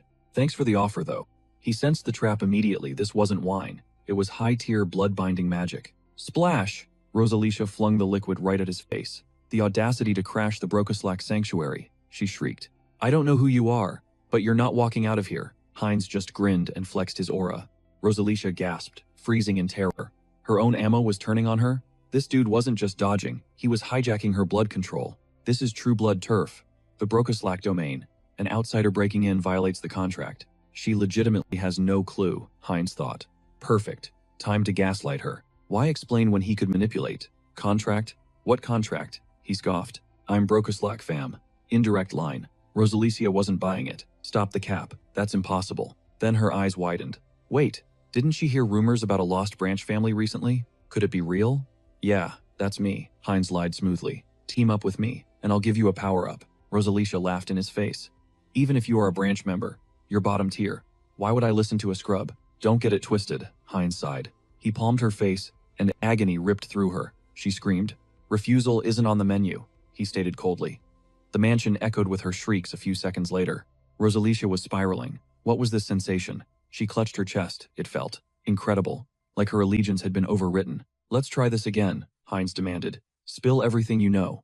Rosalicia trembled, realizing she physically couldn't disobey. "Lady Frisia?" she gasped. "She's the true blood ruler of Talaria. She's nasty. Her signature move? The demonic gaze. Do not look her in the eye." Cut to Frisia, chilling like a queen. A waiter asked, "Enjoying the human world, my lady?" She smiled. "Oh, yes.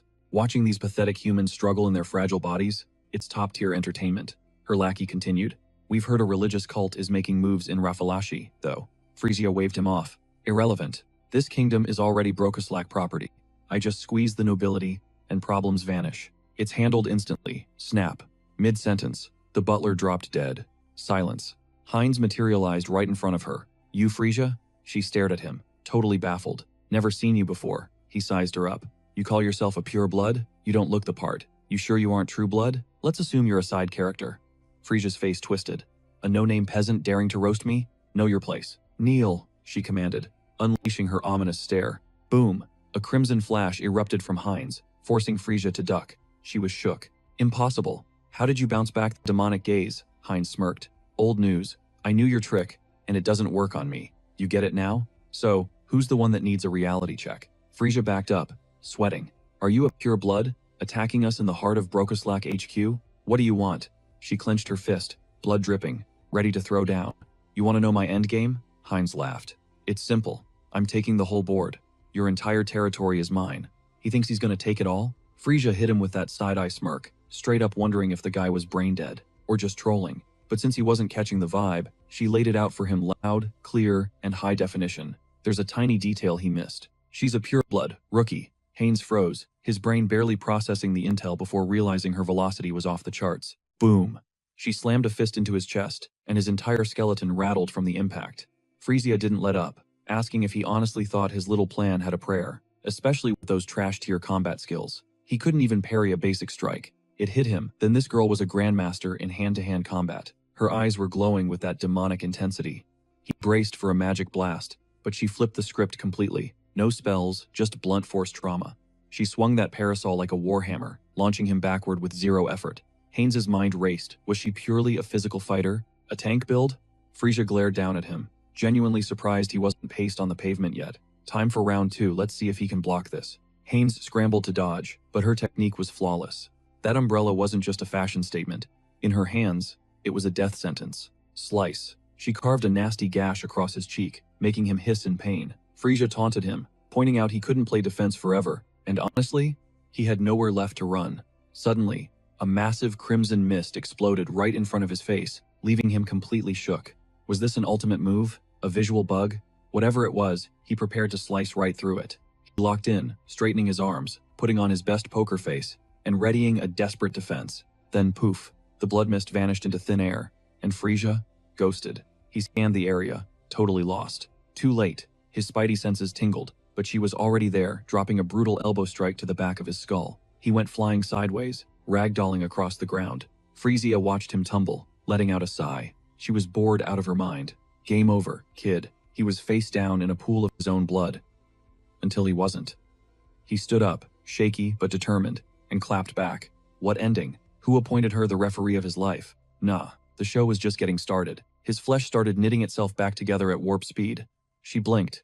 Didn't she just snap his neck? He smirked. Injuries like that were just a minor inconvenience. He called it hybrid evolution, a little upgrade she might want to pay attention to. Frisia stared at his regenerating body, absolutely floored. That was straight up insanity. Besides the Lord himself, she could count on one hand the number of purebloods who could tank a direct hit from her and keep walking. Okay, fine. She'd give him props for durability. He had potential, but the vibe was still off. Frisia caught him staring and shot him a confused look. Haynes dropped a bomb. He claimed he could power level her stats way beyond her current limits if she joined his squad. Frisia's reaction? Immediate rage. What kind of delusional nonsense was spewing out of his mouth? The audacity to insult her like that. She vowed to turn him into a living pincushion, punching so many holes in him, he'd never stand on two legs again. But mid-rage, she froze. She looked at her hands. Why was her body glitching out? A glowing magical seal erupted beneath her feet, locking her in place. Haynes smirked. Everything was going exactly according to the script. He had no choice but to activate the cheat codes. Frisia started screaming. Was this blood magic? What was he doing to her? He confessed the truth. He was garbage at martial arts because he min-maxed his build for blood magic. The red energy swirled, swallowing her whole. As he casually mentioned, he was capable of some pretty dark arts. Suddenly, agonizing pain shot through her as he dug his sharp claws directly into her neck. She shrieked, the sound tearing through the air. As Haynes aimed for her core, the crystal embedded right in her throat. He injected a dose of Rafalash straight into her system. Her scream turned into a sob, tears streaming down her face from the sheer overload. It hurt like hell. Haynes offered a half-hearted sorry, explaining that for a top-tier vampire like her, a baby dose wouldn't even tickle. As he spoke, a blinding flash of light exploded between them, and Frisia collapsed, hitting the deck hard.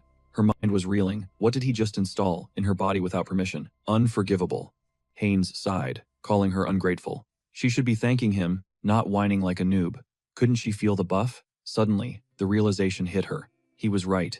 Every single cell in her body was vibrating, with new power. Her strength, reflexes, flexibility, her stats had just skyrocketed. She had achieved a new stage of evolution. He looked down at her. Ready to say thank you yet? Frisia admitted to herself that, yeah, maybe he had a point. He gave her the power to end this fight. Instinct took over. She launched a feral punch at his face, but stopped millimeters from impact. Her brain short-circuited. Why wasn't she moving? Her body was frozen solid, paralyzed, like she was wrapped in invisible iron chains. This was the authority of the Bloodlord. Her free will? Gone. She was his puppet now. Frisia's mind raced. Impossible. Even with the sanctified blood, how could he hack her biology like this? Haynes leaned in with the bad news. For him, nothing is impossible. And now, it was time for the million-dollar question. Where is the lord of your clan? Frisia stood there, totally paralyzed by the question. She tried to lock her jaw, to bury the secret deep, but her willpower snapped. Against every instinct, she screamed, Duke Bright's estate. The moment the words left her lips, she froze, betrayed by her own voice.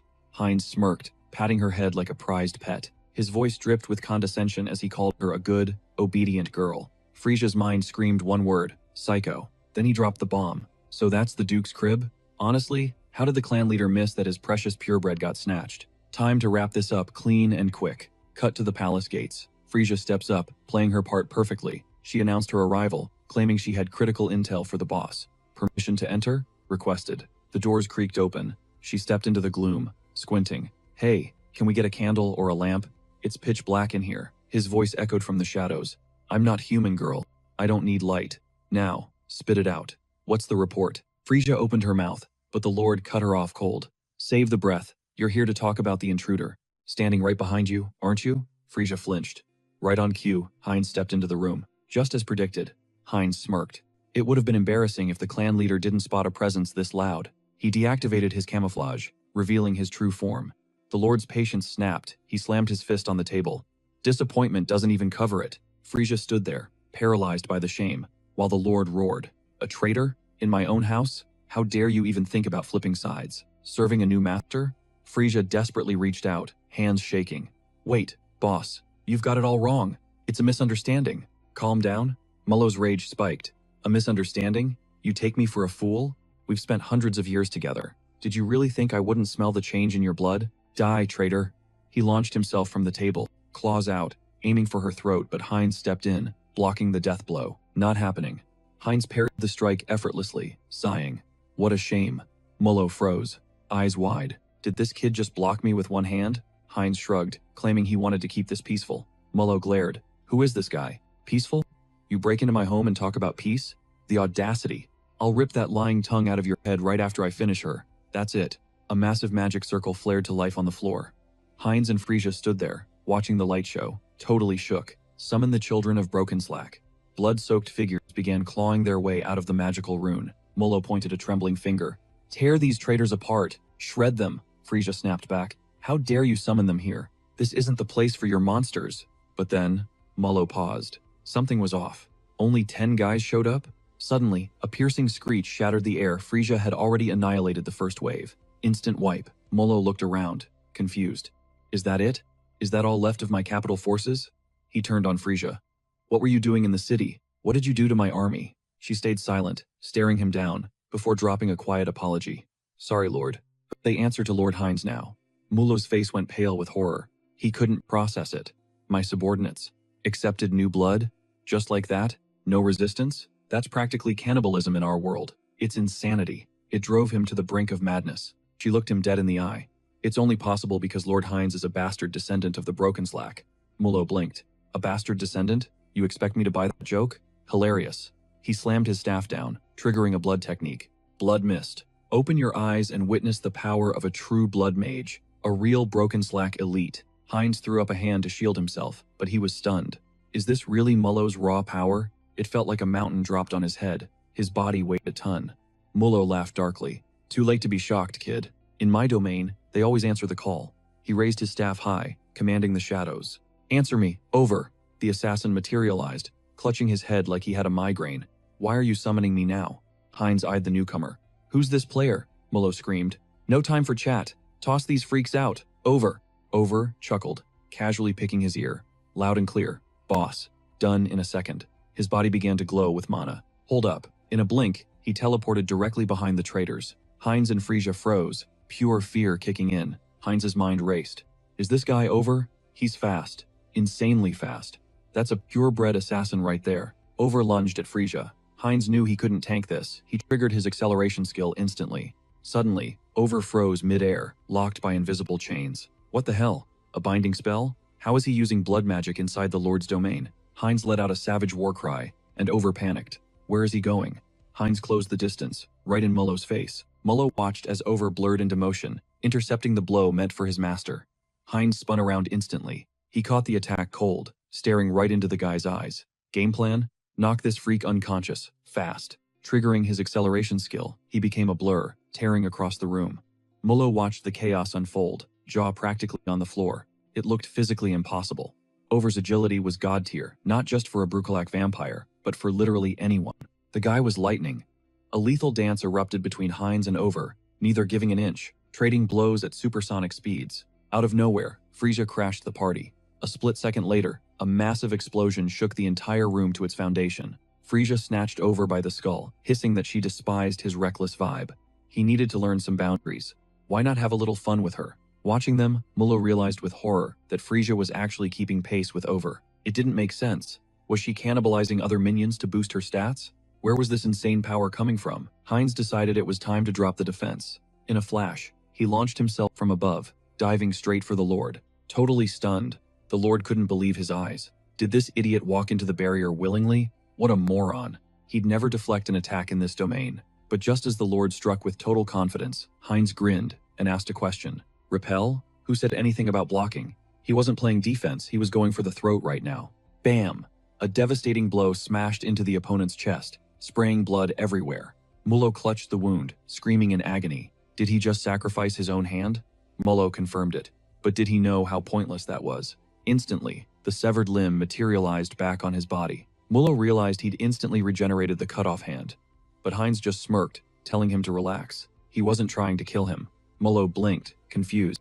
Doesn't want to kill? Heinz leaned in close and whispered the truth. What was the endgame here? Suddenly, Heinz roared at the top of his lungs. He was taking the title for himself. Time blurred after that showdown. Later, Inside a lavish palace room, a solitary coffin sat dead center. Inside lay a breathtaking vampire girl with flowing hair. Her eyes snapped open, and she cried out. Staring at her own hands, she mumbled about being exhausted, needing more rest. It felt like nothing could save her now, but she sensed a disturbance. Something terrible had happened to her children. One look, and the grim reality hit her. Back in the night, Heinz ordered his enemy to freeze. He channeled his magic, preparing a dark ritual. He injected a palace staffer with Rafflesia. As the guy screamed in agony, one of the girls warned him. If he couldn't handle the heat, he needed to bail, fast. The guy's body shook violently. Frisia signaled it was time to move on. Afterward, Heinz wiped the sweat from his brow, exhaling deeply. This felt like an eternity. He turned to Mullo. Did he seriously care about every grunt in the capital? Mullo didn't hesitate. Yes, the rest could be summoned systematically. Heinz asked for clarification, warning him to watch that attitude. Mullo insisted it was more efficient. Heinz realized the clan lord's presence was the ultimate cheat code for solving problems, which definitely ticked off the lord. Still, Heinz's hypothesis was dead on. Using high-level Rafflesia was too risky, so he forced it directly into their bloodstream instead. It tanked their levels, allowing him to extract the blood source. They were reset, like they'd been bitten just yesterday. Accidental vampires, starting from zero, grinding their way up from the bottom. This world operated on different rules. Suddenly, he pivoted to Mullo, who snapped to attention like a loyal soldier. Yes, he ordered him to manage the gathering from all regions. Mullo accepted the mission but added one requirement. He needed intel on the continent. Mullo blinked. Wait, he wanted continental intelligence? Heinz told him to build a spy network or cut a deal with one. Didn't matter how, just get it done. This was critical. He had high expectations. As Heinz exited, the Lord mentioned hearing Frisia's earlier comment about uniting the bloodsuckers and becoming king. Heinz had the skills, so the Lord was fully backing this play. He bowed in respect. Heinz smirked, saying he was counting on it. But the second he left the room, the fear kicked in. Slumping against the door, he panicked. Did he actually say that out loud? He was definitely getting carried away. Still, building an army wasn't the worst idea. That's just how the Vampire King rolls. Time to draft a serious strategy. Sometime later, a new day broke. The protagonist shouted in victory. Yes! He'd chisel that jawline, sharpen the bone structure, finally getting the look he wanted. He was an immortal king. He had to look the part. Everything clicked. Satisfied, he stood up from his computer desk. The announcement drops. The roguelike vampire stage is officially live, signaling the start of the ultimate grind session. First stop, the Karma Store. A glance at the dashboard shows a massive bank.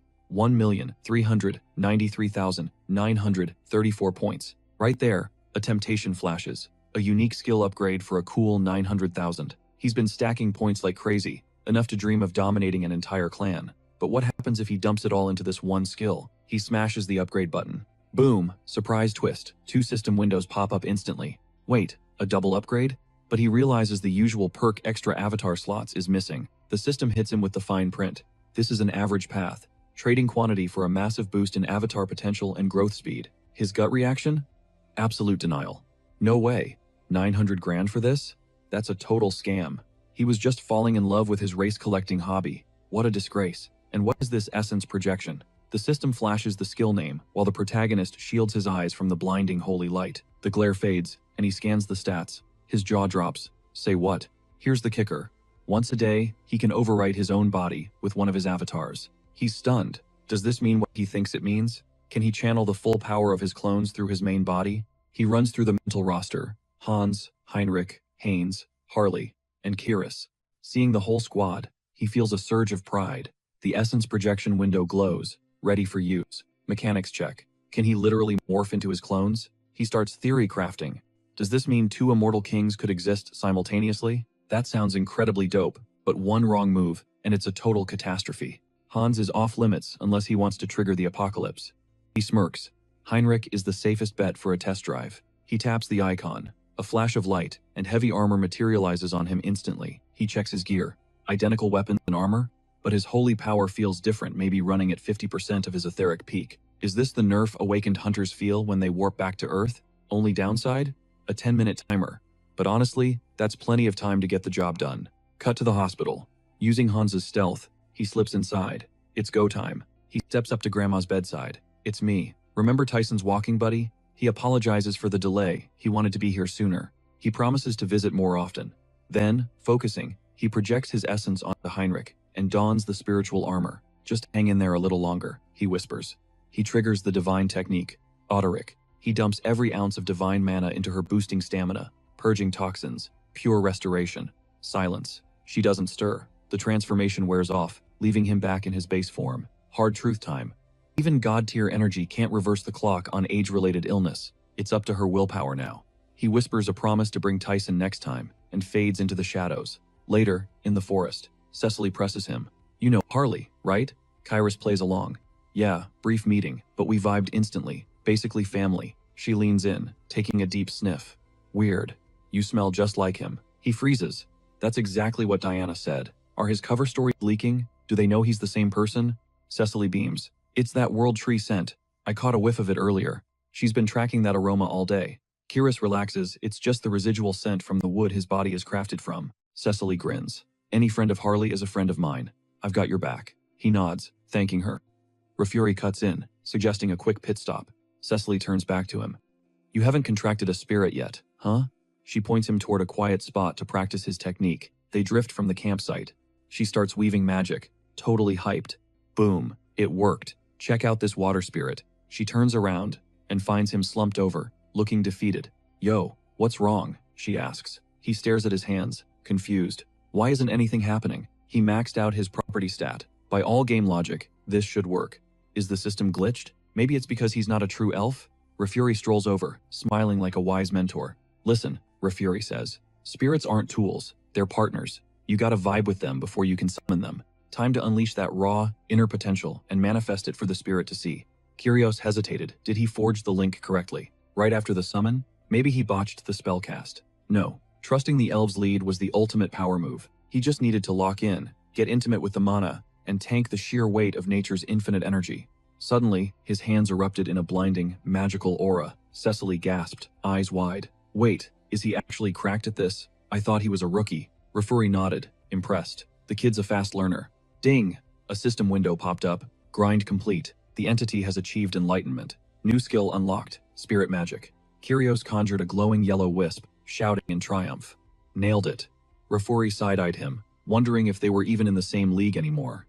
You're leveling up so fast, she quipped. It actually feels like a personal betrayal. He chuckled, thanked her, and smirked time to take the next step toward becoming a full-blown spirit mage. He dubbed the little wisp Watt. As the sun dipped and shadows stretched, Rafuri announced that from now on, he was the designated flashlight. Listen up. Every forest, every root, is hardwired to the mother tree, the world tree. And we, high elves, we're nature's favorites, so we can fast travel to any forest instantly by tapping into that network. Pretty sure Cecily has the admin codes for that too. Kyrios, absolutely shook, trailed after her. Hold up, what? A literal biological highway connecting every forest on the map? So, it's basically a massive, organic teleportation grid. That is wildly more efficient than those clunky warp gates the Great Divine Order makes you install. Is this the World Tree's true flex? Moments later, Rafuri signaled their arrival. Boom! The World Tree loomed ahead, an absolute titan of nature. Kyrios craned his neck, stunned. It was colossally bigger than he'd imagined. He turned to the girl. First time seeing the big guy, right? She didn't answer.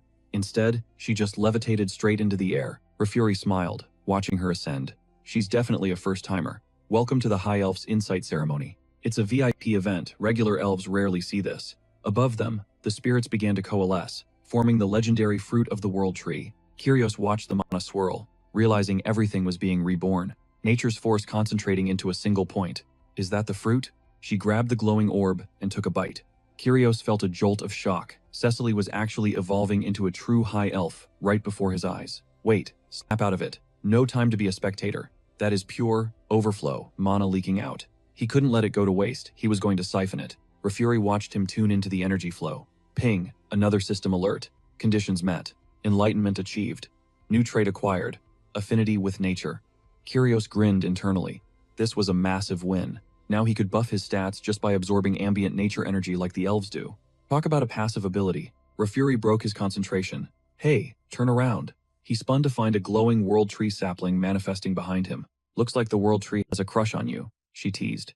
Usually, these sacred loot drops only appear during the insight ceremony. Extremely rare drop rate. You can craft it into a weapon or gear. Kyrios connected the dots. So, I must have snagged a sacred relic during my own ceremony back in the day. No way. It's the exact same item type. Should I give it back? Rafuri waved him off. Not at all. Your relic got crafted into that ring you used to propose to your wife. And now, you've passed the legacy to your daughter. Curios stood there, stunned. He proposed with a literal god-tier artifact? That past version of himself was way smoother than he gave him credit for. Absolute romantic genius. Before he could dwell on his past riz, the insight ceremony wrapped up. Elven attendants caught the girl as she drifted down, fast asleep. Let Miss Cecily rest, he whispered. That massive energy spike needs to stabilize. Honestly, what a relief. I'm about ready to file for retirement. And finally, a new high elf shows up. Rafuri sighed.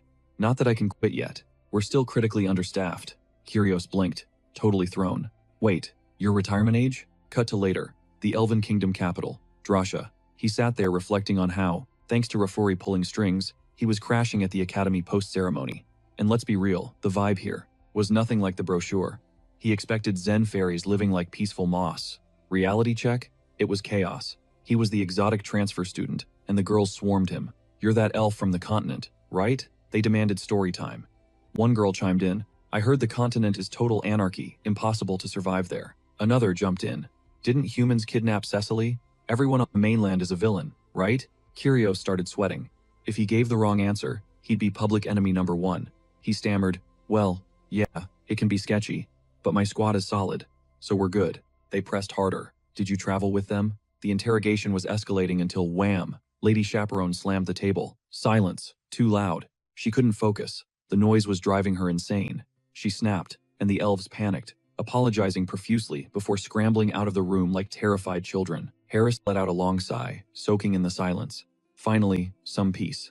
He nodded at her, genuinely grateful for the assist. But she didn't want his thanks. She wanted to roast him. She called him worthless, acting like they'd dragged some random NPC scavenger in from the gutter. Harris stood there, totally confused. Why was she so triggered? There's always that one high-strung elite student in every academy arc, isn't there? Could he actually survive this place? Meanwhile, over in the capital, Lafori was holding a stack of documents, looking serious. He announced that was the last of the intel regarding their dealings with the Great Divine Order. They'd also leaked the rumors about the new immortal king to every other race on the Enamel continent. The hype train had left the station. Matilda raised an eyebrow. Was this immortal king really capable of teleporting anywhere? If so, he could drop into their territory at any second. Lafori held his ground, insisting that Lady Cecily's sudden appearance was part of a bigger destiny. It wasn't just random luck. Wasn't it time to hang up the cape? She agreed with a knowing smirk, noting that this retirement plan would fix one of their biggest headaches. By the way, word on the street was that a cracked elf had arrived alongside Lady Cecily. Lafori nodded, confirming the rumors. The guy had already caught the World Tree's attention. He wasn't just good, he had S-tier talent and insane potential. He was a speedrunner when it came to learning. With the right academy build, Lafori was convinced this guy would reach god-tier status. Matilda smiled, teasing him for sounding like a total fanboy. Lafori admitted he was banking on the guy completing his basic training. He hoped the guy was crushing it. A gentle soul like Mr. Harris deserved a win, and he'd be a massive asset. Cut to Harris, vibing on a bench, thinking about how perfect the day was, just living his best life. Maybe it was the World Tree's buff? The weather was crisp, the air was pure, and everything felt high definition. The elves were singing in the background. Honestly, he considered just retiring right now and embracing this chill NPC lifestyle. Suddenly, Chaperone stomped over, shattering the mood. She lectured him, saying he didn't have the privilege to just idle and leech off the World Tree's mana. For a former mercenary, his game sense was trash. Did he not realize they were in the splash zone of the World Tree? That's pure nature energy. Elves with high stats and sensitivity could get mana drunk on the vibes and turn into lazy slobs. Harris blinked. Was that why he felt so relaxed? He just thought he was a nature lover, not intoxicated by magic. Chaperone snapped, asking if his ears were just for decoration. He clearly didn't know the meta. She shoved her textbook at him. She dumbed it down, so even a low-level scrub like him wouldn't crash and burn. If he tanked the class average, she would absolutely destroy him. No mercy. She spun around, flipping her hair in disgust, and marched off. Harris actually flinched. Okay, maybe she wasn't a villain, just intense. Then he saw it, the ring. He stared at her hand. Was that ring channeling the World Tree? No way she had a sacred relic. Was she some kind of royalty? She looked vaguely familiar, triggering a massive sense of déjà vu. Then it hit him like a truck. His eyes went wide with shock. Core memory unlocked. That was the ring he gave his own daughter. At that exact second, Chaperone turned back, glaring. She couldn't fathom why her father hyped up this idiot so much. Harris sighed, the irony hitting him. Chaperone was Lafori's kid. Talk about a personality clash. The apple fell miles from the tree. And clearly, she hated his guts. Still, Her notes were actually solid. Harris cracked open the book, wondering if he should actually try hard this tutorial. He summoned a fire spirit, Kali, and a wind spirit, Pascal. He'd done this before, it was just muscle memory. Even Watt, the spirit he dominated last time, had ranked up. The XP gain in this place was broken. Coming to the Elven Kingdom was the meta play. Alright, new plan. Keep a low profile, don't start drama. If he didn't trigger Chaperone, everything would be chill, right? Cut to a little later. Of course, they ended up sitting right next to each other in class. Harris wondered what bad karma led him here. 10 minutes in, the teacher dropped a bomb. Spirit connection was key, but there was a cheat code to max out that bond. Singing and dancing. The festival for High Elf Lady Cecily was coming up, and they needed to bring the heat. They booked a main stage in the capital. Harris thought about it. Cecily would probably love a show like that. It had been ages since he performed. Maybe it was time to drop the disguise and show them his true charisma. The teacher killed that thought immediately. Since they had a transfer student, this was now a group project. Mandatory team-up.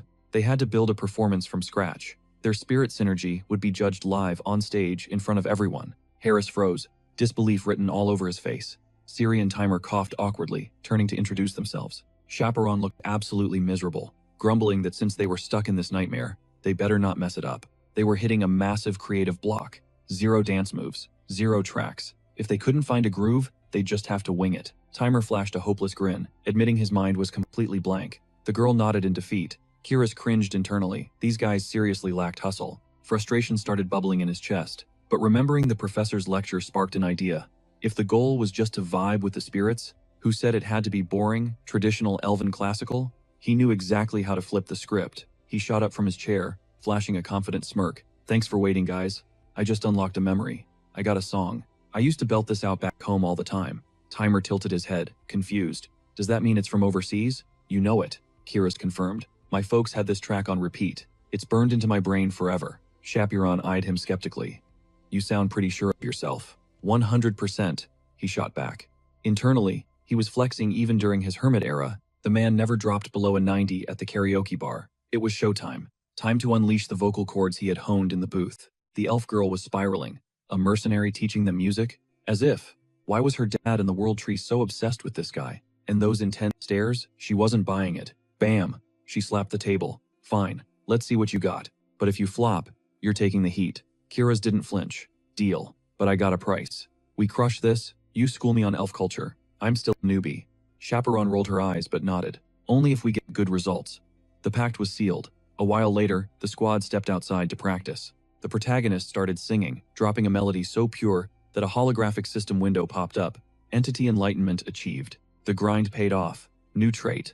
Melody of harmony unlocked. He felt the shift. His vocals were rock solid, like the force of nature itself was holding the mic for him. Timer's jaw hit the floor. Bro, I've never heard a track like that. That was insane. Meanwhile, Shapiran looked like her brain was short-circuiting. Her spirits were vibing to this. Baseless pop music?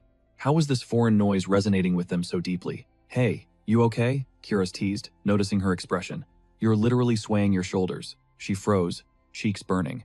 When was I doing that? Suddenly, ding. Kyrus's spirits leveled up to low rank right there. He watched in awe as Kali and Pascal evolved, glowing just like Watt. And then, the real magic happened. A magical aura exploded around him, and out popped Decibel, the spirit of sound.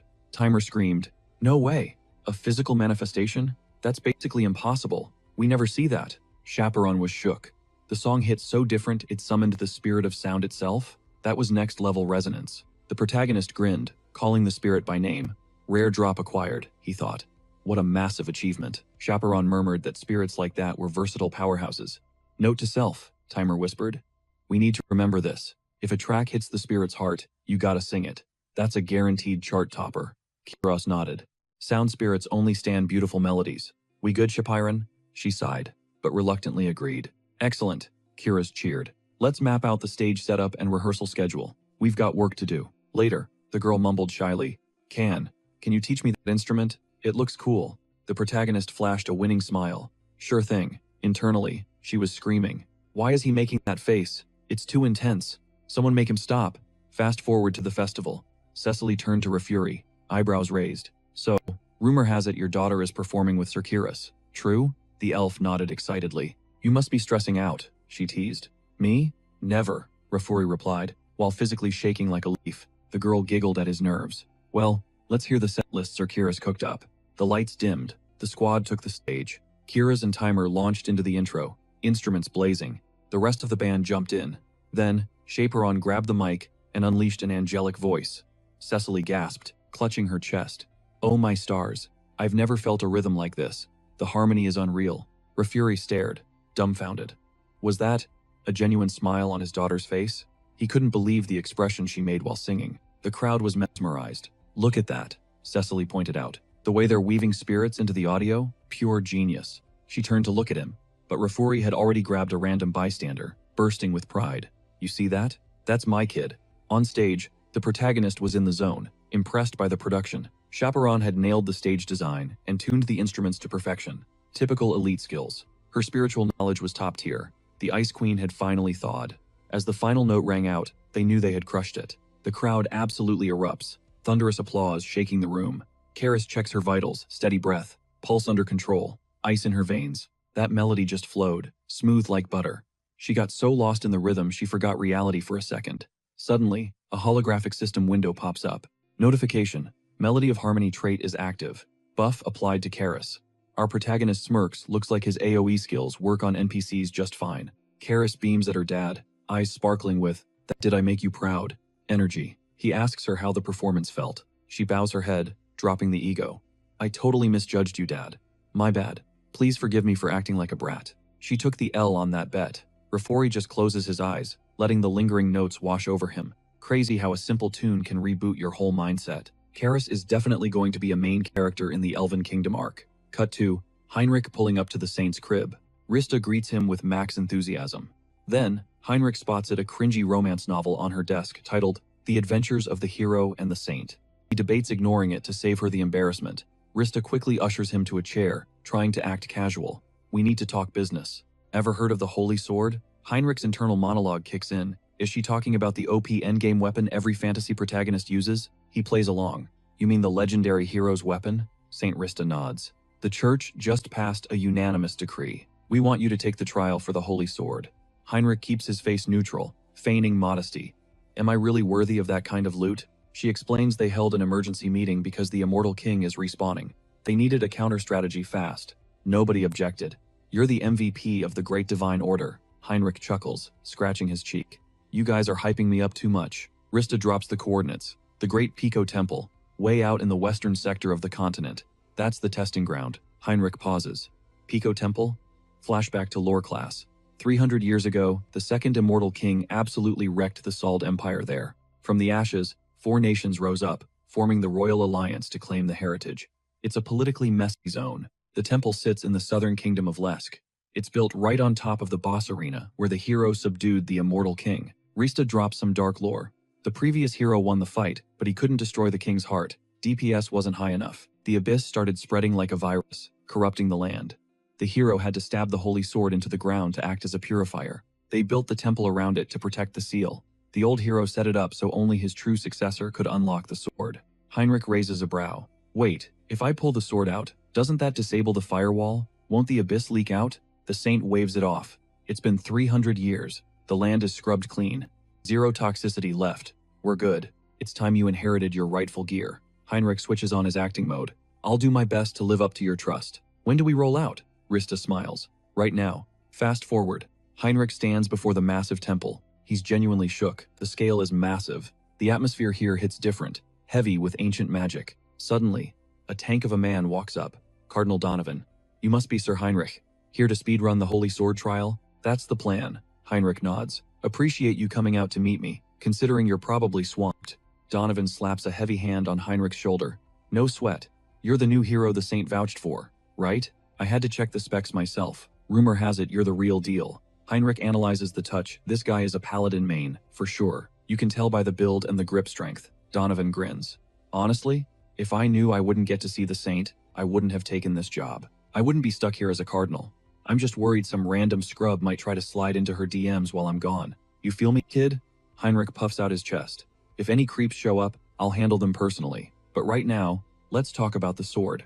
Donovan gets serious. "Listen, I gotta give you the disclaimer first. This trial is a once-a-year event. Tons of paladins have tried to grind this quest and failed miserably. You really think you got the skills to clear it?" Heinrich flashes a confident smile. Don't stress about it. I'm walking in there with total faith that God is watching my back. The cardinal looks stunned. Damn. Didn't think kids these days had that kind of devotion. You really are hero material. Heinrich crosses his arms, thinking, yeah, God, aka my plot armor will carry me. They start heading down into the temple's basement. It goes way deeper than expected. Heinrich wonders if the depth is part of the containment protocol. Donovan asks, you know the rules? Yeah, Heinrich confirms. The saint briefed me. The dungeon generates a custom level for every hero. The cardinal nods. Exactly. Some speedrun it in a few hours. Others get stuck in there for weeks, grinding. Since it's procedurally generated, I can't give you a walkthrough. They arrive at a set of colossal gates. Donovan repeats the warning time is relative in there. Weeks or hours, nobody knows. No cheats, no guides. They stand before the enormous entrance. This is it. The point of no return. Last call to bail out.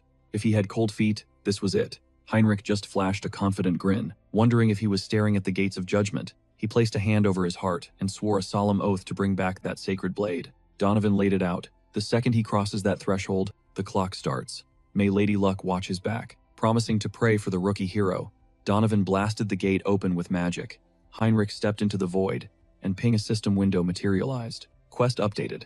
First trial of the sacred sword. Mission objective. Reach the finish line before the timer hits 0. They said these tests were tailored to the hero, but man, this was brutal right out of the gate. The exit vanished. Gone. Just an endless path forward or backward. Which way leads to survival? Heinrich triggered his blessing jump skill, launching into a lightning-fast sprint.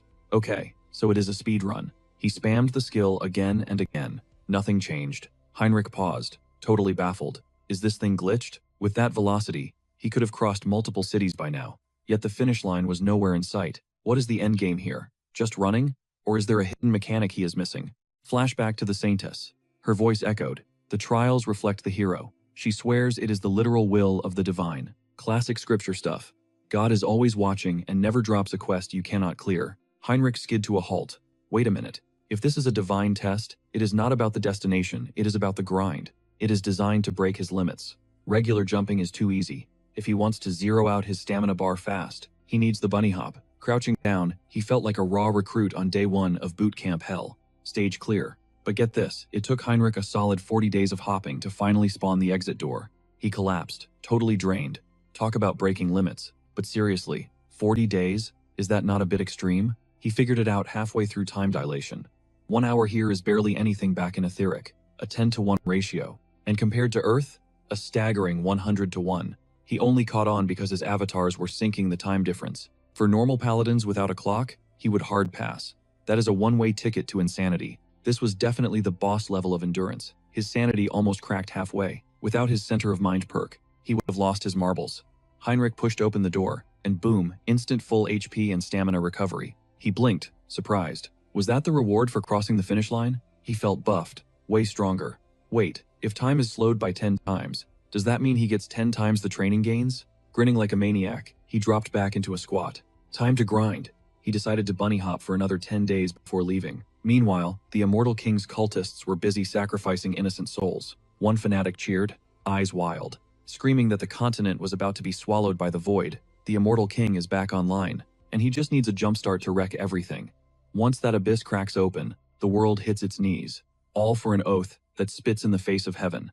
Cut back to Heinrich. He stepped into the second trial zone, a solemn, creepy chapel. A chapel? Gotta be a prayer test, right? Right on cue, the system window popped up. Second trial. Pray to the god. Heinrich clasped his hands together, analyzing the setup. This felt like a recycled question from a past exam. A classic check of faith and divine mana. With his stats, this should be a total cakewalk. Just pump some energy into the symbol, and boom, passed. How is this? He dumped energy into the symbol. 0 reaction. Okay, plan B. Heinrich activated Mind Center and Persona, syncing up a massive prayer circle with all his avatars. He focused every ounce of spiritual juice, converting it into raw faith. Still not enough? Fine. Time for the nuclear option. He synced the power from his main body. Instantly, a blinding divine aura exploded around him. Ping. Conditions met. Enlightenment achieved. New skill unlocked. Blessing effort. The energy stabilized. His mana cap just skyrocketed. He has got to be on the Archbishop's level now, right? Another window flashed. Trial 2 cleared. Proceed to the next level. He grinned. Too easy, right? Next up, Heinrich stepped through the portal and spawned into a world of pure darkness. Objective, Eliminate the hostile. But where is he? Suddenly, he spotted a robed figure floating in the sky. It looked dead familiar. Where had he seen that guy before? Oh right, one of the old immortal king's lackeys. The archlich materialized from the shadows, towering over him. A temple hunter? Seriously? How did you survive this deep into the dungeon? Heinrich analyzed the threat. The vibe was giving him Major Han's energy back, before his awakening. Still, sleeping on this guy would be a fatal mistake. Even a top-tier paladin would think twice about a one-on-one cage match with an archlich. The skeleton rattled. Not talkative? Fine. Then just drop dead. Die right now. Suddenly, a massive legion of the undead spawned from the ground, rushing him like a tidal wave. Heinrich sighed, watching the horde approach. One archlich is a headache. Now I have to deal with his entire fan club? He cracked a confident smirk. You were probably expecting me to panic. Sorry to disappoint, but this isn't my first rodeo. The skeleton tilted its skull, genuinely confused. What are you whispering? You're about to be deleted. Your delusion ends now. The undead mob closed the gap, but Heinrich was untouchable. He started weaving through attacks, smooth as silk. The archlich watched in disbelief. How is he dodging everything? Just crush him already. The undead army shifted gears, accelerating into a full-blown frenzy. But Heinrich just grinned. You think running away is my only move? He gripped the hilt of his blade. Flash! A burst of divine energy erupted, vaporizing a squad of monsters instantly. The skeleton gasped. Is this guy an archbishop? Heinrich teased. Whoa, since when do skeletons get scared? The archlich roared in fury. Don't get cocky. That was nothing. I'm just happy I finally get to unleash my full kit. Is this it? Let's see you handle this. He slammed his staff into the earth. Dark spirits screamed into existence, swarming the air. Heinrich didn't flinch. He charged his sword with blinding holy light. He swung, countering the darkness with zero effort. The archlich froze. He nullified all of that with a single hit? No way. Did he read my entire attack pattern? Heinrich shrugged. I wish I had hacks like that. Would make life easier. But I did have a cracked mentor, the strongest one-hit master the undead ever produced. The archlich scoffed. A personal tutor? Whatever garbage you learned, it won't save you. He was done talking. Let's see how you parry this. A massive, glowing pentagram lit up the sky, raining down magical artillery. Boom! The entire battlefield vanished under a thick cloud of dust. The archlich cackled. Gotcha. No blocking that secret technique. Heinrich's voice cut through the smoke. Was that your ult? The archlich recoiled in horror. You're still breathing? Heinrich stepped out. Obviously. Can't die if I don't get hit. The monster stepped back, terrified. This is a glitch. A lowly paladin shouldn't be able to dodge a nuke like that. It's impossible. He frantically summoned more pentagrams. Magic rained down like hellfire. Heinrich danced through the barrage, analyzing every trajectory. Logically, this doesn't add up. Even with buffs, a human shouldn't be able to tank this. But I have Hans's memories. I know every bug and weakness in dark magic. He closed the distance in a blur. Checkmate. Heinrich delivered a precise slash, severing the skeleton's legs cleanly. The archlich hit the floor.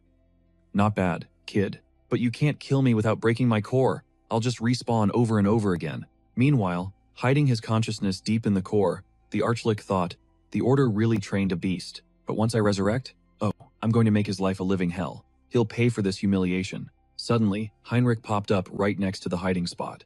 You play with dark magic and think I wouldn't track the mana flow? The archlich screamed. Wait, hold on. Smash. Heinrich crushed the core. Bye-bye. A blue system window pinged into view. Third trial. Cleared.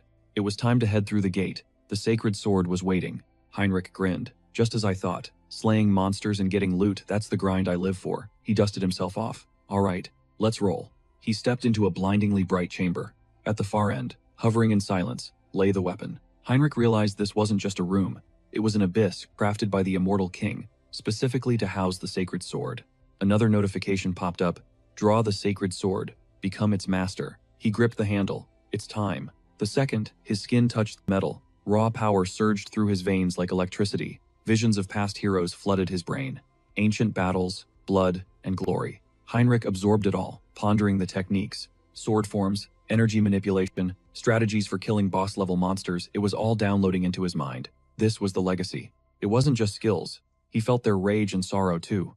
He immediately triggered his mind center skill to keep his sanity check in the green. Other holy knights might crack under this pressure, but not me. He gritted his teeth and ripped the sword from the pedestal. Ding!